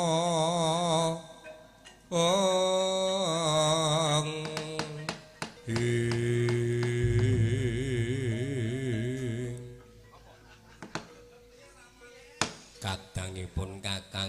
Mas Sediwo. Kula wonten timbalan dawuh Kang Mas Janaka. Aja gelo pamikirmu. Teka menyang Madukara jeneng para urung pun Kakang Timbali. Urung pun Kakang Bagekni. Amarga iki ana Rama Penemban Begawan Durna. Mboten dados menapa Kang Mas? Jer sowan kula menika estunipun namung mundi dawuhipun pepundhen kula Kang Mas Werkudara supados tedhak dhateng Madukara. Oh ya syukur yen mengkono aku tak ndangu Paman Begawan. Kula sumanggaken. Nuwun to mangke Paman Pendhita Durna sasampunipun lenggah kanthi prayogi kula ngaturaken pambagya lan sungkem kula kunjuk. Kula kaca gondhok bleguduk manyar-manyar 21 taun gomono gomono alule ku suara kembar manumprit mamah luku. Ya oleh pamujimu Janaka kaya ora ana walangan sawiji apa slamet tekaku ora liwat puja lumunturing astutiku mara gage tampanana. Grawalan anggen kula mundi kados dening jejimat. Kula aturi mrayogakaken ego anggenipun sami pinarak lenggah. Ya. Wis ora kurang-kurang prayogi. Sewu lepat kula nyuwun agunging samudra pangaksami mbok menawi anggenipun nampi rawuh Paman Begawan kirang tata trapsila. Ninggal tata krama lan tumpangsa anggen kula angaturi. Ora dadi apa. Mapan iki wong tuwa maratinju kahananing anak, guru nilai murite. Oh inggih. Sak pandurat gragapan ingkang dados penggalih kula. Njanur Gunung Kadingaren. Rawuhipun Paman Begawan Durna katon sumengka pengawak Bajra Ndamar Sasi. Larut cayanipun bindi tingalipun. Riwi rebut tumbul datan kober angusep konco angendeder jubah datan kober anyancotaken menapa ingkang dados darunanipun lan dados penggalipun Paman Begawan Durna gondhok bleguduk manyar-manyar 21 taun ya ing arep wis tak aturake iki wong tuwa mratinjo kahananing anak guru nilai kamardikaning murid dadi ora mikirke anggonku kuwi teka menyang Madukara daya-daya kudu bisa pinanggih ya anakku ya muridku. Oh nggih sepisan aku mlatinjo karjane keluarga Madukara Janaka sak kabeh para garwa mudune para putra-putra ingkang kaping pindho ya kuwi aku bakal sadurunge takon. Apa ya pancen bener dina sak mengko putuku ya putramu Pregiwa bakal kadhawake kelawan ya putuku Gatotkaca. Inggih mboten badhe lepat Kanjeng Paman. Sedaya sampun badhe kaleksanan awit para kadang Pandhawa mandhaping para putra sampun nyengkuyung dinten sak mangke badhe ngawontenaken pahargyan dawuhipun ingkang putra kekalih. Wis tak pikir sadurunge apa durung menika sampun wis rembugan dadi karo Werkudara menika sampun malah sedaya para pinisepuh ugi ngestreni. Nah iki mengkene aku mrene kuwi kejaba takon yen to putuku Pregiwa bakal didhawuhke karo Gatotkaca. Mungguh pitungane wong tuwa tumrap aku kuwi ketemune ora jodoh. Wong ki nek omah-omah diitung itang-itung ketemune ora jodoh. Tak paribasake cara wong mlaku ki iso pisah ning tengah dalan. Lho sing tak kuwatirke nek para putu-putuku ki do omah-omah urung tekan gone do pisah kuwi wae. Isih enom dadi rondo, isih enom dadi duda. Lah kuwi aku wong tuwa sing ora matuk. Sing ora lila.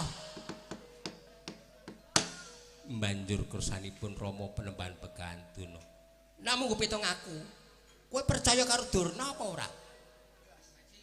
Inggih, kula pitados. Nah, syukur nek percaya. Perkudara duwe banyu suci Perwitasari saka sapa? Saking Paman Durna. Kowe duwe ali-ali ampal saka sapa? Saking Paman Durna. Nah, iki tandake nek aku ki guru sarang sayang karo murid.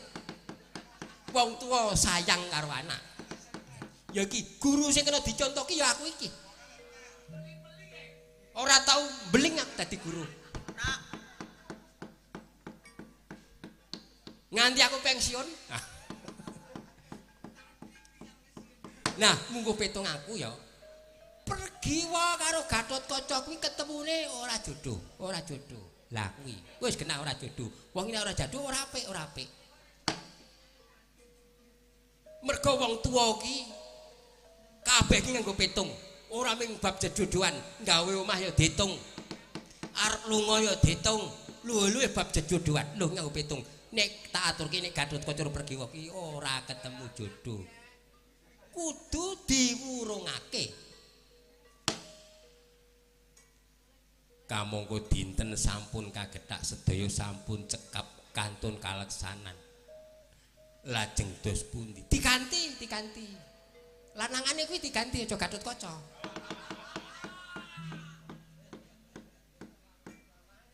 Lah menika sinten? Aku duwe. Tak etong-etong ketemune apik. Tur tundhane besok bakal mulya uripe. Lah menika sinten? Raja Putra Krestina Sarja Kesuma. Lho, kuwi Sarja Kesuma. Kuwi ditangi-tangi ketepune genep apik tur tundhane bakal mulya. Nek Gatotkaca pergi wae iki, Gatotkaca ki wage pergi wae paing dadine geyeng. Lho, wong tuwa kabeh iki dietong jare. Lah nek karo Sarja Kesuma wis akhir tembe bakal dadi wong mulya. Raja Putra Ngastina kang akhir tembe bakal genteni kalengan dampar kraton Ngastina. Mula saka iku iki dina tak jaluk aku nglamarake putuku Sarja Kesuma kanggo putuku Pregiwa. Wis mbak njaluk pitukon apa wae bakal kelakon. Mas Picis Raja Brana tak duga ora bakal kuciwa. Njaluk duit wae. Oke.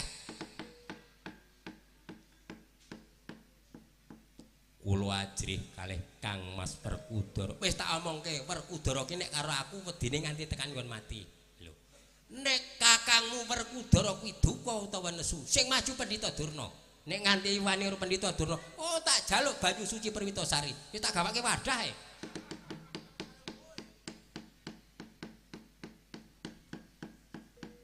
Ayo kepiye? Kula mboten wantun matur pelemban. Lho, ya aja kowe sing mlaku, lha kowe iki sing duwe anak ya kongkonan sapa ngono.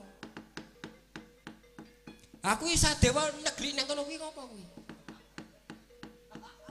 Dikon nyambut gawe ah.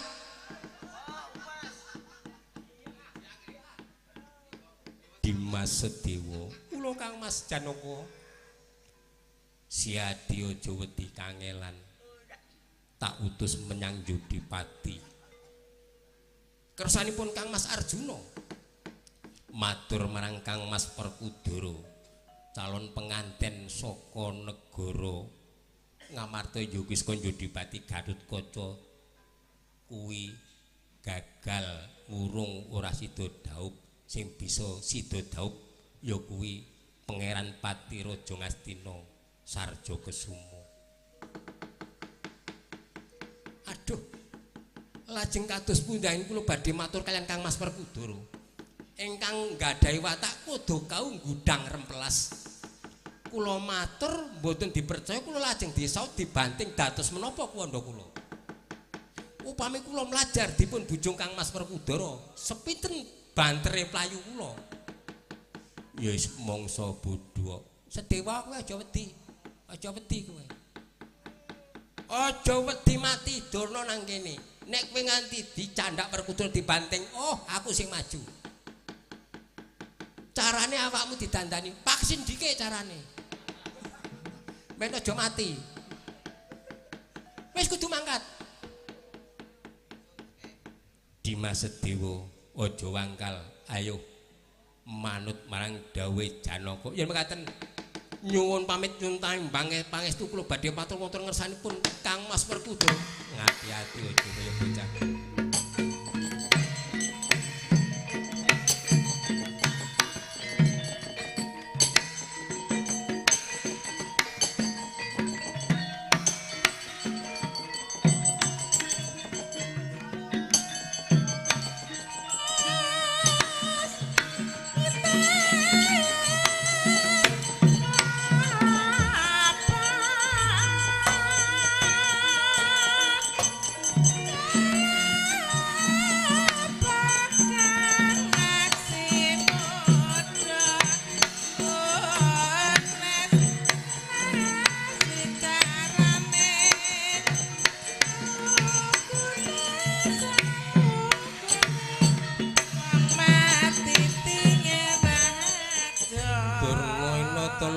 Jaring nglatri cindandari sang Trusnaja mena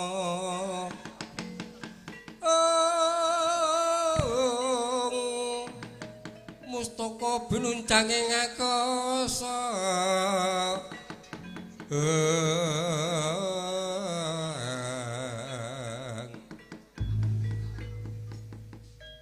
Sedewa wis budal menika sampun penemban. Ya syukur ya kuwi sing tak jaluk.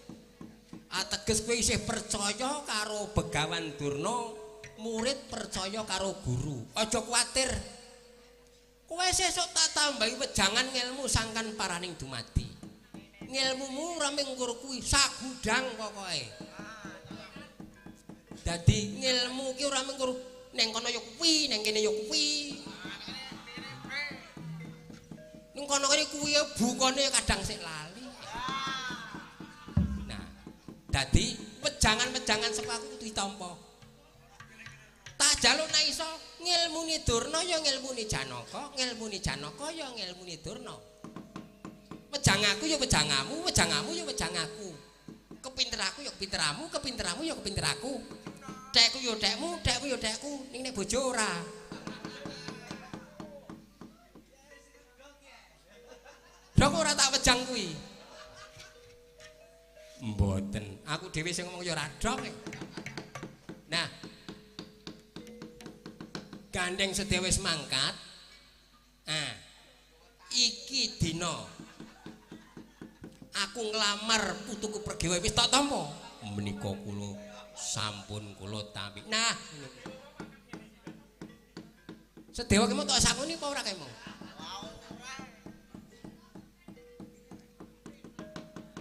Yen mekaten wedal sakmenika monggo penemban sesarengan merpeki dhateng ingkang wayahipun Pergiwa bilih Gatotkaca wurung anggenipun dhaup kalian Pergiwa ingkang saged namung inggih menika pun Lesmana Dagomar. Yo, ayo diprapeki Pergiwa.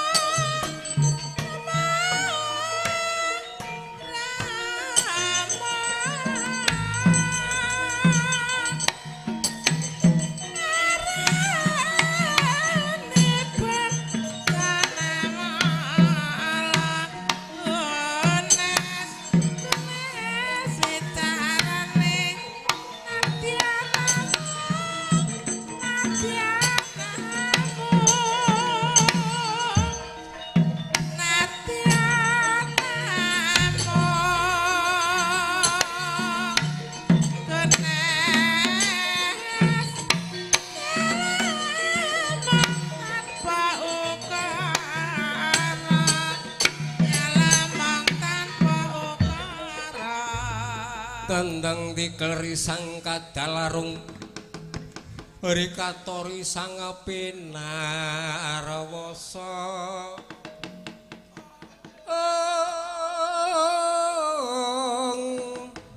wis munyo kawekasan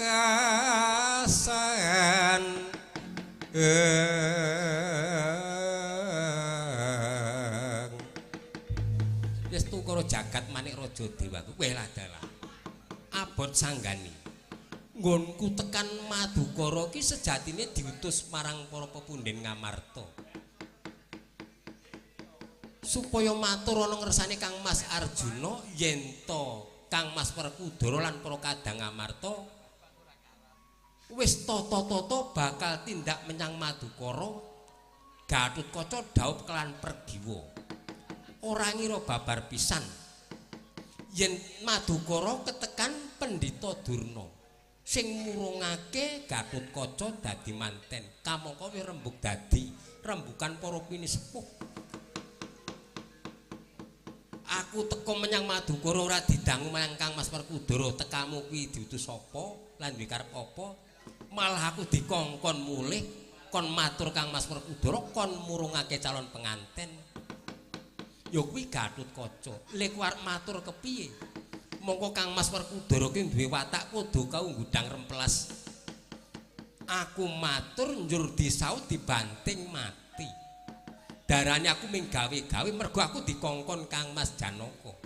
Upama aku mlayu duyak sepira bantere playuku. Ya wis. Ana muga-mugane Jawata paring pengayoman marang Sadewa. Kang Mas Werkudara kula ingkang sowan ampun kaget Kang Mas Werkudara.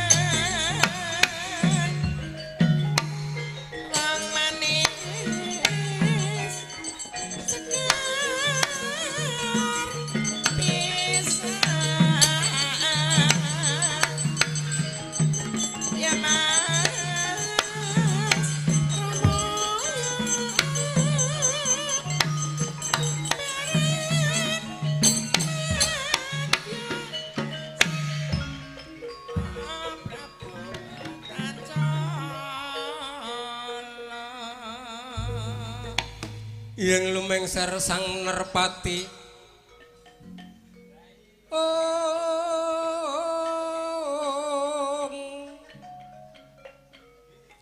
wana dutaning Srinara nata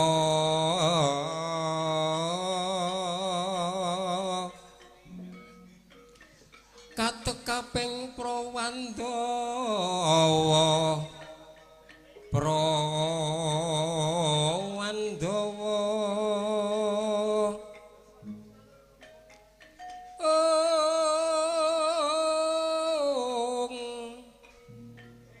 tumandung mangarsa danono kanggo jiwa raras rumedeng ing akasa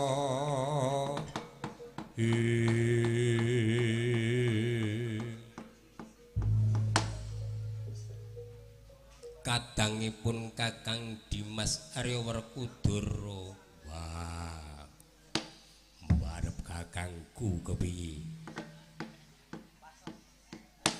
Iki kabeh para kadang wis padha kumpul saperlu netepi kang dadi kewajibaning para kadang nalika semana Dimas Werkudara bakal ngiring calon penganten saka Jodipati ya kuwi putraku Gatotkaca. Mbarep kakangku kabeh wis ditata sumadya budal menyang Madukara ana ngersane Jlamprong adikku. Wis ora bakal ngujiwani sak wanci-wanci temoko Madukara kaya-kayane ora. Gatot wis tata-tata calon pengantin saka Jodipati kabeh wis dirembug mateng, kabeh wis dirembug dadi kari ngleksanake kabeh para kadang, kabeh para pepunden, para bini sepuh wis maringi pangestu marang Werkudara ya Gatot. Ya syukur bejo 1000 Dimas. Yen mengkono sak mengko bakal ora ngujiwani. Najanto pun kakang ora tedhak menyang Madukara wis titip pangestu marang kabeh para kadang ing Madukara. Jlamprong adiku tak jaluk iki dina aku njaluk pamit, njaluk pangestumu. Aku bakal ngiring Gatot menyang Madukara kabeh sak para kadang putra wayah kudu budal. Iya ya Dimas Werkudara. Cinarita dereng ngantos paripurna ingkang dados pangandikane Raden Hariwerkuda dalah ingkang Raka Prabu Darmakusuma. Arsa mbidalaken ingkang putra Raden Gatotkaca katungka praptane Raden Sadewa saking Madukara.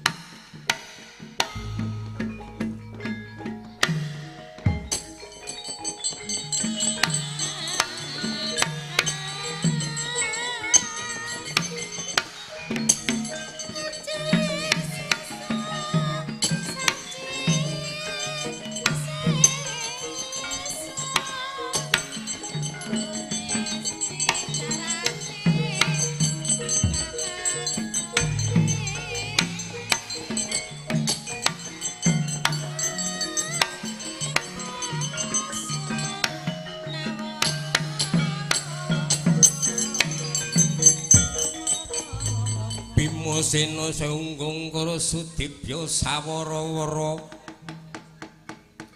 mbalumbul gadanira pitung gedhe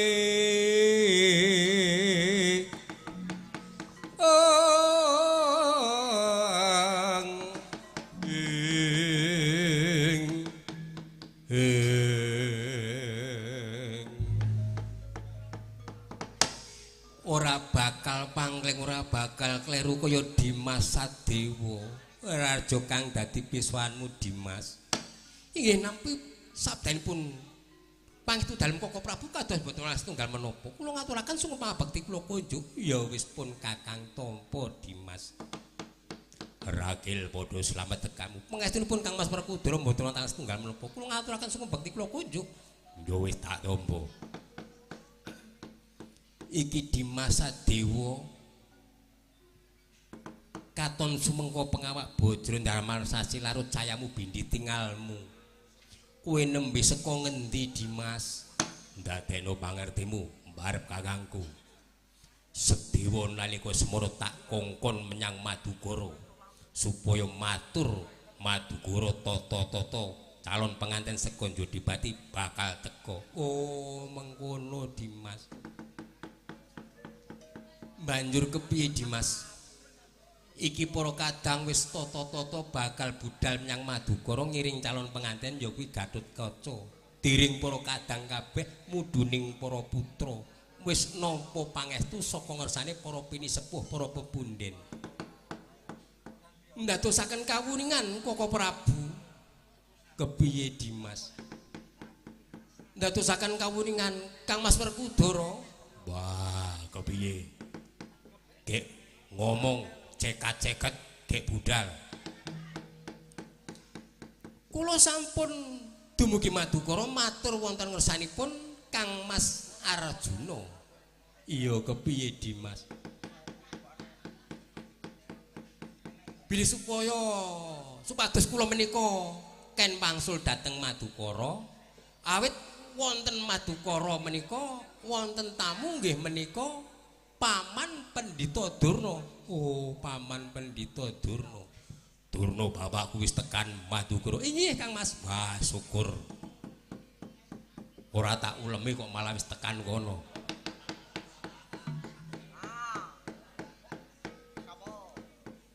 Banyurana wigati apa Dimas?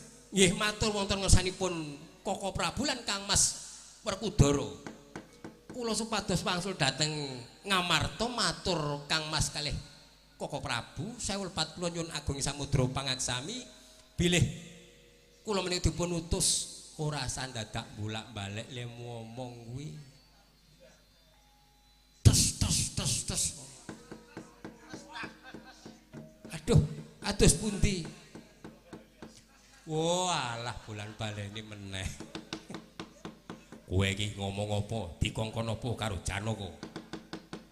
Supados matur wonten ngersanipun Kang Mas Werkudara Kang menapa Koko Prabu bilih calon penganten saking Yudipati pun Gatotkaca dipun wurungaken.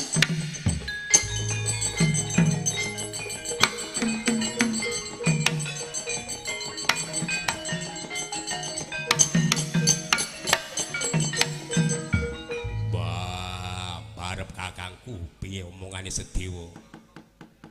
Pun kakang ora bakal tido-tido, ora bakal sisip saka pangurunipun kakang. Ngendikane Dimas Sedewa calon penganten saka Yudipati ya Gatotkaca kuwi diwurungake. Wah, pancen Gatot bocah kurang prihatin.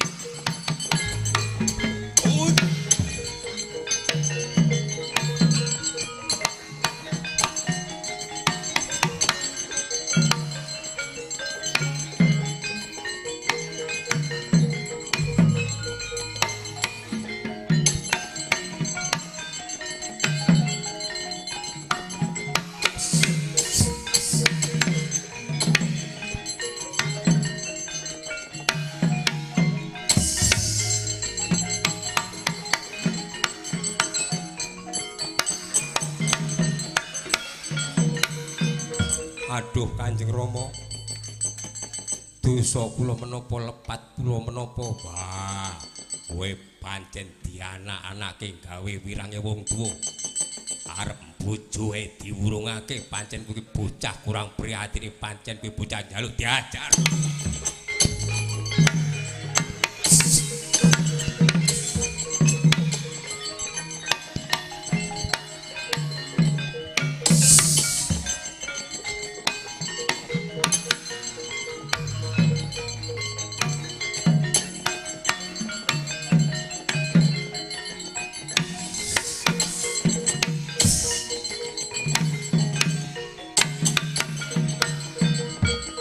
Aduh Kanjeng Rama, dosa kula menapa lepat kula menapa? Kowe bocah sing kurang gedhe prihatine, kurang gedhe tirakate. Aku ora sudi duwe anak sing kurang gedhe prihatine, kurang gedhe tirakate. Wurung ora wurung gawe wirange wong tuwa iki sing timbang duwe anak wae wirang luwih becik mati.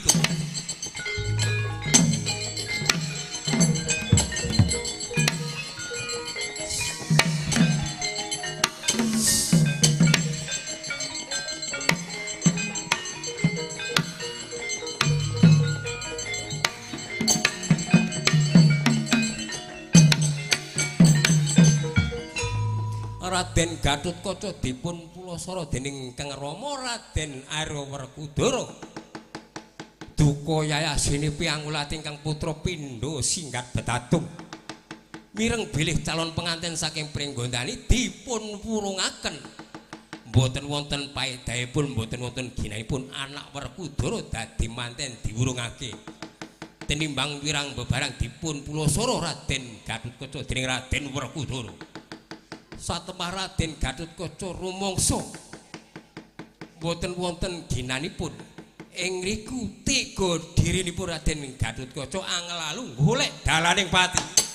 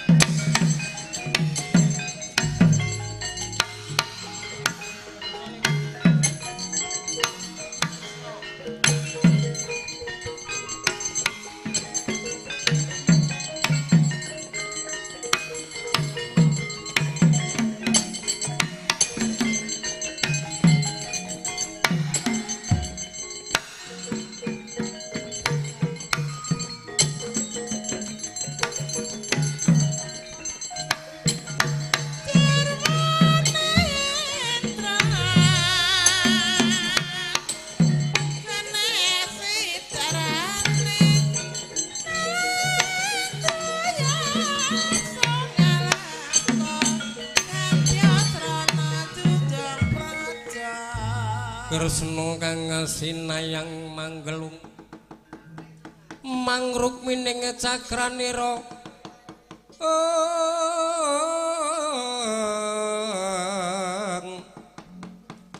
kumiteraning asta eling Sang Wisnu Bathara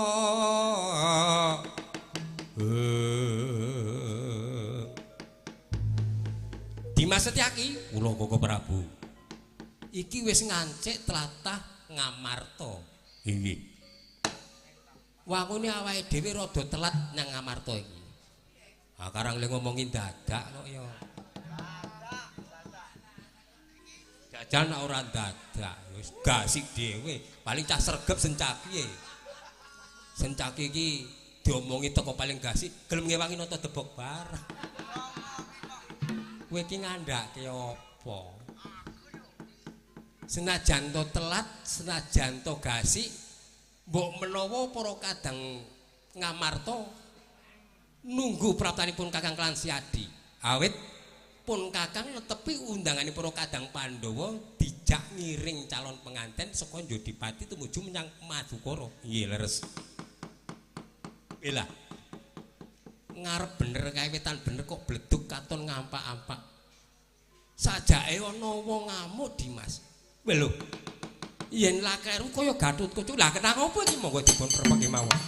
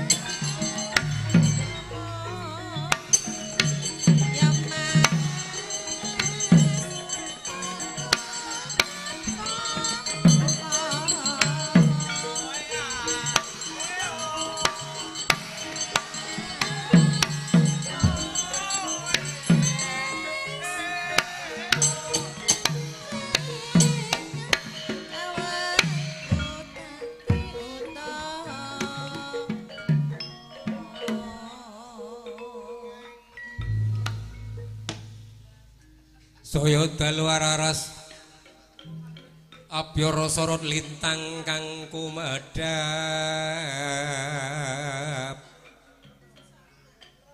Titi Sunya Madya Latri lumrang gandaning Puspita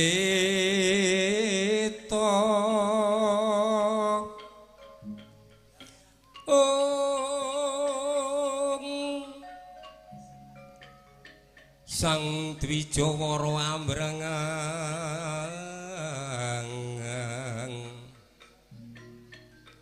ler kumaraning Madubranta manyungsung sarining sekar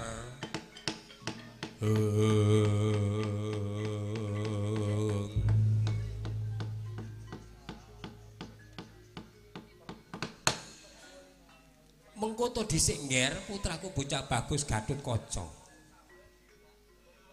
yen mboten lepat kados Wa Prabu Bathara Kresna kula ngaturaken sungkem bekti kula kunjuk ya wis tak tampa ora liwat puja lemunturing pangastutipun para gage tampanana grawalan langgen kula mundi kados dening jejimat bekti kula Kanjeng Paman Sencaki nggih kula tampi dawa sami-sami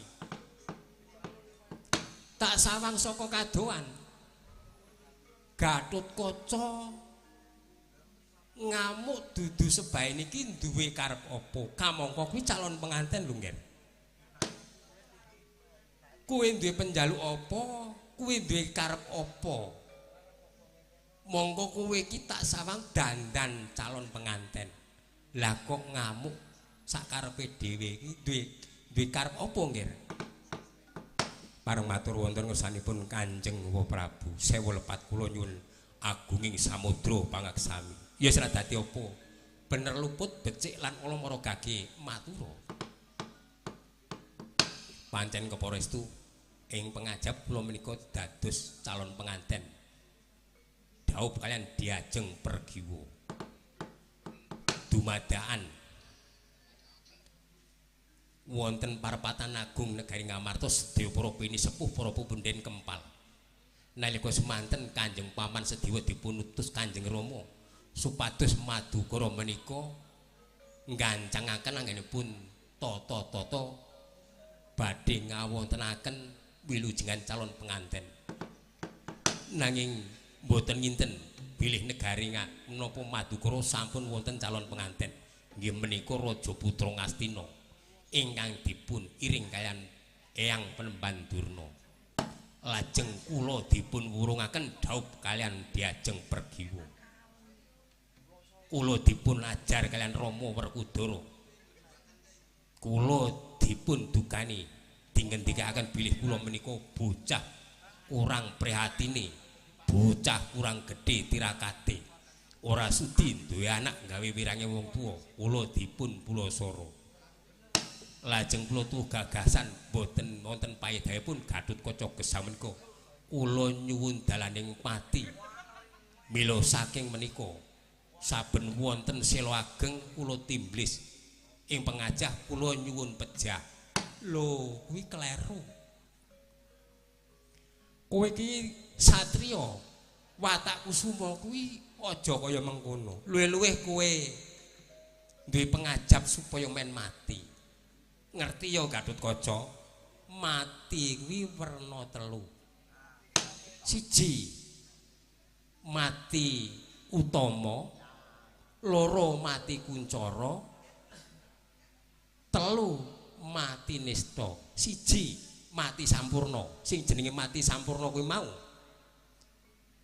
mati dikersake Gusti kang gawe urip. Kuwi mati sampurna. Akeh sing ngarani ya ki matine husnul khotimah. Lho.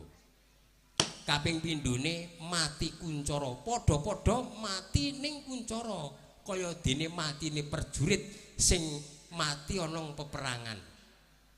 Padha-padha mati dudu wayahe ning mati ning kuncara mergo mbela negara. Ingkang angka 3 mati nista, padha-padha mati ning nista. Kaya dene matine wong lalu, matine wong bunuh diri, kaya dene sing tok tindake kuwi mau. Upama mati kuwi iki nista. Mingkur diwurungake, kuwi ra mingkur tembung wurung sing ngurungake Dimas Sedewa merga saka Dimas Janaka nampa ngendikane Paman Durna. Inggih leres. Ugemono ngendikane para pini sepuh, siji pesti, loro jodoh, telu kabegjan. Kuwi menungsa lumrahing bisa ngrencana. Keletana gunung kalingana, gunung keletana segara. Yen kuwi pergiwa jodohmu bisa daup astronomiat. Ning yen pergiwa ki dudu jodohmu, senajan tokari mondong bebasane ora bisa daup. Nak ming ana tembung Gatotkaca calon pengantin saka Jodipati diwurungake, kuwi durung tentu kowe iki wurung isih bisa daup. Contoh Punwa. Nalika daup karo wakmu Jembawati Rukmini Setyabama. Wakmu Ratu Rukmini kuwi jaman semono 1000 raja mancanegara, Paman Durna wi ngayunake. Ning gandeng aku duweni rasa tresna. Tak rewangi ana tetembungan Narayana, kembang ngepring Narayana mlebu maling. Ya pun wae iki sing maling Pakmu Ratu. Diajeng Jembawati Setyabama ya ngono. Dadi nek mengkur diwurungake kuwi tembung gampang sepele. Mang pitados kalih ingkang wonten iki nak bak wedokan iki pun gayeng mbah. Nah, Gatotkaca tresna karo Pergiwa apa ora? Inggih kula gadah raos tresna semanten ki diajeng Pergiwa. Lah, nak pancene kuwe duweni rasa tresna karo Pergiwa, Pergiwa semono uga. Piye carane jujuken Taman Maduganda? Ditanting Pergiwa tresna apa ora? Yen pancen duwe tresna, sebaya mati, sebaya mukti.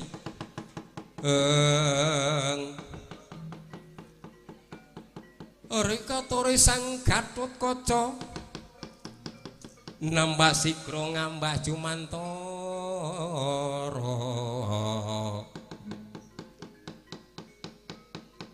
mulat barisaning Kurawa gembung pating kalundung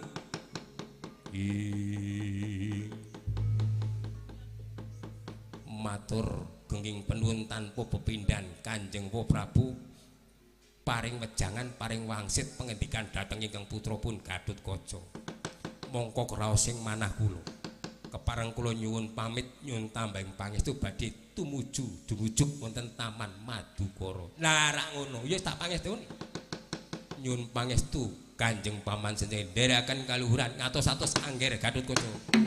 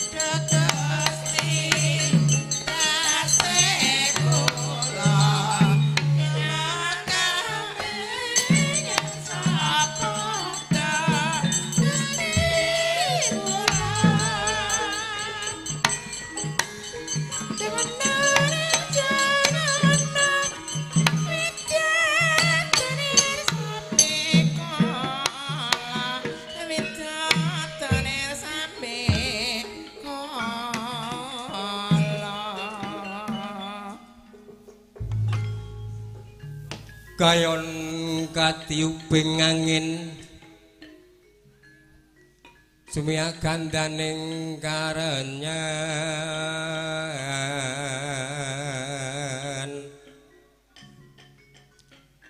kayu mati babar wite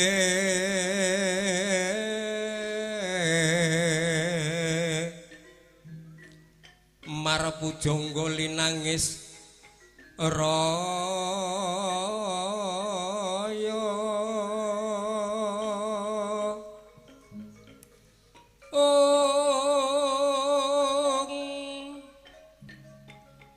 pujangga munya mangrangin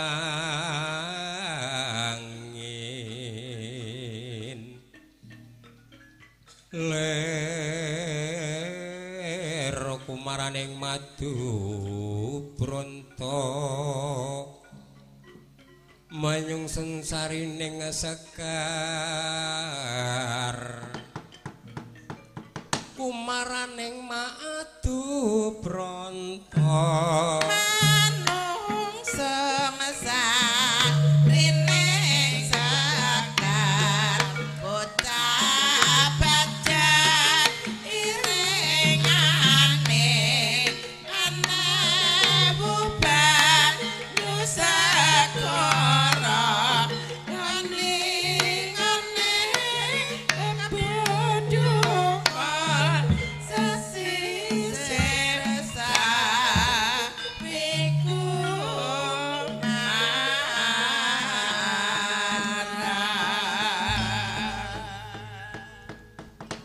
lahing Panata Kocapuk sapengkerira Raden Gatotkaca arsa tumuju dhateng Taman Maduganda ing jagat pakliran Keparanyata dereng wonten sinambunging carita lan sejatining kandha Mula ting geganaku medhaping Kartika kadya layap luyuping netra kang arsa nendra. Binarung kekidunganing Madyalati kang saya tambah ngelangun ketingal sepo sepi sepen. Kesaruju mudhule sang Panjerina kang katon hangelela ndungkap ing mangsa kala ngancik wancine gara-gara. Apa to pertandane gara-gara? Ora ana liya tandane gara-gara isine tangise bumi kelawan langit. Tangise bumi sedina ana lindhu kaping 7 lemah mblegak mandiragung rubuh pating besasak. Gunung longsor tarung padha dene gunung banyu segara kocak mlapar ngebaki padaratan. Tangise langit ana udan barat salah mangsa klung pating palengkung teja mangkara pating blejeg bumaluduk ing akasa celoro taun pating celorot lidah tatit pating klewer gegirisi katone. Gara-gara dumunung jagat ngercapada ora merga saka kayu watu banyu genih kang mawa teja, merga saka polah tingkah pokal gawene manungsa kuwi dhewe. Manungsa kang nuruti hardane kanepson. Yen wis nuruti hardane kanepson persasat bisa minger kiblate. Lali karo Gustine ora ngerti karo agamane. Pramila iso nimbulake gara-gara. Gara-gara rep-sirep jati nemahi waloya walo neman jati sak seripe gara-gara kari tata titi tentrem dirgahayu sepi ing sambikala. Gara-gara dunung jagat pakeliran kina ngormati mijil Kiluru Asmar Badranaya Satmajane. Mijil wonten Ngororamba kinarya alon lirih tindhaira repat kono kawan.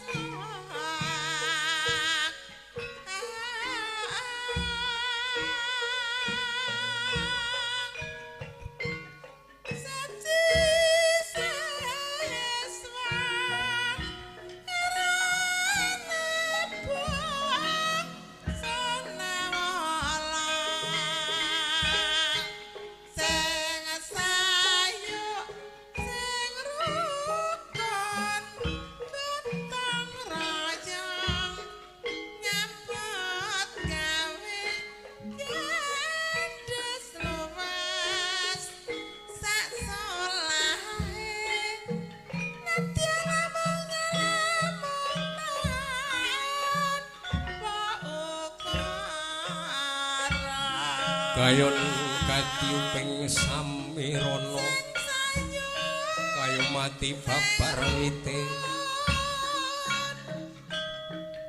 marang ujung gulinang esraya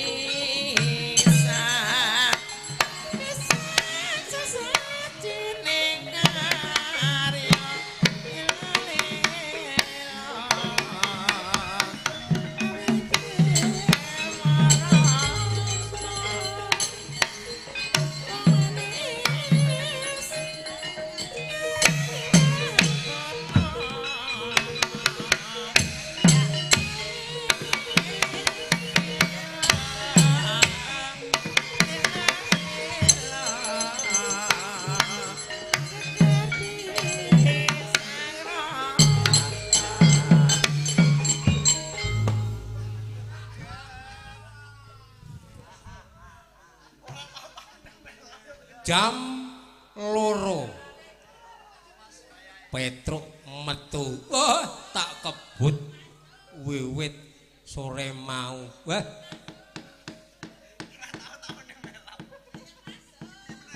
Sore mau ki kaya arep ilang semangatku. Ning bareng lekas, wah tuwuh gembiraku, bombongku ra karu-karuan. Anak-anak padha nusul. Sing tak bel dadak ya teko semangat. Anakku sego mbedilan nyekel kendang. Wes pancen kudune nek wong tuwa nyambut gawe iki tanpa didhawuhi iki mangkat. Sak wayah-wayah wong tuwa maju ngene iki ketleyek apa. Jaman simbah ngono kuwi kok le. Mayang arep galong kentekan swara mundur anak-anak sing maju. Wis ket biyen ngono kuwi. Anak-anak maju sing tak karepke ya ngono kuwi do gembruduk tanpa bayaran.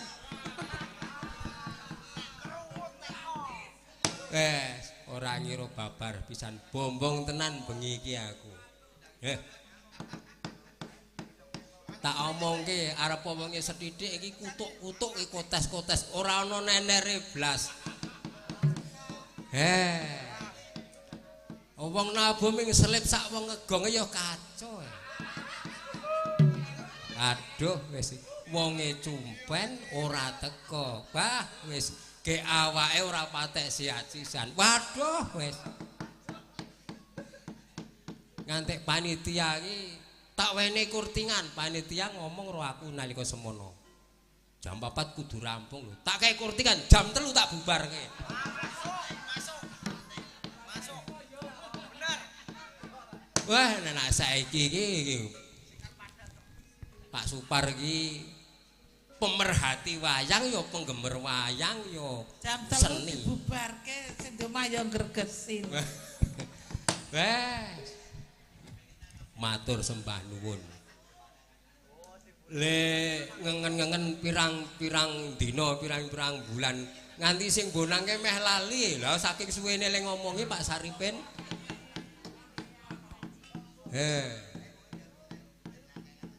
Saestu kok Pak Supar mau rada arep ngregesi pikiran kula.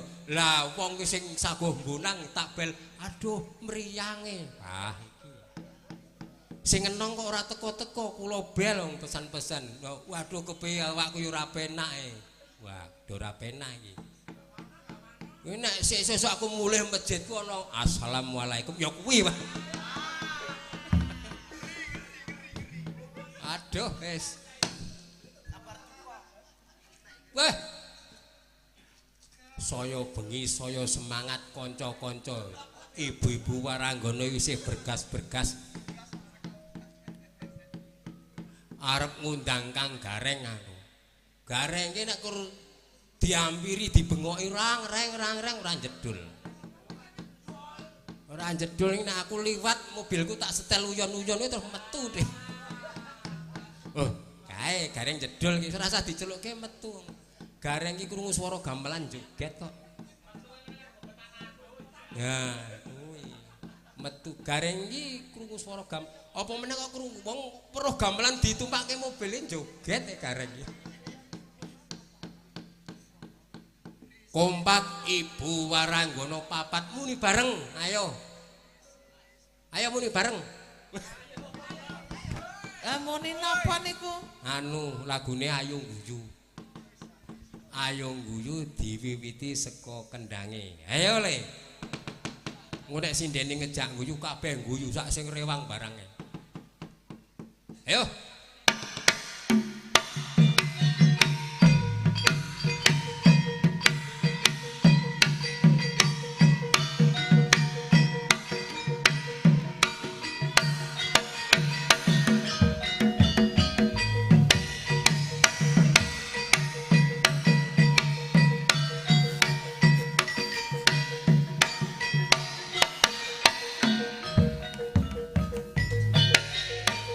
Dengan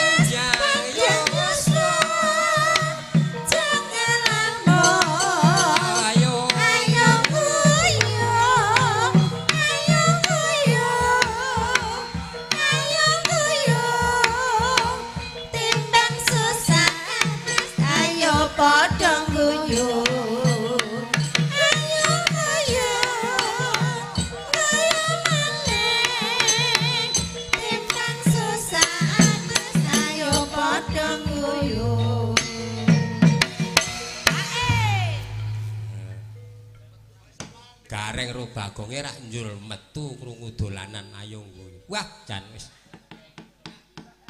Gumyek-gumyek tenan iki terus. Ayo kandhani kok.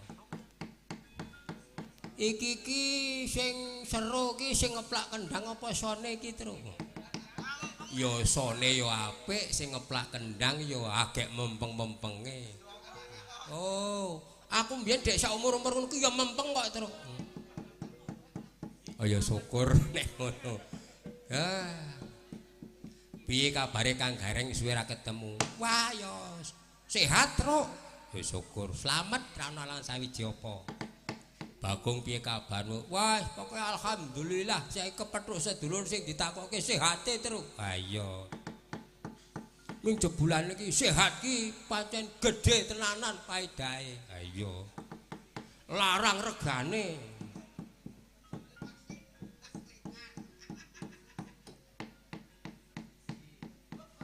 Kabeh padha nglumpuk sing ngrokok lembak menyan ki sapa iki? Matur sembah nuwun. Mundi dawuh ingkang kagungan dalem tak baleni meneh. Nalika semana sowan ana ngomahku, kang isine ya kuwi mau. Gelar budaya seni adiluhung tinggalane kakek moyange dhewe.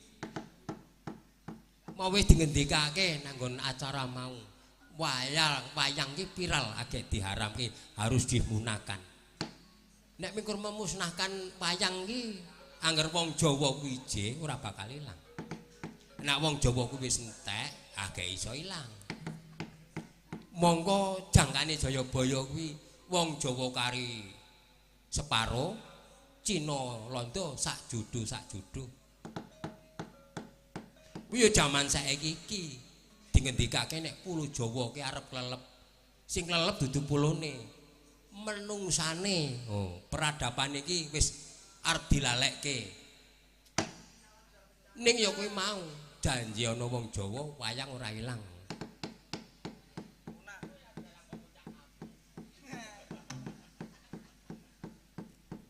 Para peneliti wis do ngendikake. Wong Indonesia ki sing pinter gawe gamelan saka prunggu ki wis diusung nang Amerika zaman penjajah biyen. Ora ra ngati-ati wong Indonesia pesen gamelan saka Amerika. Lho kuwi tenan kuwi. Ning wonge dhewe iki iso ora gatekke bangsane gamelan ki apa, mah ora ngerti Kang Gareng. Lah wingi ana berita kok.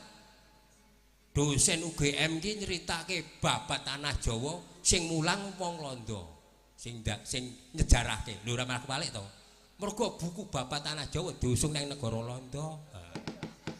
Wong endi wong Jawa ki do kelangan jaman dijajah kuwi mau. Nek ra ngati-ati sesuk wong Jawa nanggap wayang dalange saka Malaysia.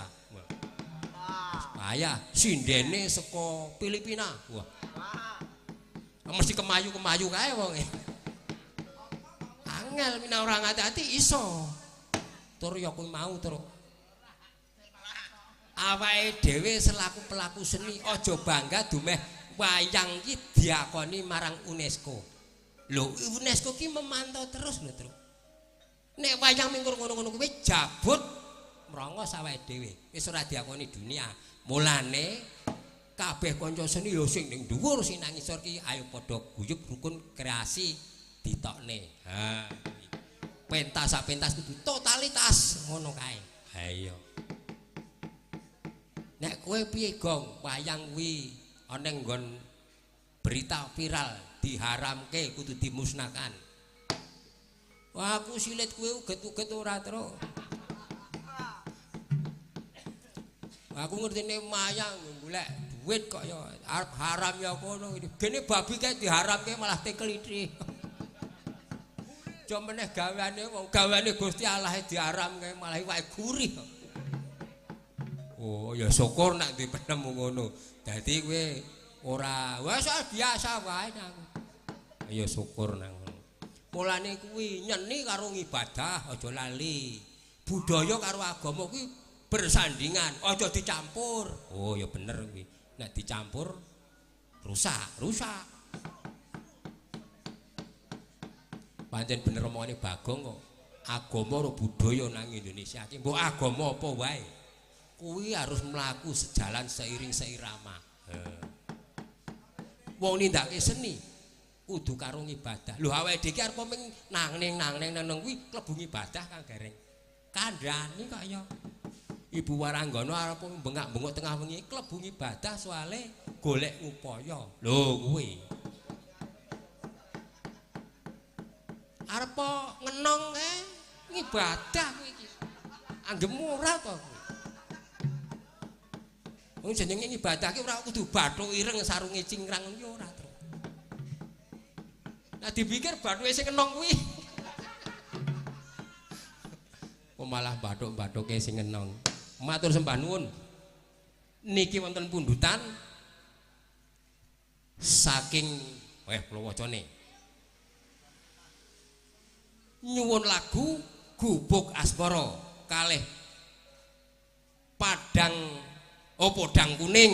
Oh niki Gubuk Asmara kalih Podang Kuning. Ingkang pundhut menika.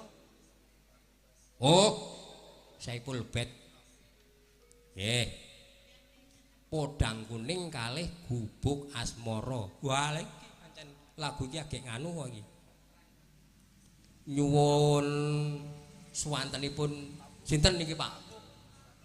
Ah, Mbak Nopi sing dijaluk. Aku ngebel sinden ki ukur pesanan-pesanan. Sinden iki kudu kae lho. Yo tak belke. Sinden iki kudu kae. Yo tak belke. Aku ming sak delmo ngebel-ngebel niku mau. Tak pesen-pesenke kae. Sing tanggung jawab Pak Saripin.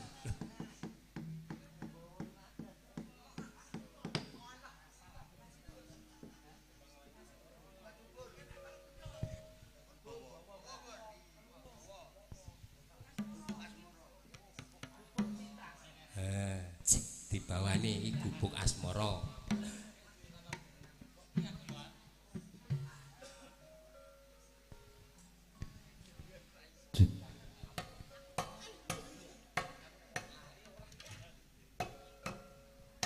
Sing Gubuk Asmara sing ping pindhone Podang Kuning. Nyingkar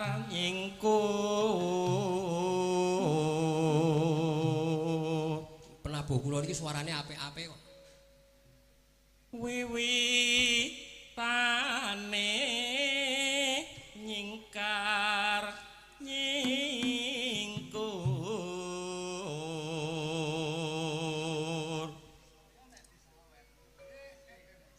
lingsem yen kemutan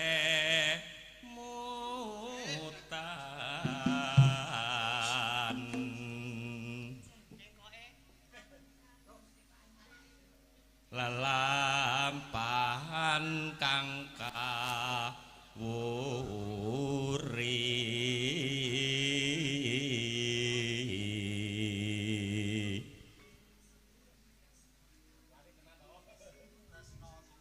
tresno tulus nadyan ning buk asmara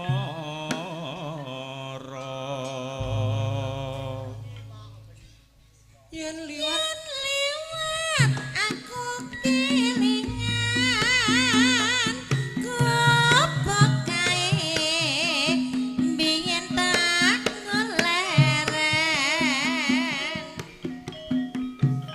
neng aja gak kepak tulisan warna abang tanda isih trawan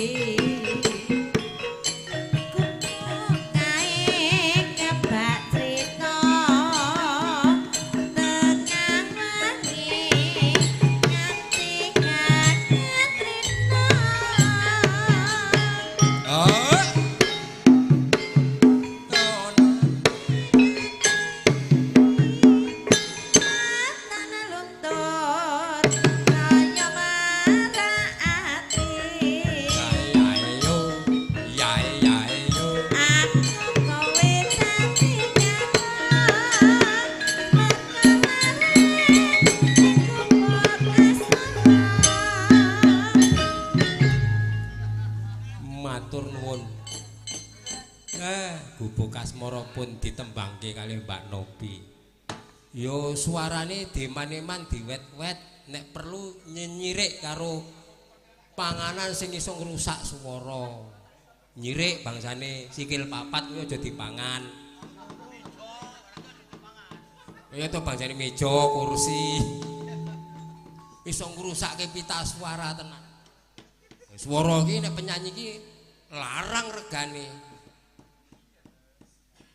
Ana artis rupane rambut jaji ning suarane ngedap-edapi larang regane. Wis rupane ayu suarane apik, saya larang kuwi. Yo, contone Vanessa Angel. Ning wis almarhumah terus. Ha iya kuwi. Oh nek kuwi larang sekabehane terus. Niku wau gubuk asmara sakniki podang kuninge. Nah.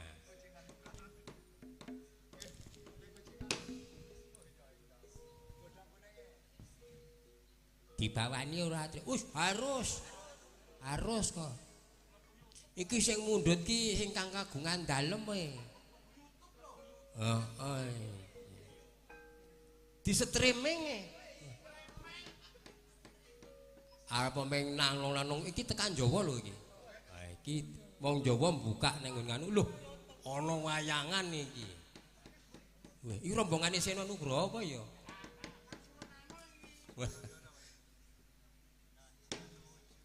Monggo. Nadyan wujud temong paksi. Najan wujude ning manuk, akeh wong seneng.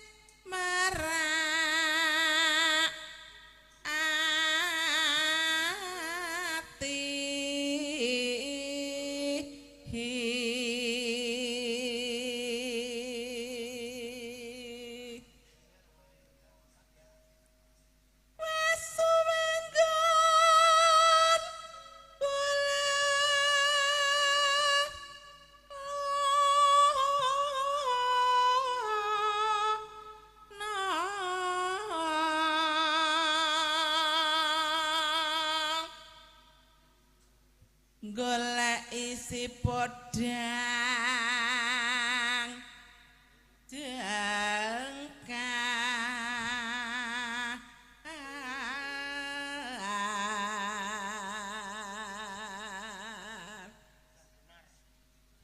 ibu bunga ing atiku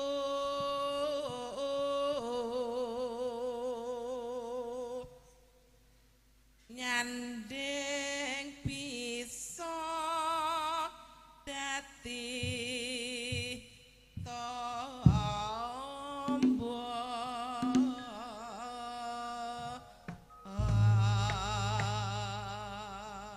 nenone esuk awan ning omah wis ora krasan kaloyo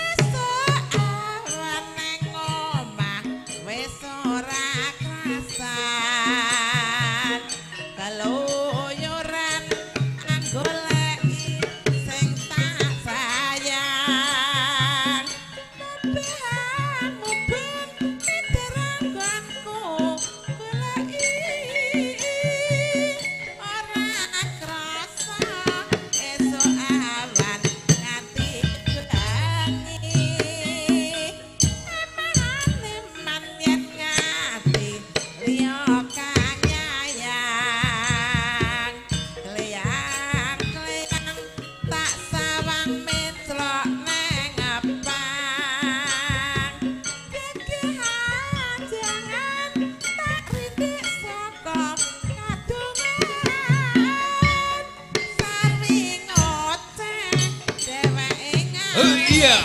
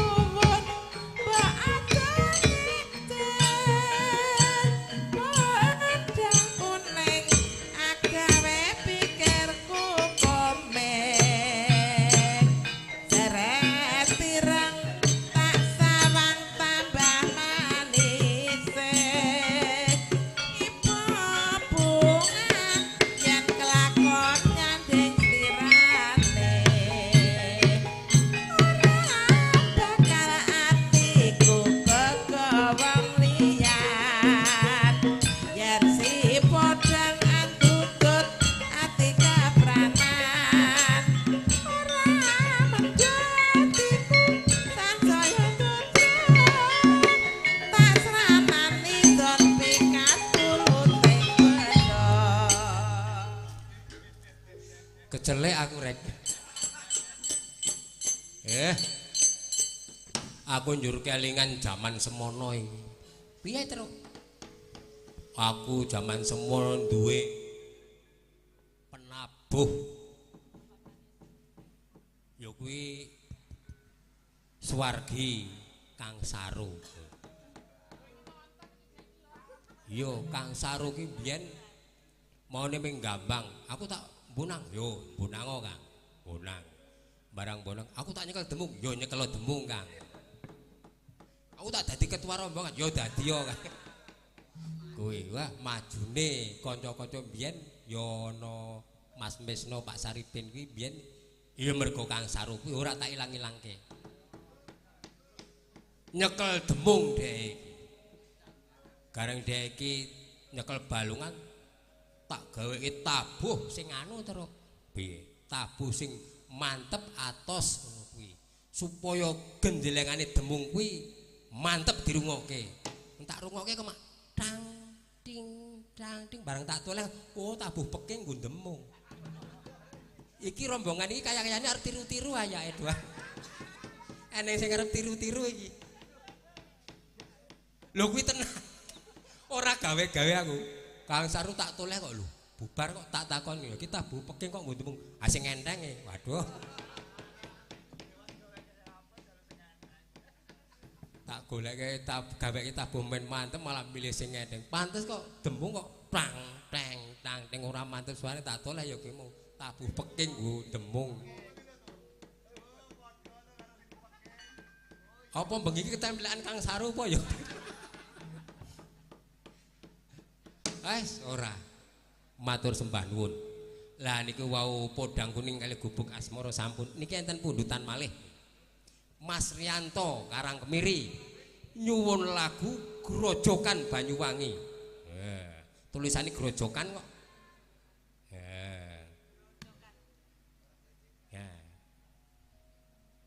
Saking gedene banyu dadi grojokan ora grajak. Nyuwun pambiyantunipun Ibu sapa Bu Warni riyen mboten napa-napa. Aku isih arep menikmati suarane karo kanca-kanca kuwi.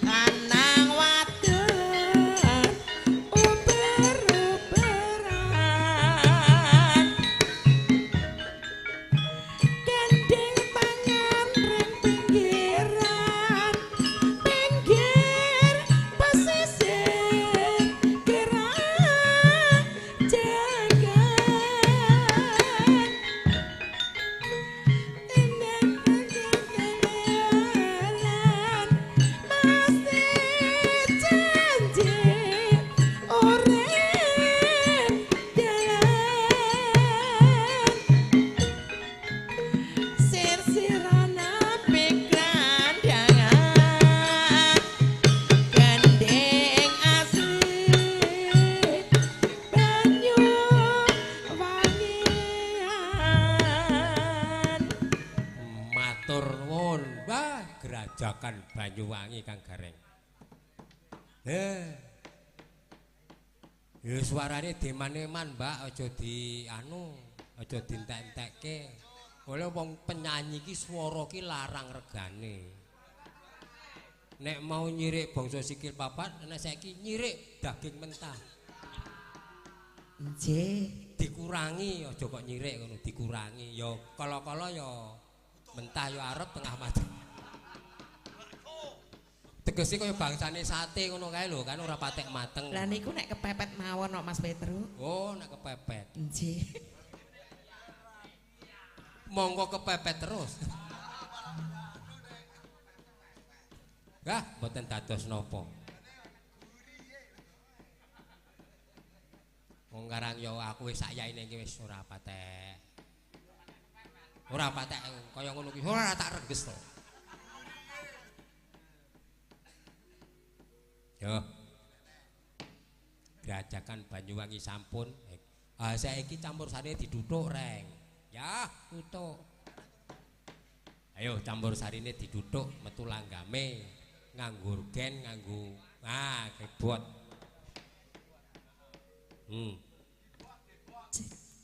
Ya. Menono pergantian suasana. Ayo. Dadi penabuh ki gamelan ya iso, nganggo campur sari ya iso. Wah. Kudu mumpuni pokoke. Dadi kepepet maju, iki sing eneng ora ana. Oh sing kae pindah ngene ya iso nabuh ngono. Dadi wong ki kudu mumpuni. Sing kae ora ana sing nyekel, sing kene pindah rono ya iso nuthuk. Nek iso ki sing ngendang ya iso ndemung, sing ndemung ya iso ngendang, sing ndang iso nyaron ya iso ya ngono kuwi. Ming ora ana sing sak ngegong kok ya kacau. Wah, wis. Aku ki arep muni iki aku ora duwe tanggung jawab. Ya yes, pokoke ya wis ki mau tak kurting wektu kon bubar jam 4, jam 3 tak bubarke. Tak kei kurtingan. Yo. Tembangno lagu Geblek Wates Kulon Progo. Ha kuwi. Suwe ra tau ditembangke. Saplek ana pandemi iki arang-arang campur sarian.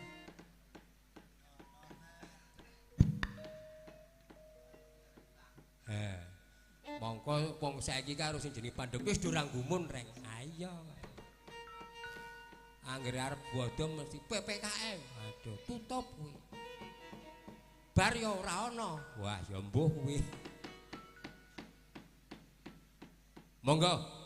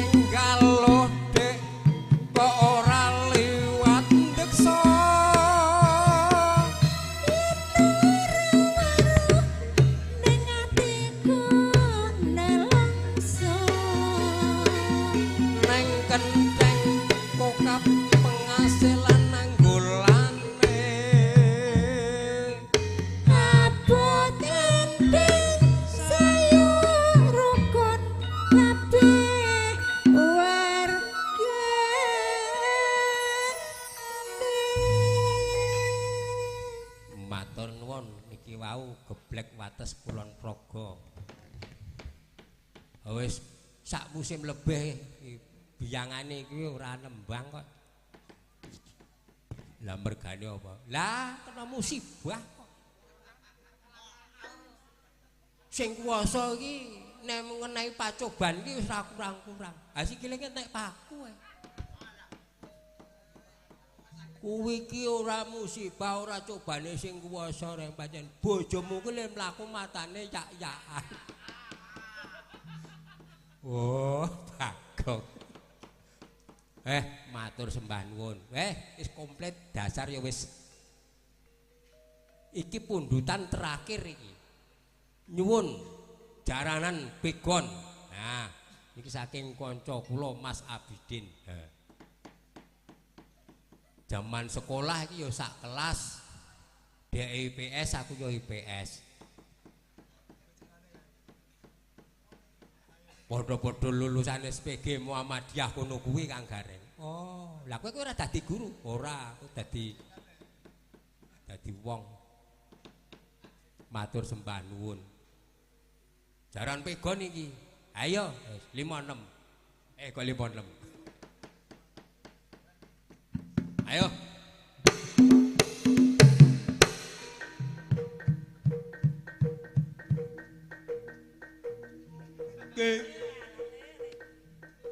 Oh, baleni. Iki setane urung teko soalnya.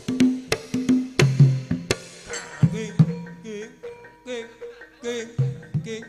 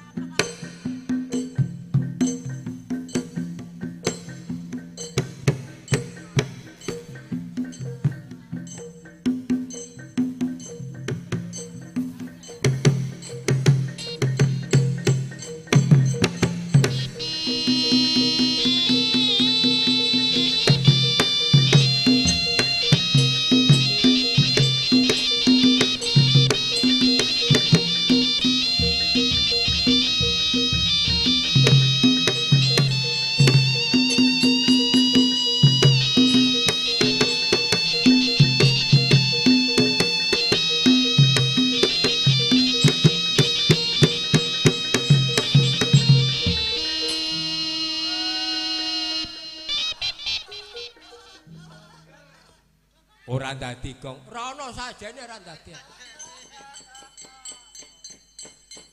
Demite yo ora teko perano sajane. Wah. Wis sajen ki anggepe pakan demit ngono apa. Nek ora ngerti bab sajen takon karo sing ngerti. Ndak ndarani kuwi musyrik, nduk diarani bid'ah ngono kae. Kuwi ngerti sing sajen? Ora, takon ro aku. Sajen ki asline piye, Tru? Ayo nyediani penabuh-penabuh sing ngelih-ngelih ku. Ora kok pakan demit. Viral to, sajen ditendang nang TV kae. Ora meh nang TV rombongan ngebubar kok sajen kari wadah ditendang kok. Bubar kok sajene kok resi tendang wis ora nang TV kae. Padha wae.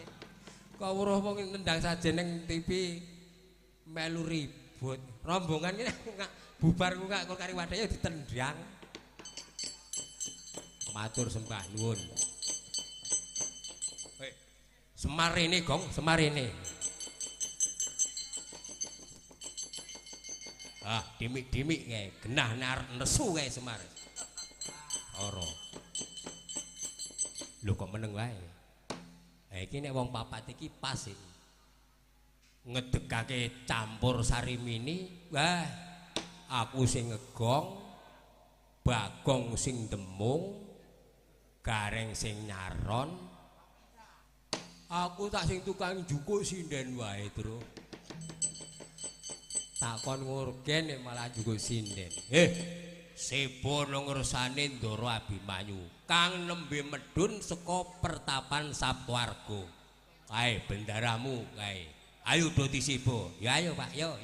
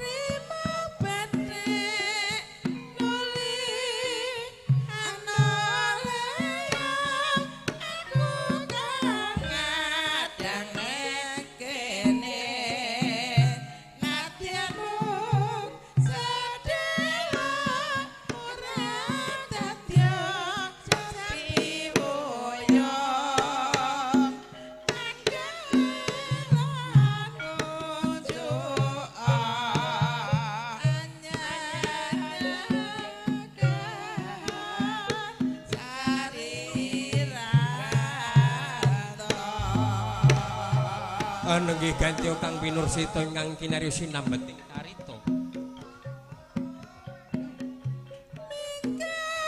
Ingkang lenggah wonten madyaning wana dewasa. Putra Madukara Satra Tanjungan Nomplongkowati Raden Angkawijaya. Raden Abimanyu Jaka Pengalasan Gangga Murcita. Ingkang nembe mandhap saking pertapan Saptwarga. Kaderekaken ingkang abdi repat Panakawan. Ki Lurah Semar Badranaya bojo Gati dudu anang mulung marga ewu buku sampir. Ya Sang Ismaya. Datan kintun ingkang putra tetiga ingkang dipun gombaki Den Kunjungu.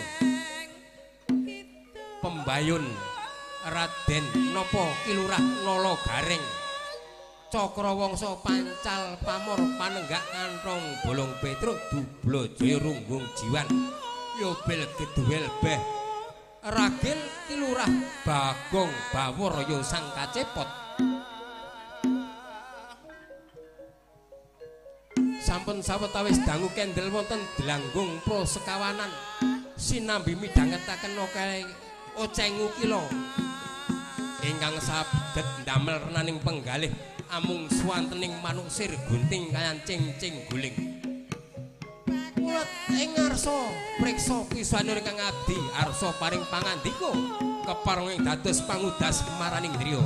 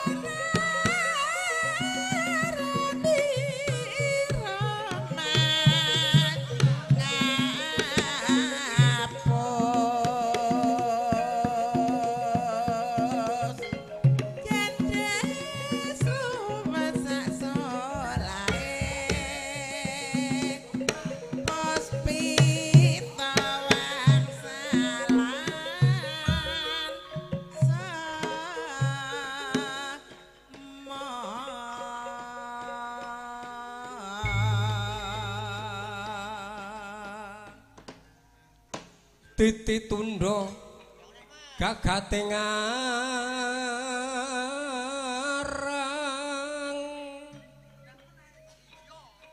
Trisundi winayang jakti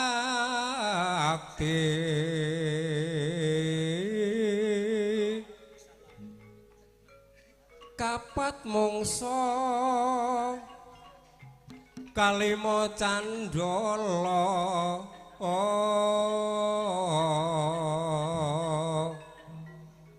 mangsa kalima candala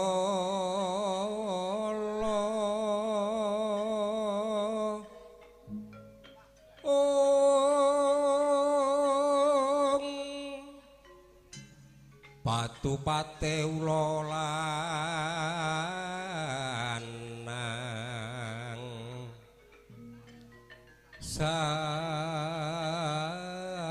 sise sapi gumarang pangiriting kebudungkul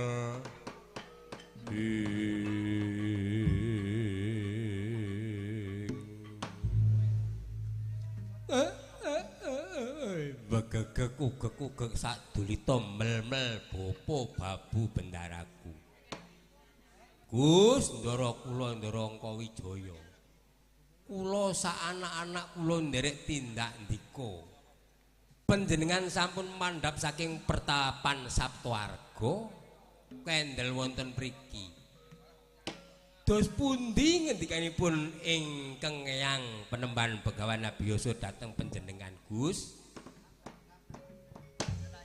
Kakang Semar kula kepara nyata aku wis wanana ngursane Eyang Penemban Begawan Saptawarga nggih matur yen to para pepunden bakal nganakake kawilujengan pahargyan dawuh pinanganten Kang Mas Janaka kelawan Diajeng apa Kang Mas Gatutkaca kelawan Diajeng Pergiwa Kanjeng Yang Begawan Abiyasa maringi pangestu marang calon penganten loro-lorone supaya bisa runtut nganti tekan kaken-kaken lan ninen-ninen nanging dadekno kawuningan Kakang Semar dos pundi ora ketang sak kedheping netra calon penganten loro-lorone ngatunggal bakal nampa coba lah iku mila kedah sing ati-ati kula panjenengan muji dhateng Gusti Kang Murbeng dumadi supados ingkang raka ndara kula kekalih saged dawuh astrolumiat pancen tiyang niku saben gadah gegayuhan mbuh gedhe mbuh cilik mesti wonten cobane coba niku werna-werna gandengan ingkang Eyang pun sampun ngendikaken bilih ora ketang sak kedheping netra bakal wonten cobanipun lah menika kedah sing ngati-ati lan waspada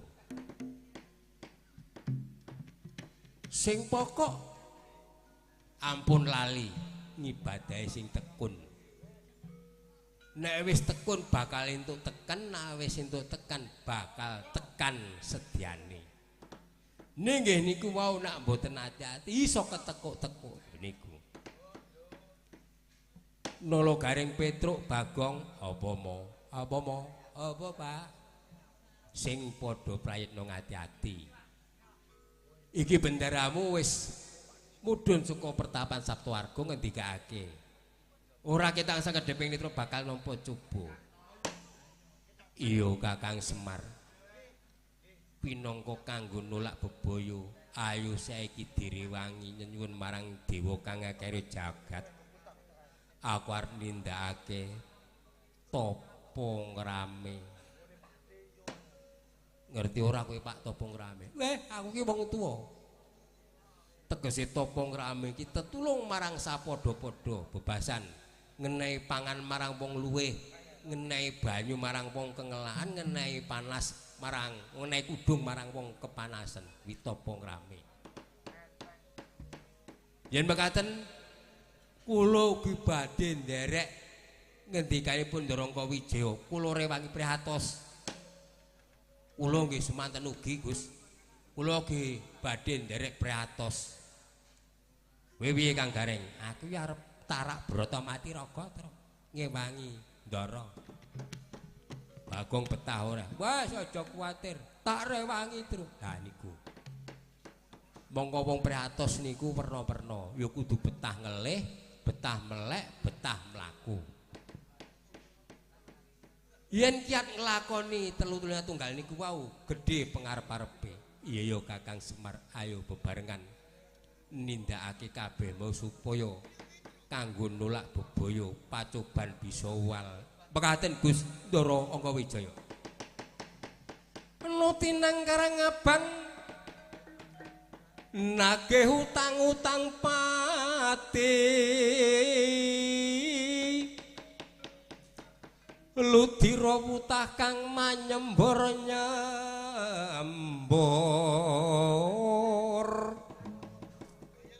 gagak rimang muni bangun ana padang dudu padang ing rina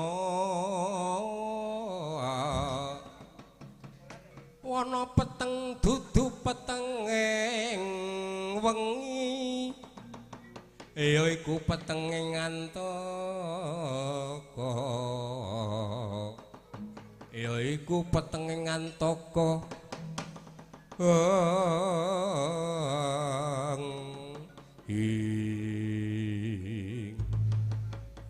Cinarito putra Madukara Raden Abimanyu nindakaken tarak brata mati raga sidakep sinuku tunggal nutupi babanawa hawa sanga patitis gagra usika gagra balung usika kulit rapete balung kelawan kulit sanepane sampun manunggal antaring kawula kelawan Gusti nyidhem rasa pancandra panca tembung lima ndriya angen-angen ana rupa datan kapirsana swara datan kapiarsa gandha datan kaambet rasa datan kapenggalih patang perkara ingkang biningas amung sajuga ingkang sinidikara jangkeping gangsal pekawis ayo keplaing pambudi plek mati-mati ngadeg sajroning urip ketrimah ingkang dados Panuraden Angkawijaya nanging Nayanayu Baskara kadhi mangsa sinten to ingkang miling-miling kadya jangkung mider-mider kadya kinjeng kang tanpa sesotya Nalendra tanah sabrang Prabu Gendro Surapati ingkang ngangkelang jagat angkelangkungi Raden Angkawijaya ingkang nindakaken tarak brata mati raga satemah plak kami dara mboten marang eling marang Purwoduksina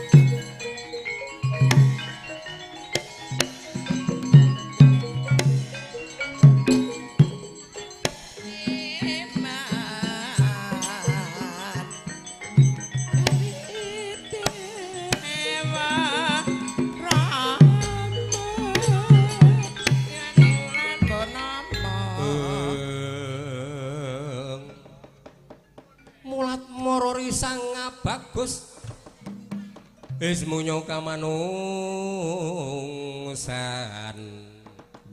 liring kodi kamantian lono kungas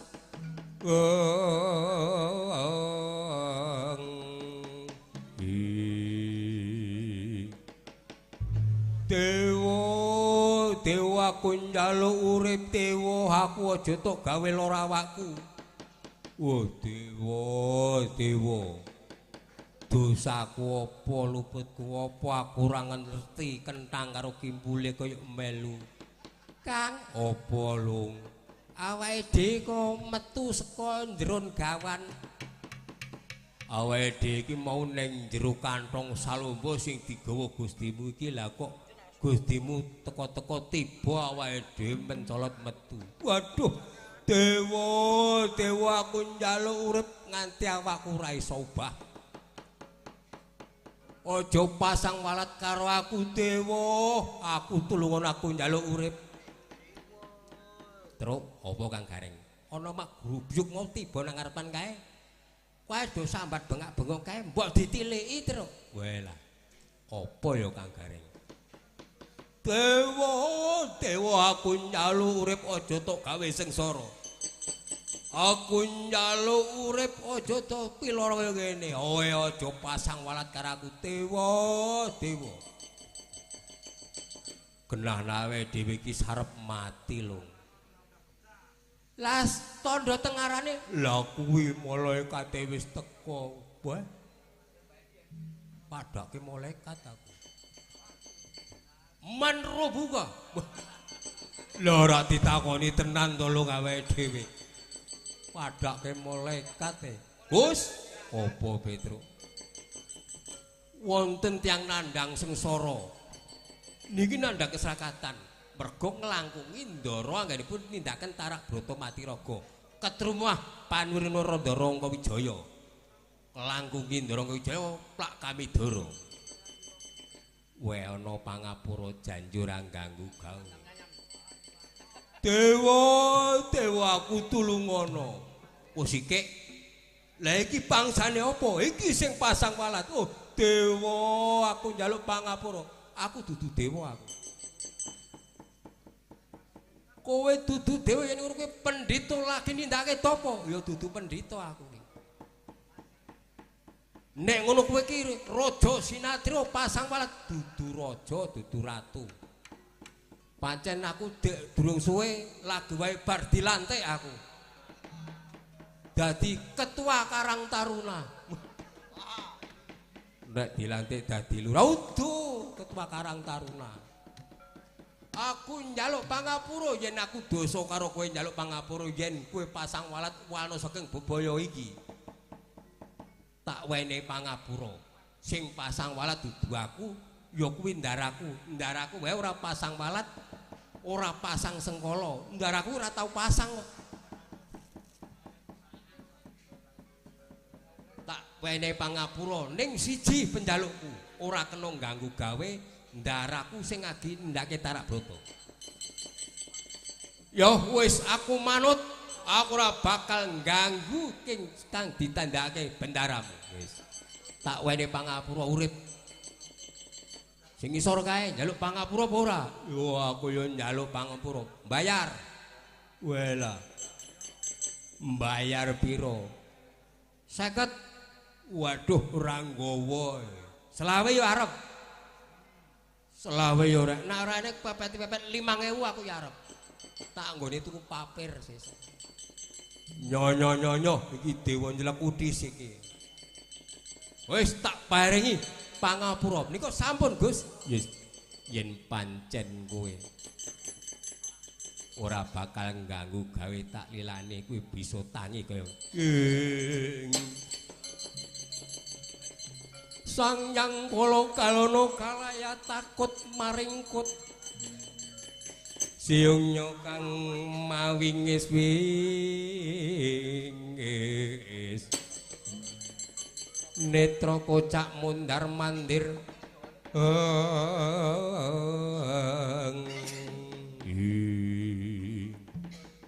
wis tungkro jagat manik raja dek. Lah iki menungsane sing pasang walet. Gedhemu cilik, dhuwurmu cendhek, dedeg piadeg ora sepira apa. Bisa gawe cintra aku. Ayo ngaku jenengmu sapa? Kowe yen takon karo aku putra Madu karo Setra Tanjungan Nomplongkowati Angka Wijaya ya Abimanyu. Abimanyu. Kowe sapa teko-teko duka Yayasinipi? Ora nrimakake banget. Akate kuwi menungso tarak brata kok iso pasang walat Nalendra terang bulan jagat Prabu Gendro Suropati. Dinggo nebus keluputamu, manuto tak rangket tanganmu, tak serimpung sikilmu, tukel gulumu. Yen kowe bisa nyekel aku, ayo Bejongko Wijaya Gendro Suropati lena pangendhep. Wah iki pergane batimu.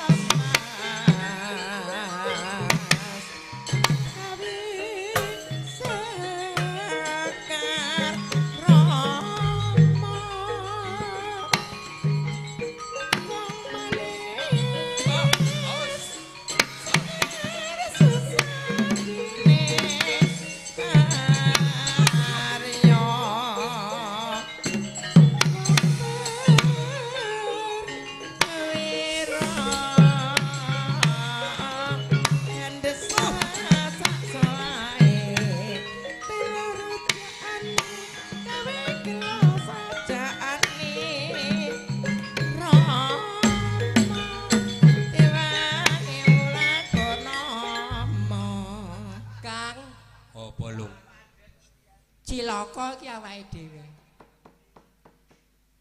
Traya lunga sak lunga nderekke Ratu Gustimu ki agar kepethuk Petruk dan kawan-kawan wis padha karo kepethuk copet pasar, Kang.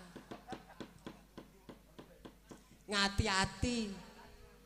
Saiki ngene supaya ben aman. Sarungmu sing anyar, jaketmu sing anyar, klambimu sing anyar dibuntel kacu dadekke siji karo tekku.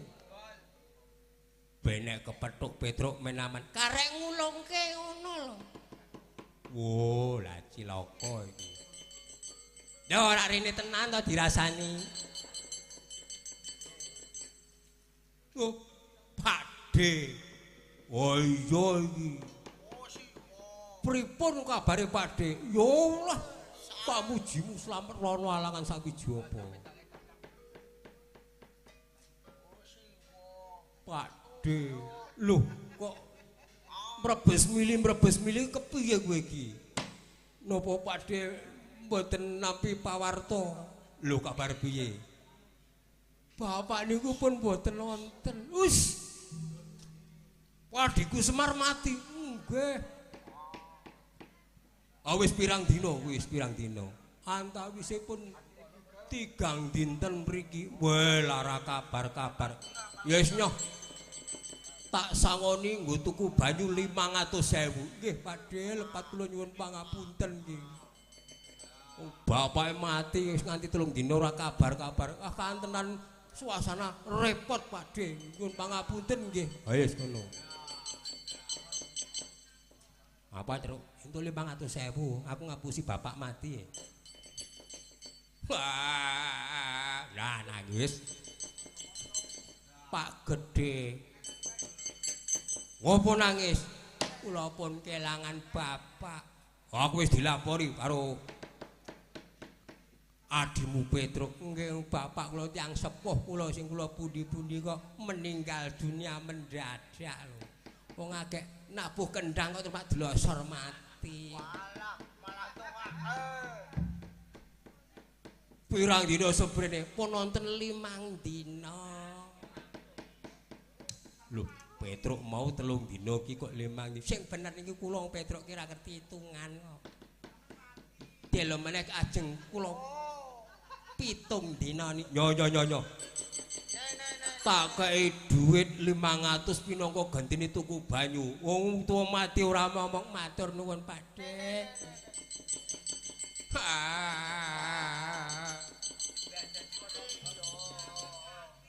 Lah nuwun Pakde. Lah iki meneh bapak modar. Cenanakan iki. Adimu mau apa kakangmu wis do ngomong, "Nggih, bapak niku empun seminggu niki." Lho. Jare Petruk 3 dina, jare gareng 5 dina. Tak kandhani Pakde. Pertama mati nggone Petruk ora kasan pindah ngene gareng. Terus entuk 5 dina, 7 dina pindah ten kula. Le mati ping 3 Semar niku. Weh, duanmu. Wis pokoke percaya kalih kula. Anak sing cerak kalih Semar niku namung kula e. Endi tuku banyu? Waduh. Iki nek ora tak padha role kene gareng iki nguyak aku terus nyo 500. Nggih. Sok meneh nek ana kedadian apa dadang apa iki? Telepon. Aku ki yo duwe HP sing metu gambare didulit-dulit ngono kaya sisa Pakdemu iki. Modern aku. Apa telepon apa WA apa streaming Nggih matur nuwun nggih Pakde karang wong tuwa sing dipundi-pundi ora ana. Iki sing bener iki Petruk po Bagong po Gareng. Anak-anakku do entuk. Wah kene iki iso urip. Lah tak jaluk itu kon banyu malah minggat. Atos-atos mawon, Gus.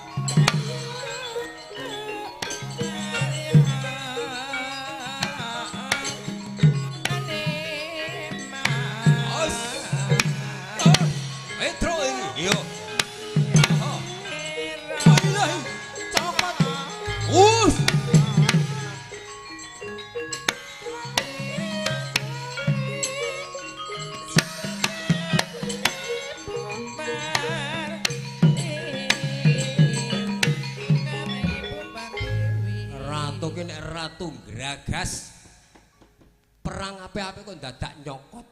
Tok kapake iki mau nyokot aku Kang Gareng. Oh, ratu-ratu sabrang perang mesti nyokot kok ya. Lah kok glempang iki mau ganti tak cokot. Welah. Monggo ratu kuwi sunge mawa wisa. Lah kowe apa ya mawa wisa untumu kuwi? Ora ming mawa wisa wis pirang-pirang bulan ra tau sikatan iki dadine racune luwih ganas untukku. Mulane ngantek ijo untune. Ra tau disikati. Anggep awak telat mangan nyuthiki untu kuwi tak nggo pangan tak sarapan aku. Jenesi iki. Ah, ra urus kowe. Ayo tangi kowe legane ngatiku. Mongso sambatoh kowe. Ndara Abimanyu Lena, iki. Rasakno kowe. Waduh. Mati aku. Mati aku. Ana kawan edan tak cokot ganti nyokot. Rampung nyawamu kowe. Welah. Tok kapake gong. Wis menengo wae iki ngilmu anyaran.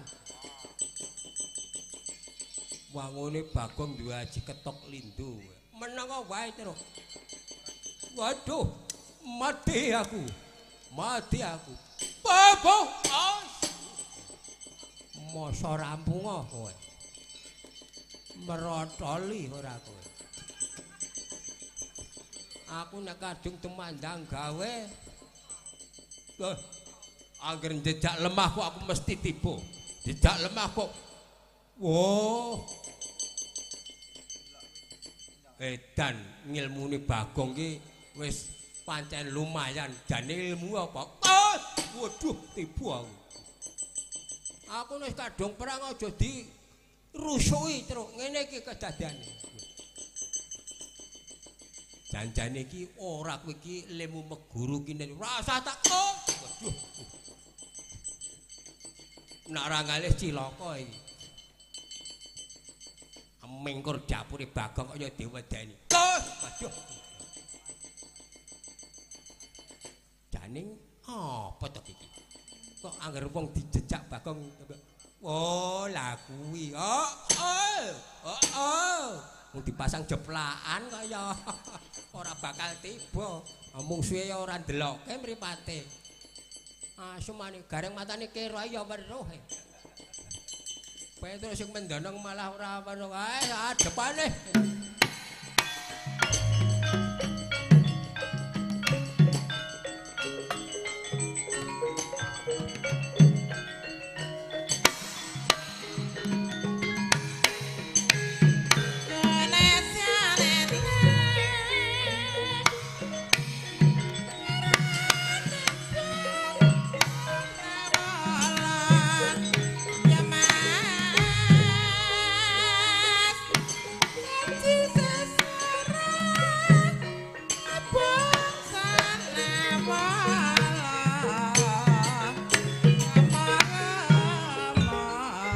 Pripun diwajiban? Dedeg piadeke ora sepiro Abimanyu. Lah niku nek ajeng ngerti, niku Abimanyu anak Janaka. Janaka niku kondang lananging jagat lancuring bawana. Iso ngalahke Janaka lananging jagat pindah ten sampean. Ning nyatane mungsuh kalih anak Janaka sampean boten saged nanding. Sing pokok aku ora tanding Angka Wijaya. Sing pokok aku kudu tekan Madukara arep nglamar Pregiwa. Tak tembung rono alus ora entuk bakal tak dustu Dewi Pregiwa. Nyimpang dalan gok monggo kula dereke.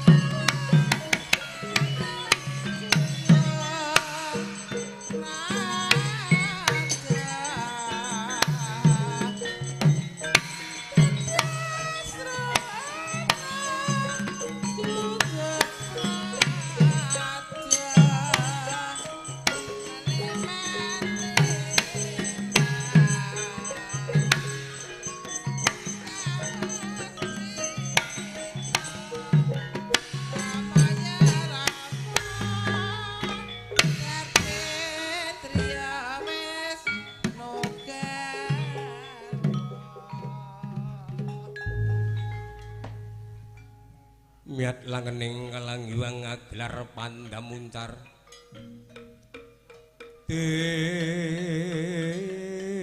non lera kekonang surem sorotetan padang kasoran pajaring purnameng gegono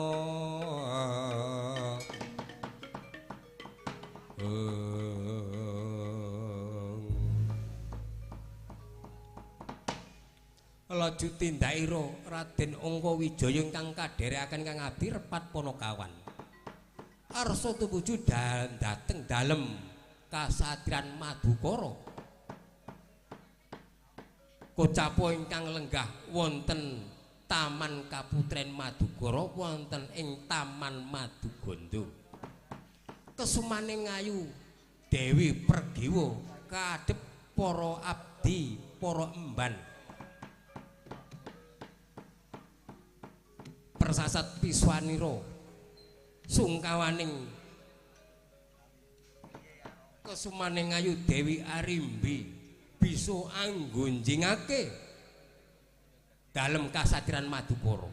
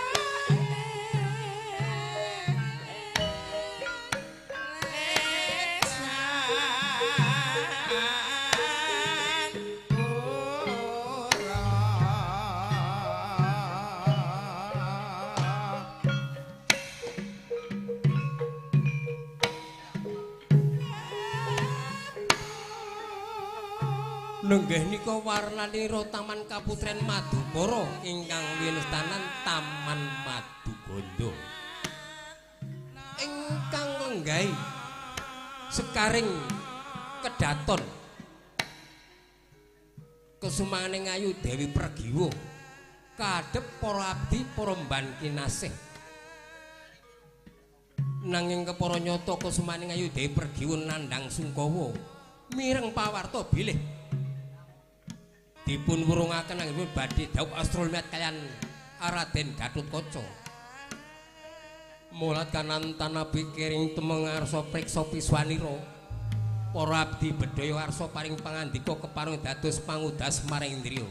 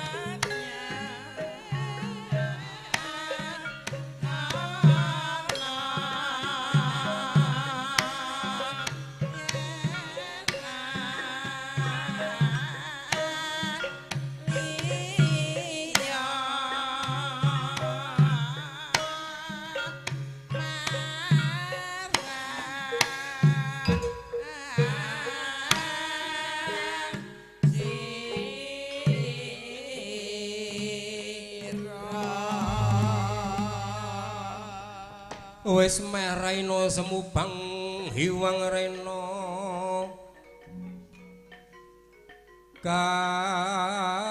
kadinetrane nganggo rapo mringkani goro saketer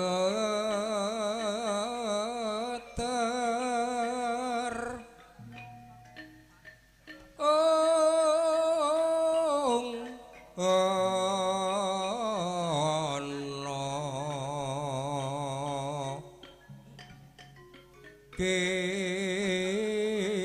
dungane engkong lera wuwu sing ngetine panca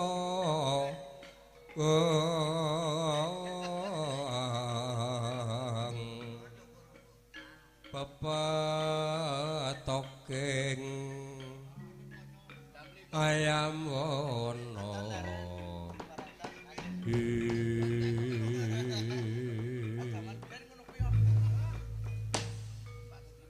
kula nuwun Gusti Gusti Ayu kula ingkang ngabdi sampun sawetawis dangu panjenengan kendel wonten Taman Kaputren Maduganda mriki kok namung kendel kemawon. Iya ya Yu ya, ket mau kok mingkur meneng wae, arep dadi manten kudune bungah kok. Arep dadi manten ki nek aku mbiyen seneng. Pas dadi manten ya seneng, bar dadi manten senenge nganggo banget. Lah iki Ndara Ayu kok malah sajak nandang sungkawa kuwi. Apa ya masalahe? Bocah amban. Kula Gusti Ayu.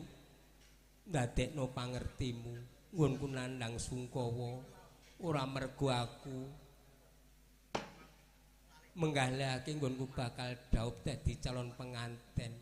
Sing tak penggalihake aku wis nampa pawarta yen to Kang Mas Gatotkaca kuwi diwurungake dhaup kelawan aku bocah amban.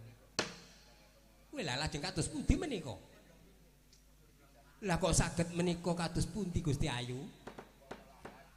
Aku diwurungke karo Kang Mas Gatotkaca banjur aku bakal didhaupake kelawan Raja Putra Ngastina Pangeran Pati Raden Sarja Kesuma. Nanging aku babar pisan ora duweni rasa tresna kelawan Raden Sarja Kesuma. Najan to putra ratu, najan to berbondo. Aku sakuku ireng ora duweni rasa katresnan tresnaku ya mung Kang Mas Gatotkaca Pucamban. Oh, le sungkawa susahke merga diwurungke didhaupe karo Raden Sarja Kesuma ngono ya Yu. Iya iya. Ah wong jodoh-jodohan ki kudune seneng padha seneng kok. Arep Sarja Kesuma anak ratu ning rada kenthir. Deloken kae. Wong lanang kang nganggo kacamata wedok. Nek ora Sarja Kesuma ora ana. Ya wis ben dilakoni dhewe. Lajeng sakmenika kados pundi? Tresnaku marang Kang Mas Gatotkaca yen aku ora bisa kelakon dhaup kelawan Kang Mas Gatotkaca. Aku trima mati bocah amban. Cinarita dereng ngantos paripurna ingkang dados pangandikane Reka Sumaning Ayu Dewi Pergiwa katungka praptane Raden Gatotkaca saking Dirgantara.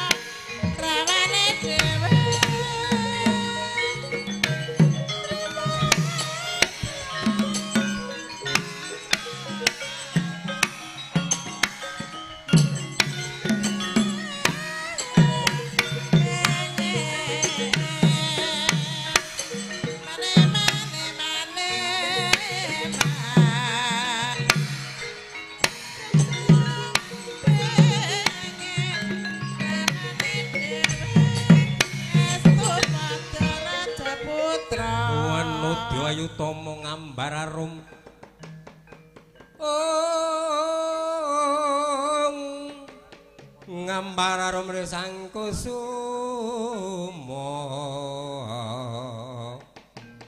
solanyong gendring wanita kadya wanuhara singa mulat leng-leng abronta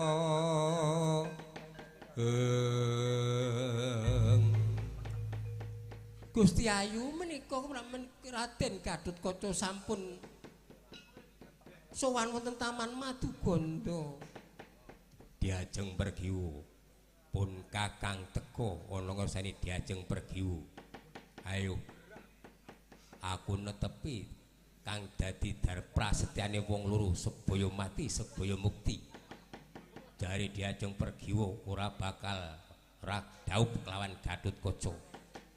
Yen ora kelakon dop lan Gatotkaca trima mati semono uga prasetyanipun Kakang.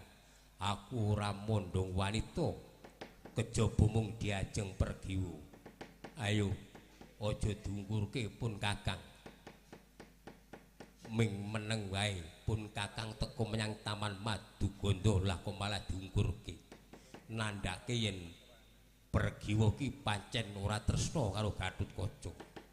Mulane Gatotkaca diurungake jebul kuwi duweni rasa kelawan tresna kelawan Sarjakasuma. Jagat Bendara. Kang Mas, kepiye diajeng? Kula menika sejatosipun menika nyumpena menapa kasunyatan. Ya rasakno dhewe kowe iki ngimpi apa tenanan. Mboten nginten bilih saged pinanggih kaliyan Kang Mas Gatotkaca wonten Taman Maduganda. Tak belen tekan kene merga pun Kakang tresna marang diajeng. Kula gadah prasetya sebaya mati sebaya mukti. Kula mboten badhe dhawuh kaliyan satunggaling kakung yen sanes Kang Mas Gatotkaca yen kula kadhawuhaken kalih Sarjakasuma kula trimah pejah Kang Mas. Semono gedene prasetyamu marang pun Kakang. Welah dalah temenanan kok yo. Piye? Nduk. Wong sing jenenge tresna iki direwangi piye-piye ya kuwi ketemu temenanan. Pokoke ora karo Raden Gatotkaca ora. Padha karo aku karo kakangmu biyen. Tak rewangi rono-rono. Aku nek ora karo kakangmu ya ora beno kakangmu ki watuk wae. Ang tengah wengi watuk, isuk tangar turu kaya watuk nganti malinge wedi nganti. Yes, dingu sak matine wae yo. Gandeng pun Kakang wis tekan kene. Sopo sing bakal ngrebut diajeng tandingi marang pun Kakang. Pun Kakang tak salin sandangan aja kawastara yen Gatotkaca iki dadi maling nang kabutren Madukara. Kula sumanggaken Kang Mas.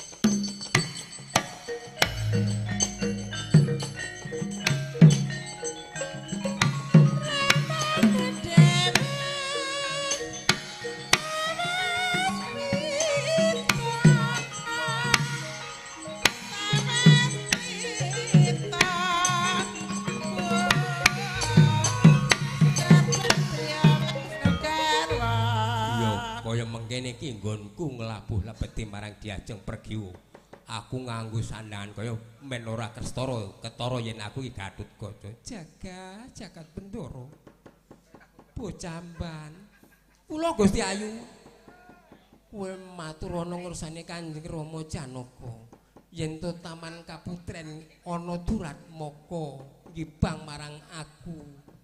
Monggo yen dicekel aku ben wong loro kelawan Kang Mas Gatotkaca aja diomongke yen Gatotkaca ana durat moko. Welah dalah. Sendika ngestokaken dawuh nyuwun pamit sing ajati Bocamban.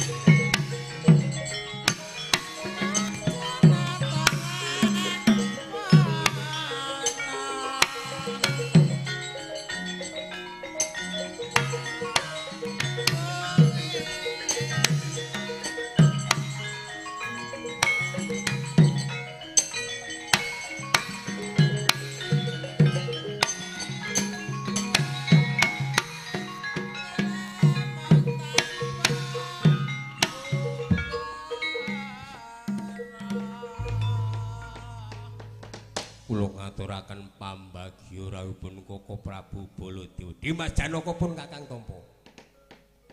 Ngaturaken sungkem kula kunjuk Koko Prabu. Yayi Kaipe Janaka pun Kakang Tampa. Sedaya para bini sepuh lan sedaya para pepundhen sampun kempal. Bilih wedal sak menika Koko Prabu ingkang putra pun pregiwa badhe kula dhawuhaken kalian Sarja Kesuma. Nalika semana pun Kakang nampa nawala undangan kang isine dhawuhe pinanganten Gatotkaca kelawan Pregiwa. Nanging Paman Durna tanggung jawab murungake penganten saka Jodipati. Banjur Siadi kepiye? Sampun kula aturaken, kula sampun utusan Dimas Sadewa wonten Ngamarta.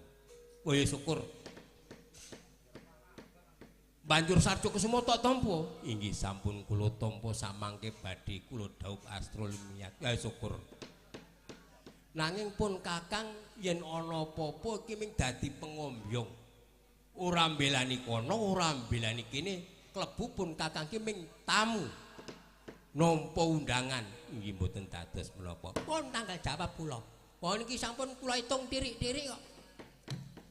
Kantun ngijabake dinten menika Sarja Kesuma teka, dhawuh kalih Pregiwati, dhawuh Asmas pun sah aman. Pun dadah mikirke sing napa-napa. Wong tiyang jajodonan pun diijab kabulaken pun sah aman mboten napa-napa. Werkudara ajeng ngamuk wong nyatane wis dadi bojone Sarja Kesuma. Lah ngoten. Kados pundi Koko Prabu? Pun Kakang tekan kene ya padha karo ngendikane Koko Prabu Baladewa. Mung sadelma dadi pengombyong calon penganten. Nalika semono calon penganten saka Madugara ya entuk undangan, saka Jodipati semono uga. Dadi yen mantene kuwi diganti, aku ya ora ngerti, ya ora melu cawe-cawe. Cinarita dereng ngantos paripurna ingkang dados pangandikane Raden Janaka Katungka plajari emban saking Taman Kaputa.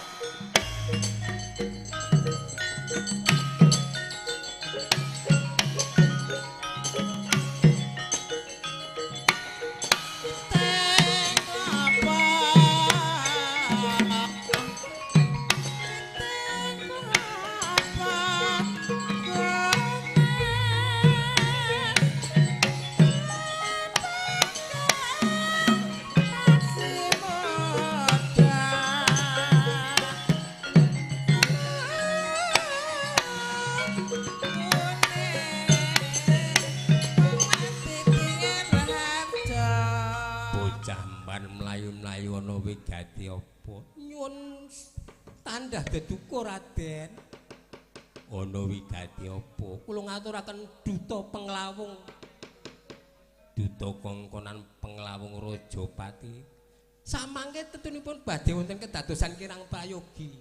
Matur nuwunipun Pangeran Janaka bilih Taman Kaputren Madukara, Taman Maduganda. Wonten Duratmaka ingkang nggibang kesemanganing ayu Dewi Pregiwa. Kula sumanggaken. Aduh, kados pundi Paman Begat. Oh, wis ora karo-karuan. Pancen Pregiwa ki wanita pancen slemeran kok. Arep didhawuhke karo Sarja Kesuma malah delikake lanangan. Jenengan niku le ngomong, sekarang yo bingung wisane. Durna ki nek wis mendekati ngene iki terus. Angger Baladewa dos pundi Paman? Nah jantung sampean iku dadi pengombyong, mboten melu kono, mboten melu kene anak ming tamu dan niki penganten putih, calon penganten putih. Wonten Duratmaka nggih Bang. Lah ora patut bangke kula perantangane.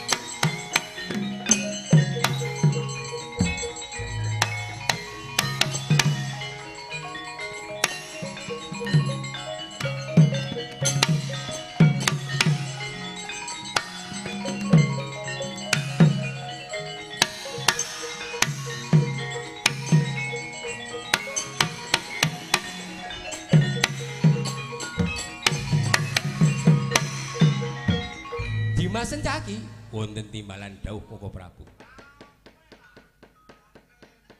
Ana kedadian kurang prayoga dos pundi? Anggone Gatotkaca diwurungake dadi manten. Kepara nyata Taman Kaputren calon manten putri Pregiwa. Digibang Duratmaka. Wela. Ana maling putri ten Taman Kaputren. Iya Dimas. Kowe gong kowe ora krungu kabar. Piye terus? Ana Duratmaka manjing nang Taman Kaputren gibang Ndara Pregiwa. Waduh, ora usah critake kuwi riwayatku biyen. Apa kowe? Oh, turun dulu. Ayo dinyatakake malinge sapa Dimas? Monggo Koko Prabu.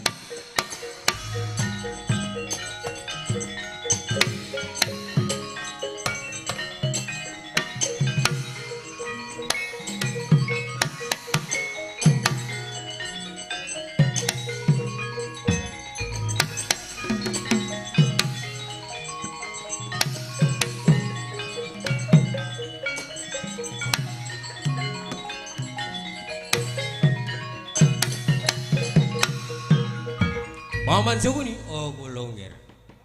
Bocah kula ten pundi menika sampun siap sedayanipun. Taman Kaputren wonten maling aguna gibang Pregiwa. Yen nganti kepara nyata maling ora iso dicekel, Sarja Kusuma mboten saged dhaup. Lah bocah kula nyekel gegaman, nyekel maling iki manjing nang Taman Kaputren. Sendiko. Terus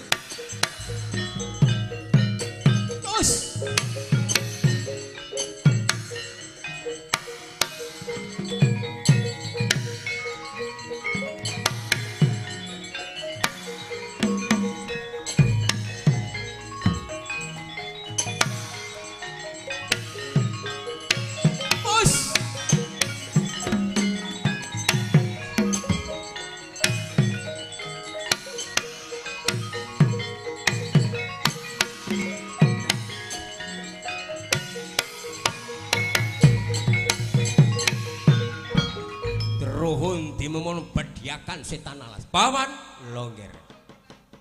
Tak kira maling iki raja sinatira gagah pideksa. Utawa sawijining pandhita sing sekti mandraguna. Lah jebul malinge kaya ciduk dawet. Kaya ngono Pregiwa kaya doyan gumunku. Anak Pregiwa kuwi sing penting lanang. Kirangan niku mesti keneng jaran goyang ngoten nika. Mesti dinehi mil kunyik. Ketara seneng karo wong kaya ngono. Mbok aku wae. Lah, sapa jenengmu? Iki yen ra kleru kaya Prabu Baladewa. Wis ngerti karo aku. Aku Cantrik Lir Minakaca calon bojone diajeng keparat.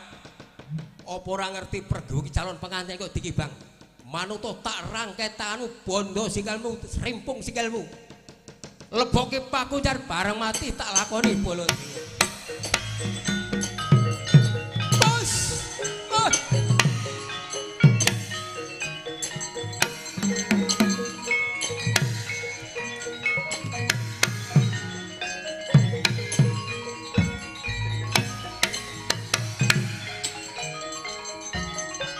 Bos. Hei, tas. Waduh.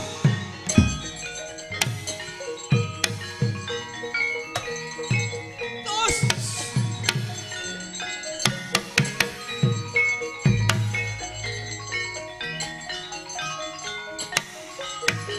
Tas. Tas. Pilih, hei. Rampung nyawamu, kowe. Sambat oke.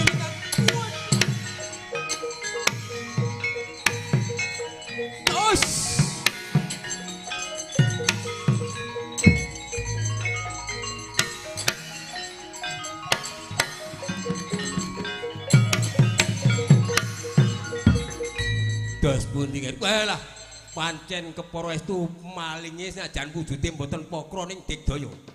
Kula tibani anteping tangan mboten digawe rasa nyampluk pilingan kula mboten eling Purwadasina. Kurawa kedah maju ni. Bocah kula. maju bareng maling aguna dikrubut sendika pira.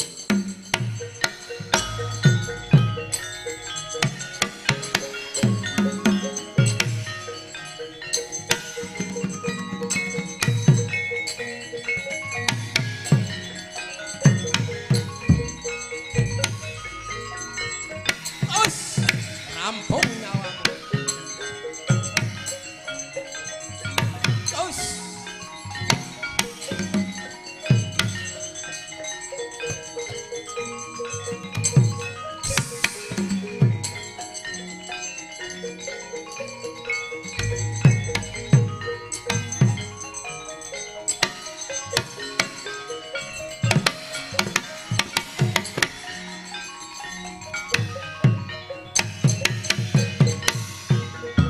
Ayo maling aguna sambato iki merganing patimu rasakno kowe.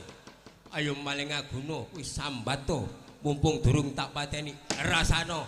Ayo rasakno iki maling kecekel. Kowe wani ngibang pergiwati calon penganten rasakno iki.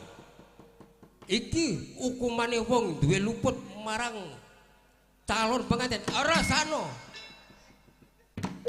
Rasakno. Iki ping taktik-taktik mbok sing rada seru. Alon yo bayari padha iki kok. Seru-seronan. Ayo iki malinge dibonto tangane srimpung sikile. Cinarita cantrik lir Minakaca kakrubut dening para Kurawa. Badar sejatining wujud sanalika Raden Gatotkaca. Tesih dipun krubut dening Kurawa satemah dipun ngambah dirgantara udan Kurawa Madukara.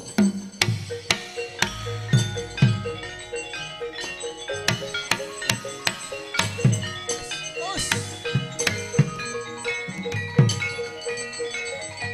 Tos. Waduh. Tos. Tos. Tos.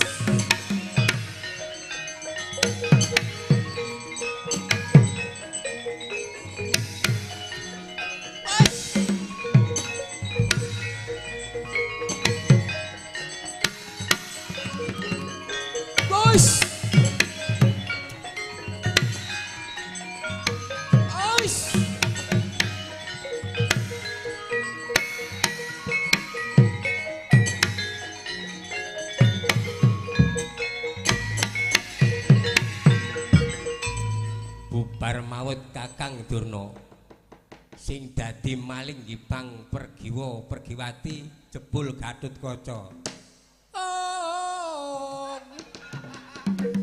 Durna ina tulumajar nglatri jinandari sang Trusna jumena kapisanan mustaka binuncanging akasa.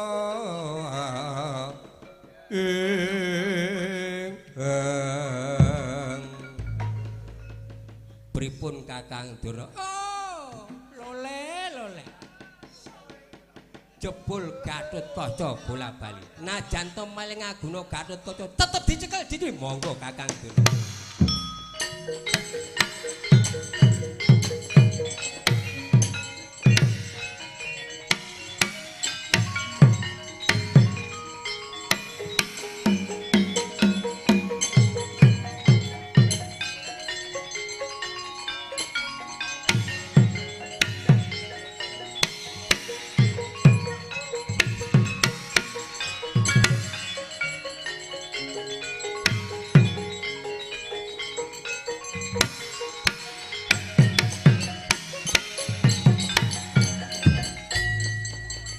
Wani dadi maling Gatotkaca iya Kartomarma.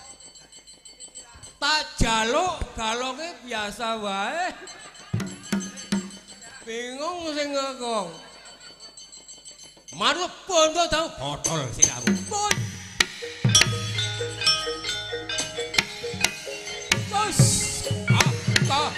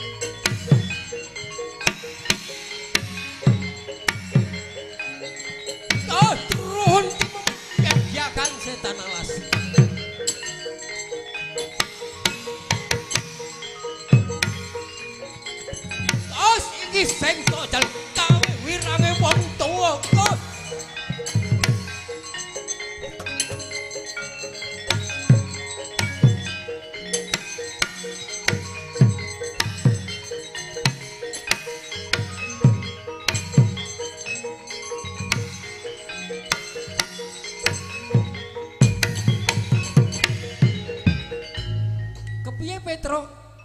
Hah? Etu-etuke takon sampeyan iku padune wis ngerti wae.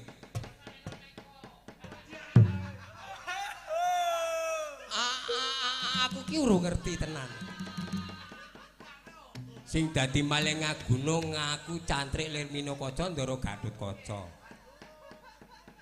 Dikrubut wong Kurawa pirang-pirang ya wis genah ora menang wong Kurawa iki dadi Ndara Gatotkaca. Ning barang Sinun Mandura maju lah niki Ndara Gatotkaca rada ragu-ragu arep nibani tangan niku.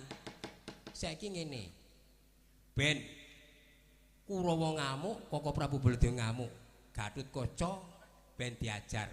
Kowe mlayu menyang Yodipati, matura kelawan Dimas Werkudara yen Gatotkaca iso dhaup. Ini nek kowe matur Werkudara apa Werkudara kon rene, Genadya iki ora menyang, ora bakal mangkat. Wis to mesti jawabe ora ana aku mesti mlaku, mesti ngono deh. Ning gandeng kowe matur Gatotkaca sida mesti mangkat. Oh nggih.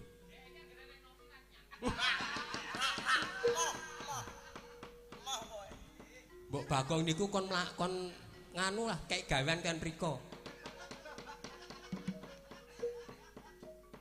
Teko-teko dudu manis ra ngewangi apa-apa blas e. Piye Gong? Aku agak watuk urung mari. Ya wis kowe wae Petruk kebat mangkat nggih nyun pamit lho.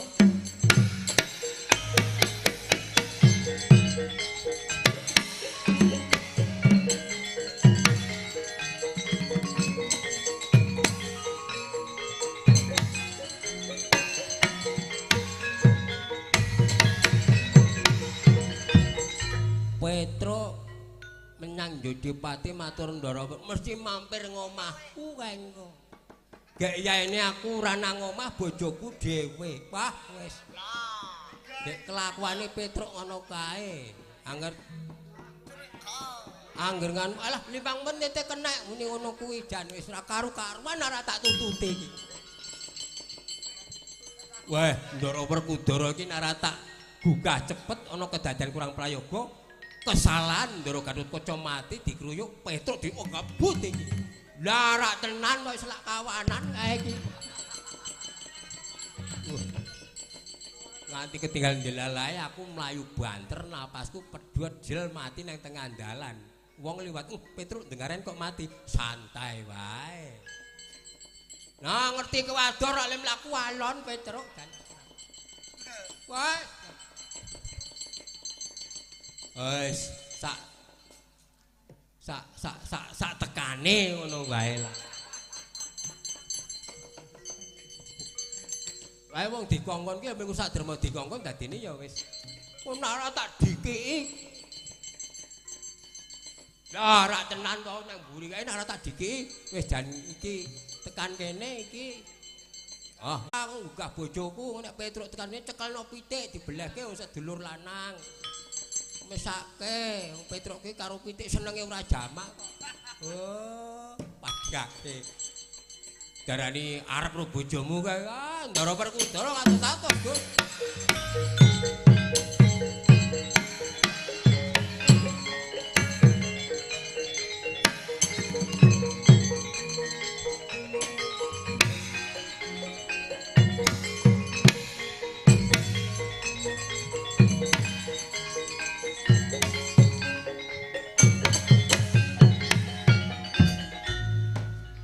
Tekan kene wonge turu, Gong.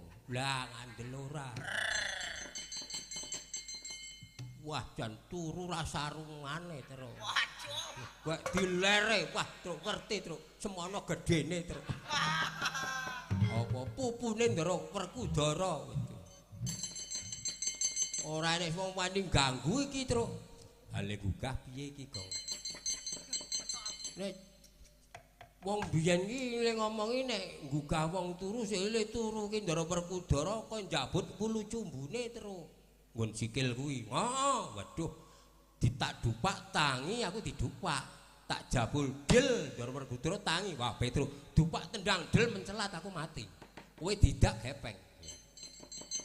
Carane talen ana tru sing dawa nyendal kadupana. Yo. Ning siap-siap tak talenane wulu cumbune iki nganggo tali plastik sing dawa.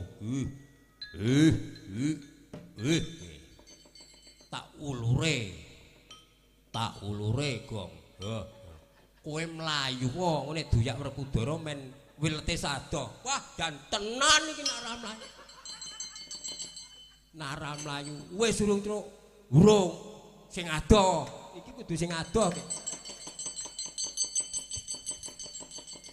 Lho mandedul kene meneh iki piye iki? Wis tak ulure waduh tenan wis iki wis gong wis adoh aku truk tak sendale ben ndoro Werkudara ora kuyak lho col gong kowe kemeng nali kaya ngono ora iso nek naleni pitik kae pinter kowe iki jak putih ngene duyak ya ben siap-siap lho Gong, nek tangi terus kowe mlayu jangka lho Gong. Wah, aku nang burimu terus.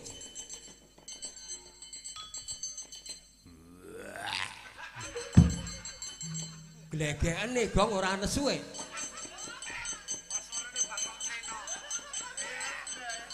Biasane wah, lha kok glegeken. Glegeken mambu bakso mau. Iki kaya Petruk iki karo Bagong. Nggih. Mrene ana apa gugah nggonku turu. Wulu cumbu sing wani bedol ming ponokan Petruk. Mau nek mboten tangi ajeng kula bedol wulu sing liya-liyane. Ana wigati apa? Niki kula ngaturke Ndara Werkudara. Nalika semanten calon pengantin Yudipati Ndara Gatotkaca niku diwurungake. Yo aku wis ora urusan. Ora sida dhaup rapopo wis men dadi nasibe ning dadosaken kaweningan. Medal sak menika Ndara Gatotkaca dhaup sampun kelampan dhaup kalih Ndara Ayu Pergiwa. Calon pengantin saking negari Ngadira Sarjokesuma wangsul pun ditampik mentah-mentahan sing ditampa Ndara Gatotkaca. Ning dadosaken kaweningan wong Kurawa ora trima. Sing dipandhegani Sinuwun Mandura. Wah, Baladewa Kakang. Nggih. Ah terus piye? Ndara Gatotkaca diajar Ndara Baladewa. Nak mengko diajar Bob Sarjokesuma wurung ora dadi apa. Niku sepele jalanane. Jalarane niku sepele. Sepele kepiye? Ndara Gatotkaca ora calon pun ijab manten. Ah Ndara Baladewa kuwi elek-elek. Sajen manten kaingkung aja dibruncah arep digawa menyang negara Ngastina. Lah dipangan Ndara Gatotkaca. Lah niku wah Gatot ngisin-isini mbing bab sajen kok edah-edahe bolo.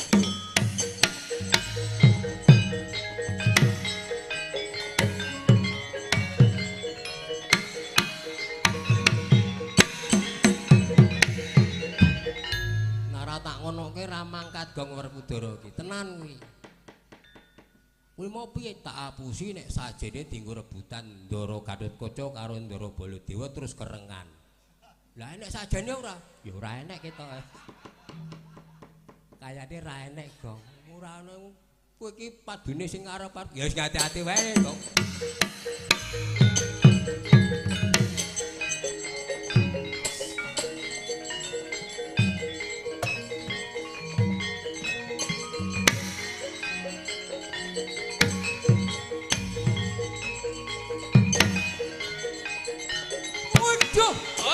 Waduh, Werkudara aku tau kabake. Waduh. Lah aku colok Werkudara. Waduh. Tos.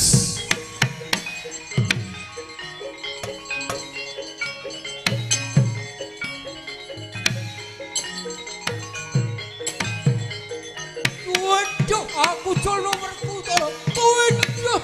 Tos. Tos.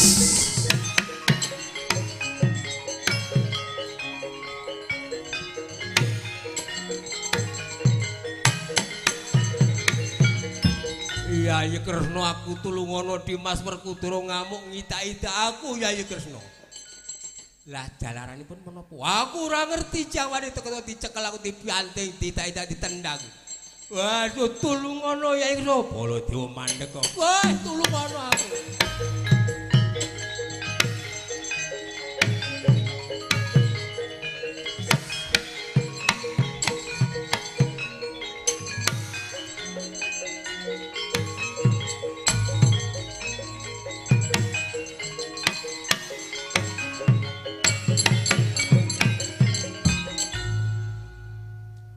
Kresna kakangku minggir Baladewa tak ajari. Lho mengko dikek.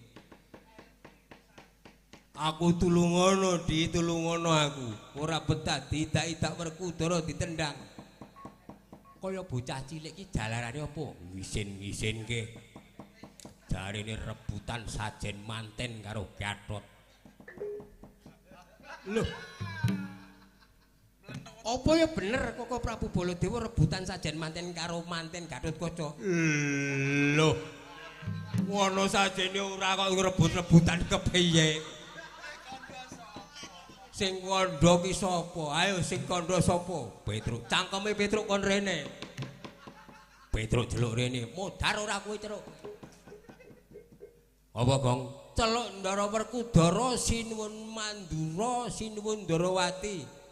Ngomongno aku arep mriyang.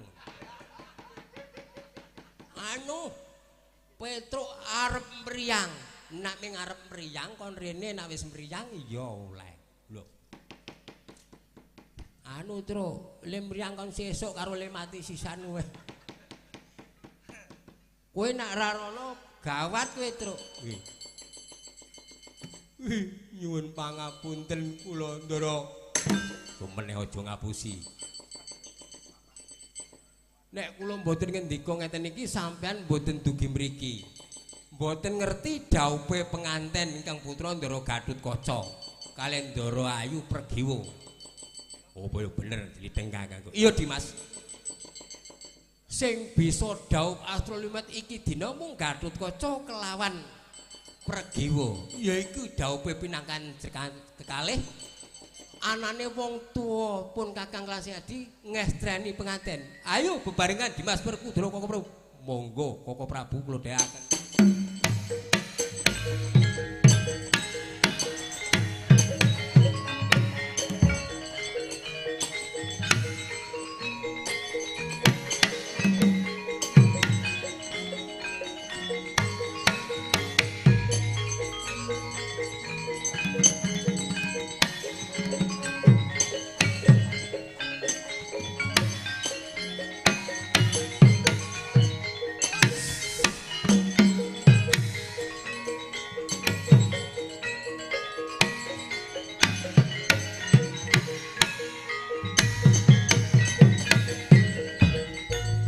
Jagat Manik Raja Dewa. Tekan kene pengajap aku bakal ndusta Dewi Pregiwa nang kelakon dhaup kelawan Gatotkaca. Rembak-rembak Matunggara.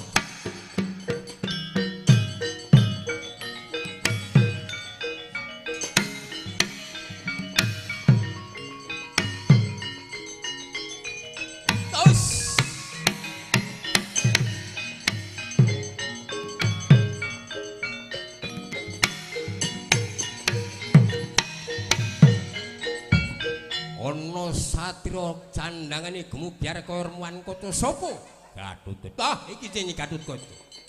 Sapa kowe? Prabu Gendra Suropati. Tak jaluk Pregiwa botol sirahmu.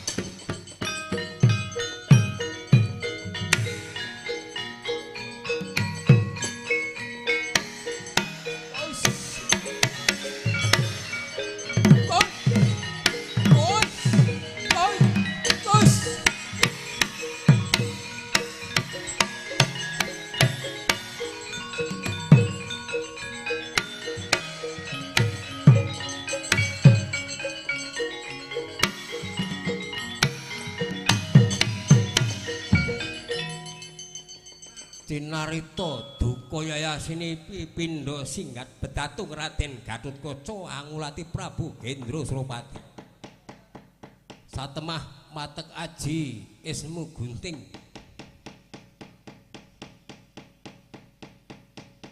Pundak Kapancal Jojo Kauntir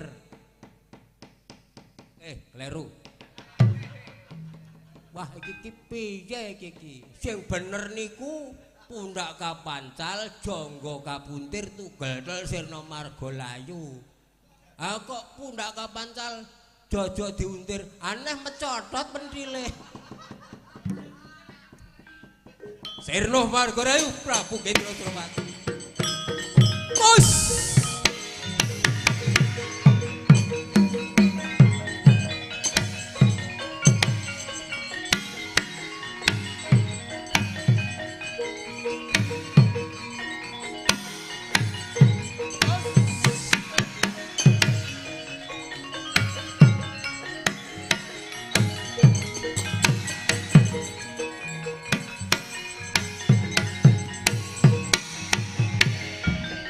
Werkudara Kartopan tak jaluk pergi waduh Pak Jambul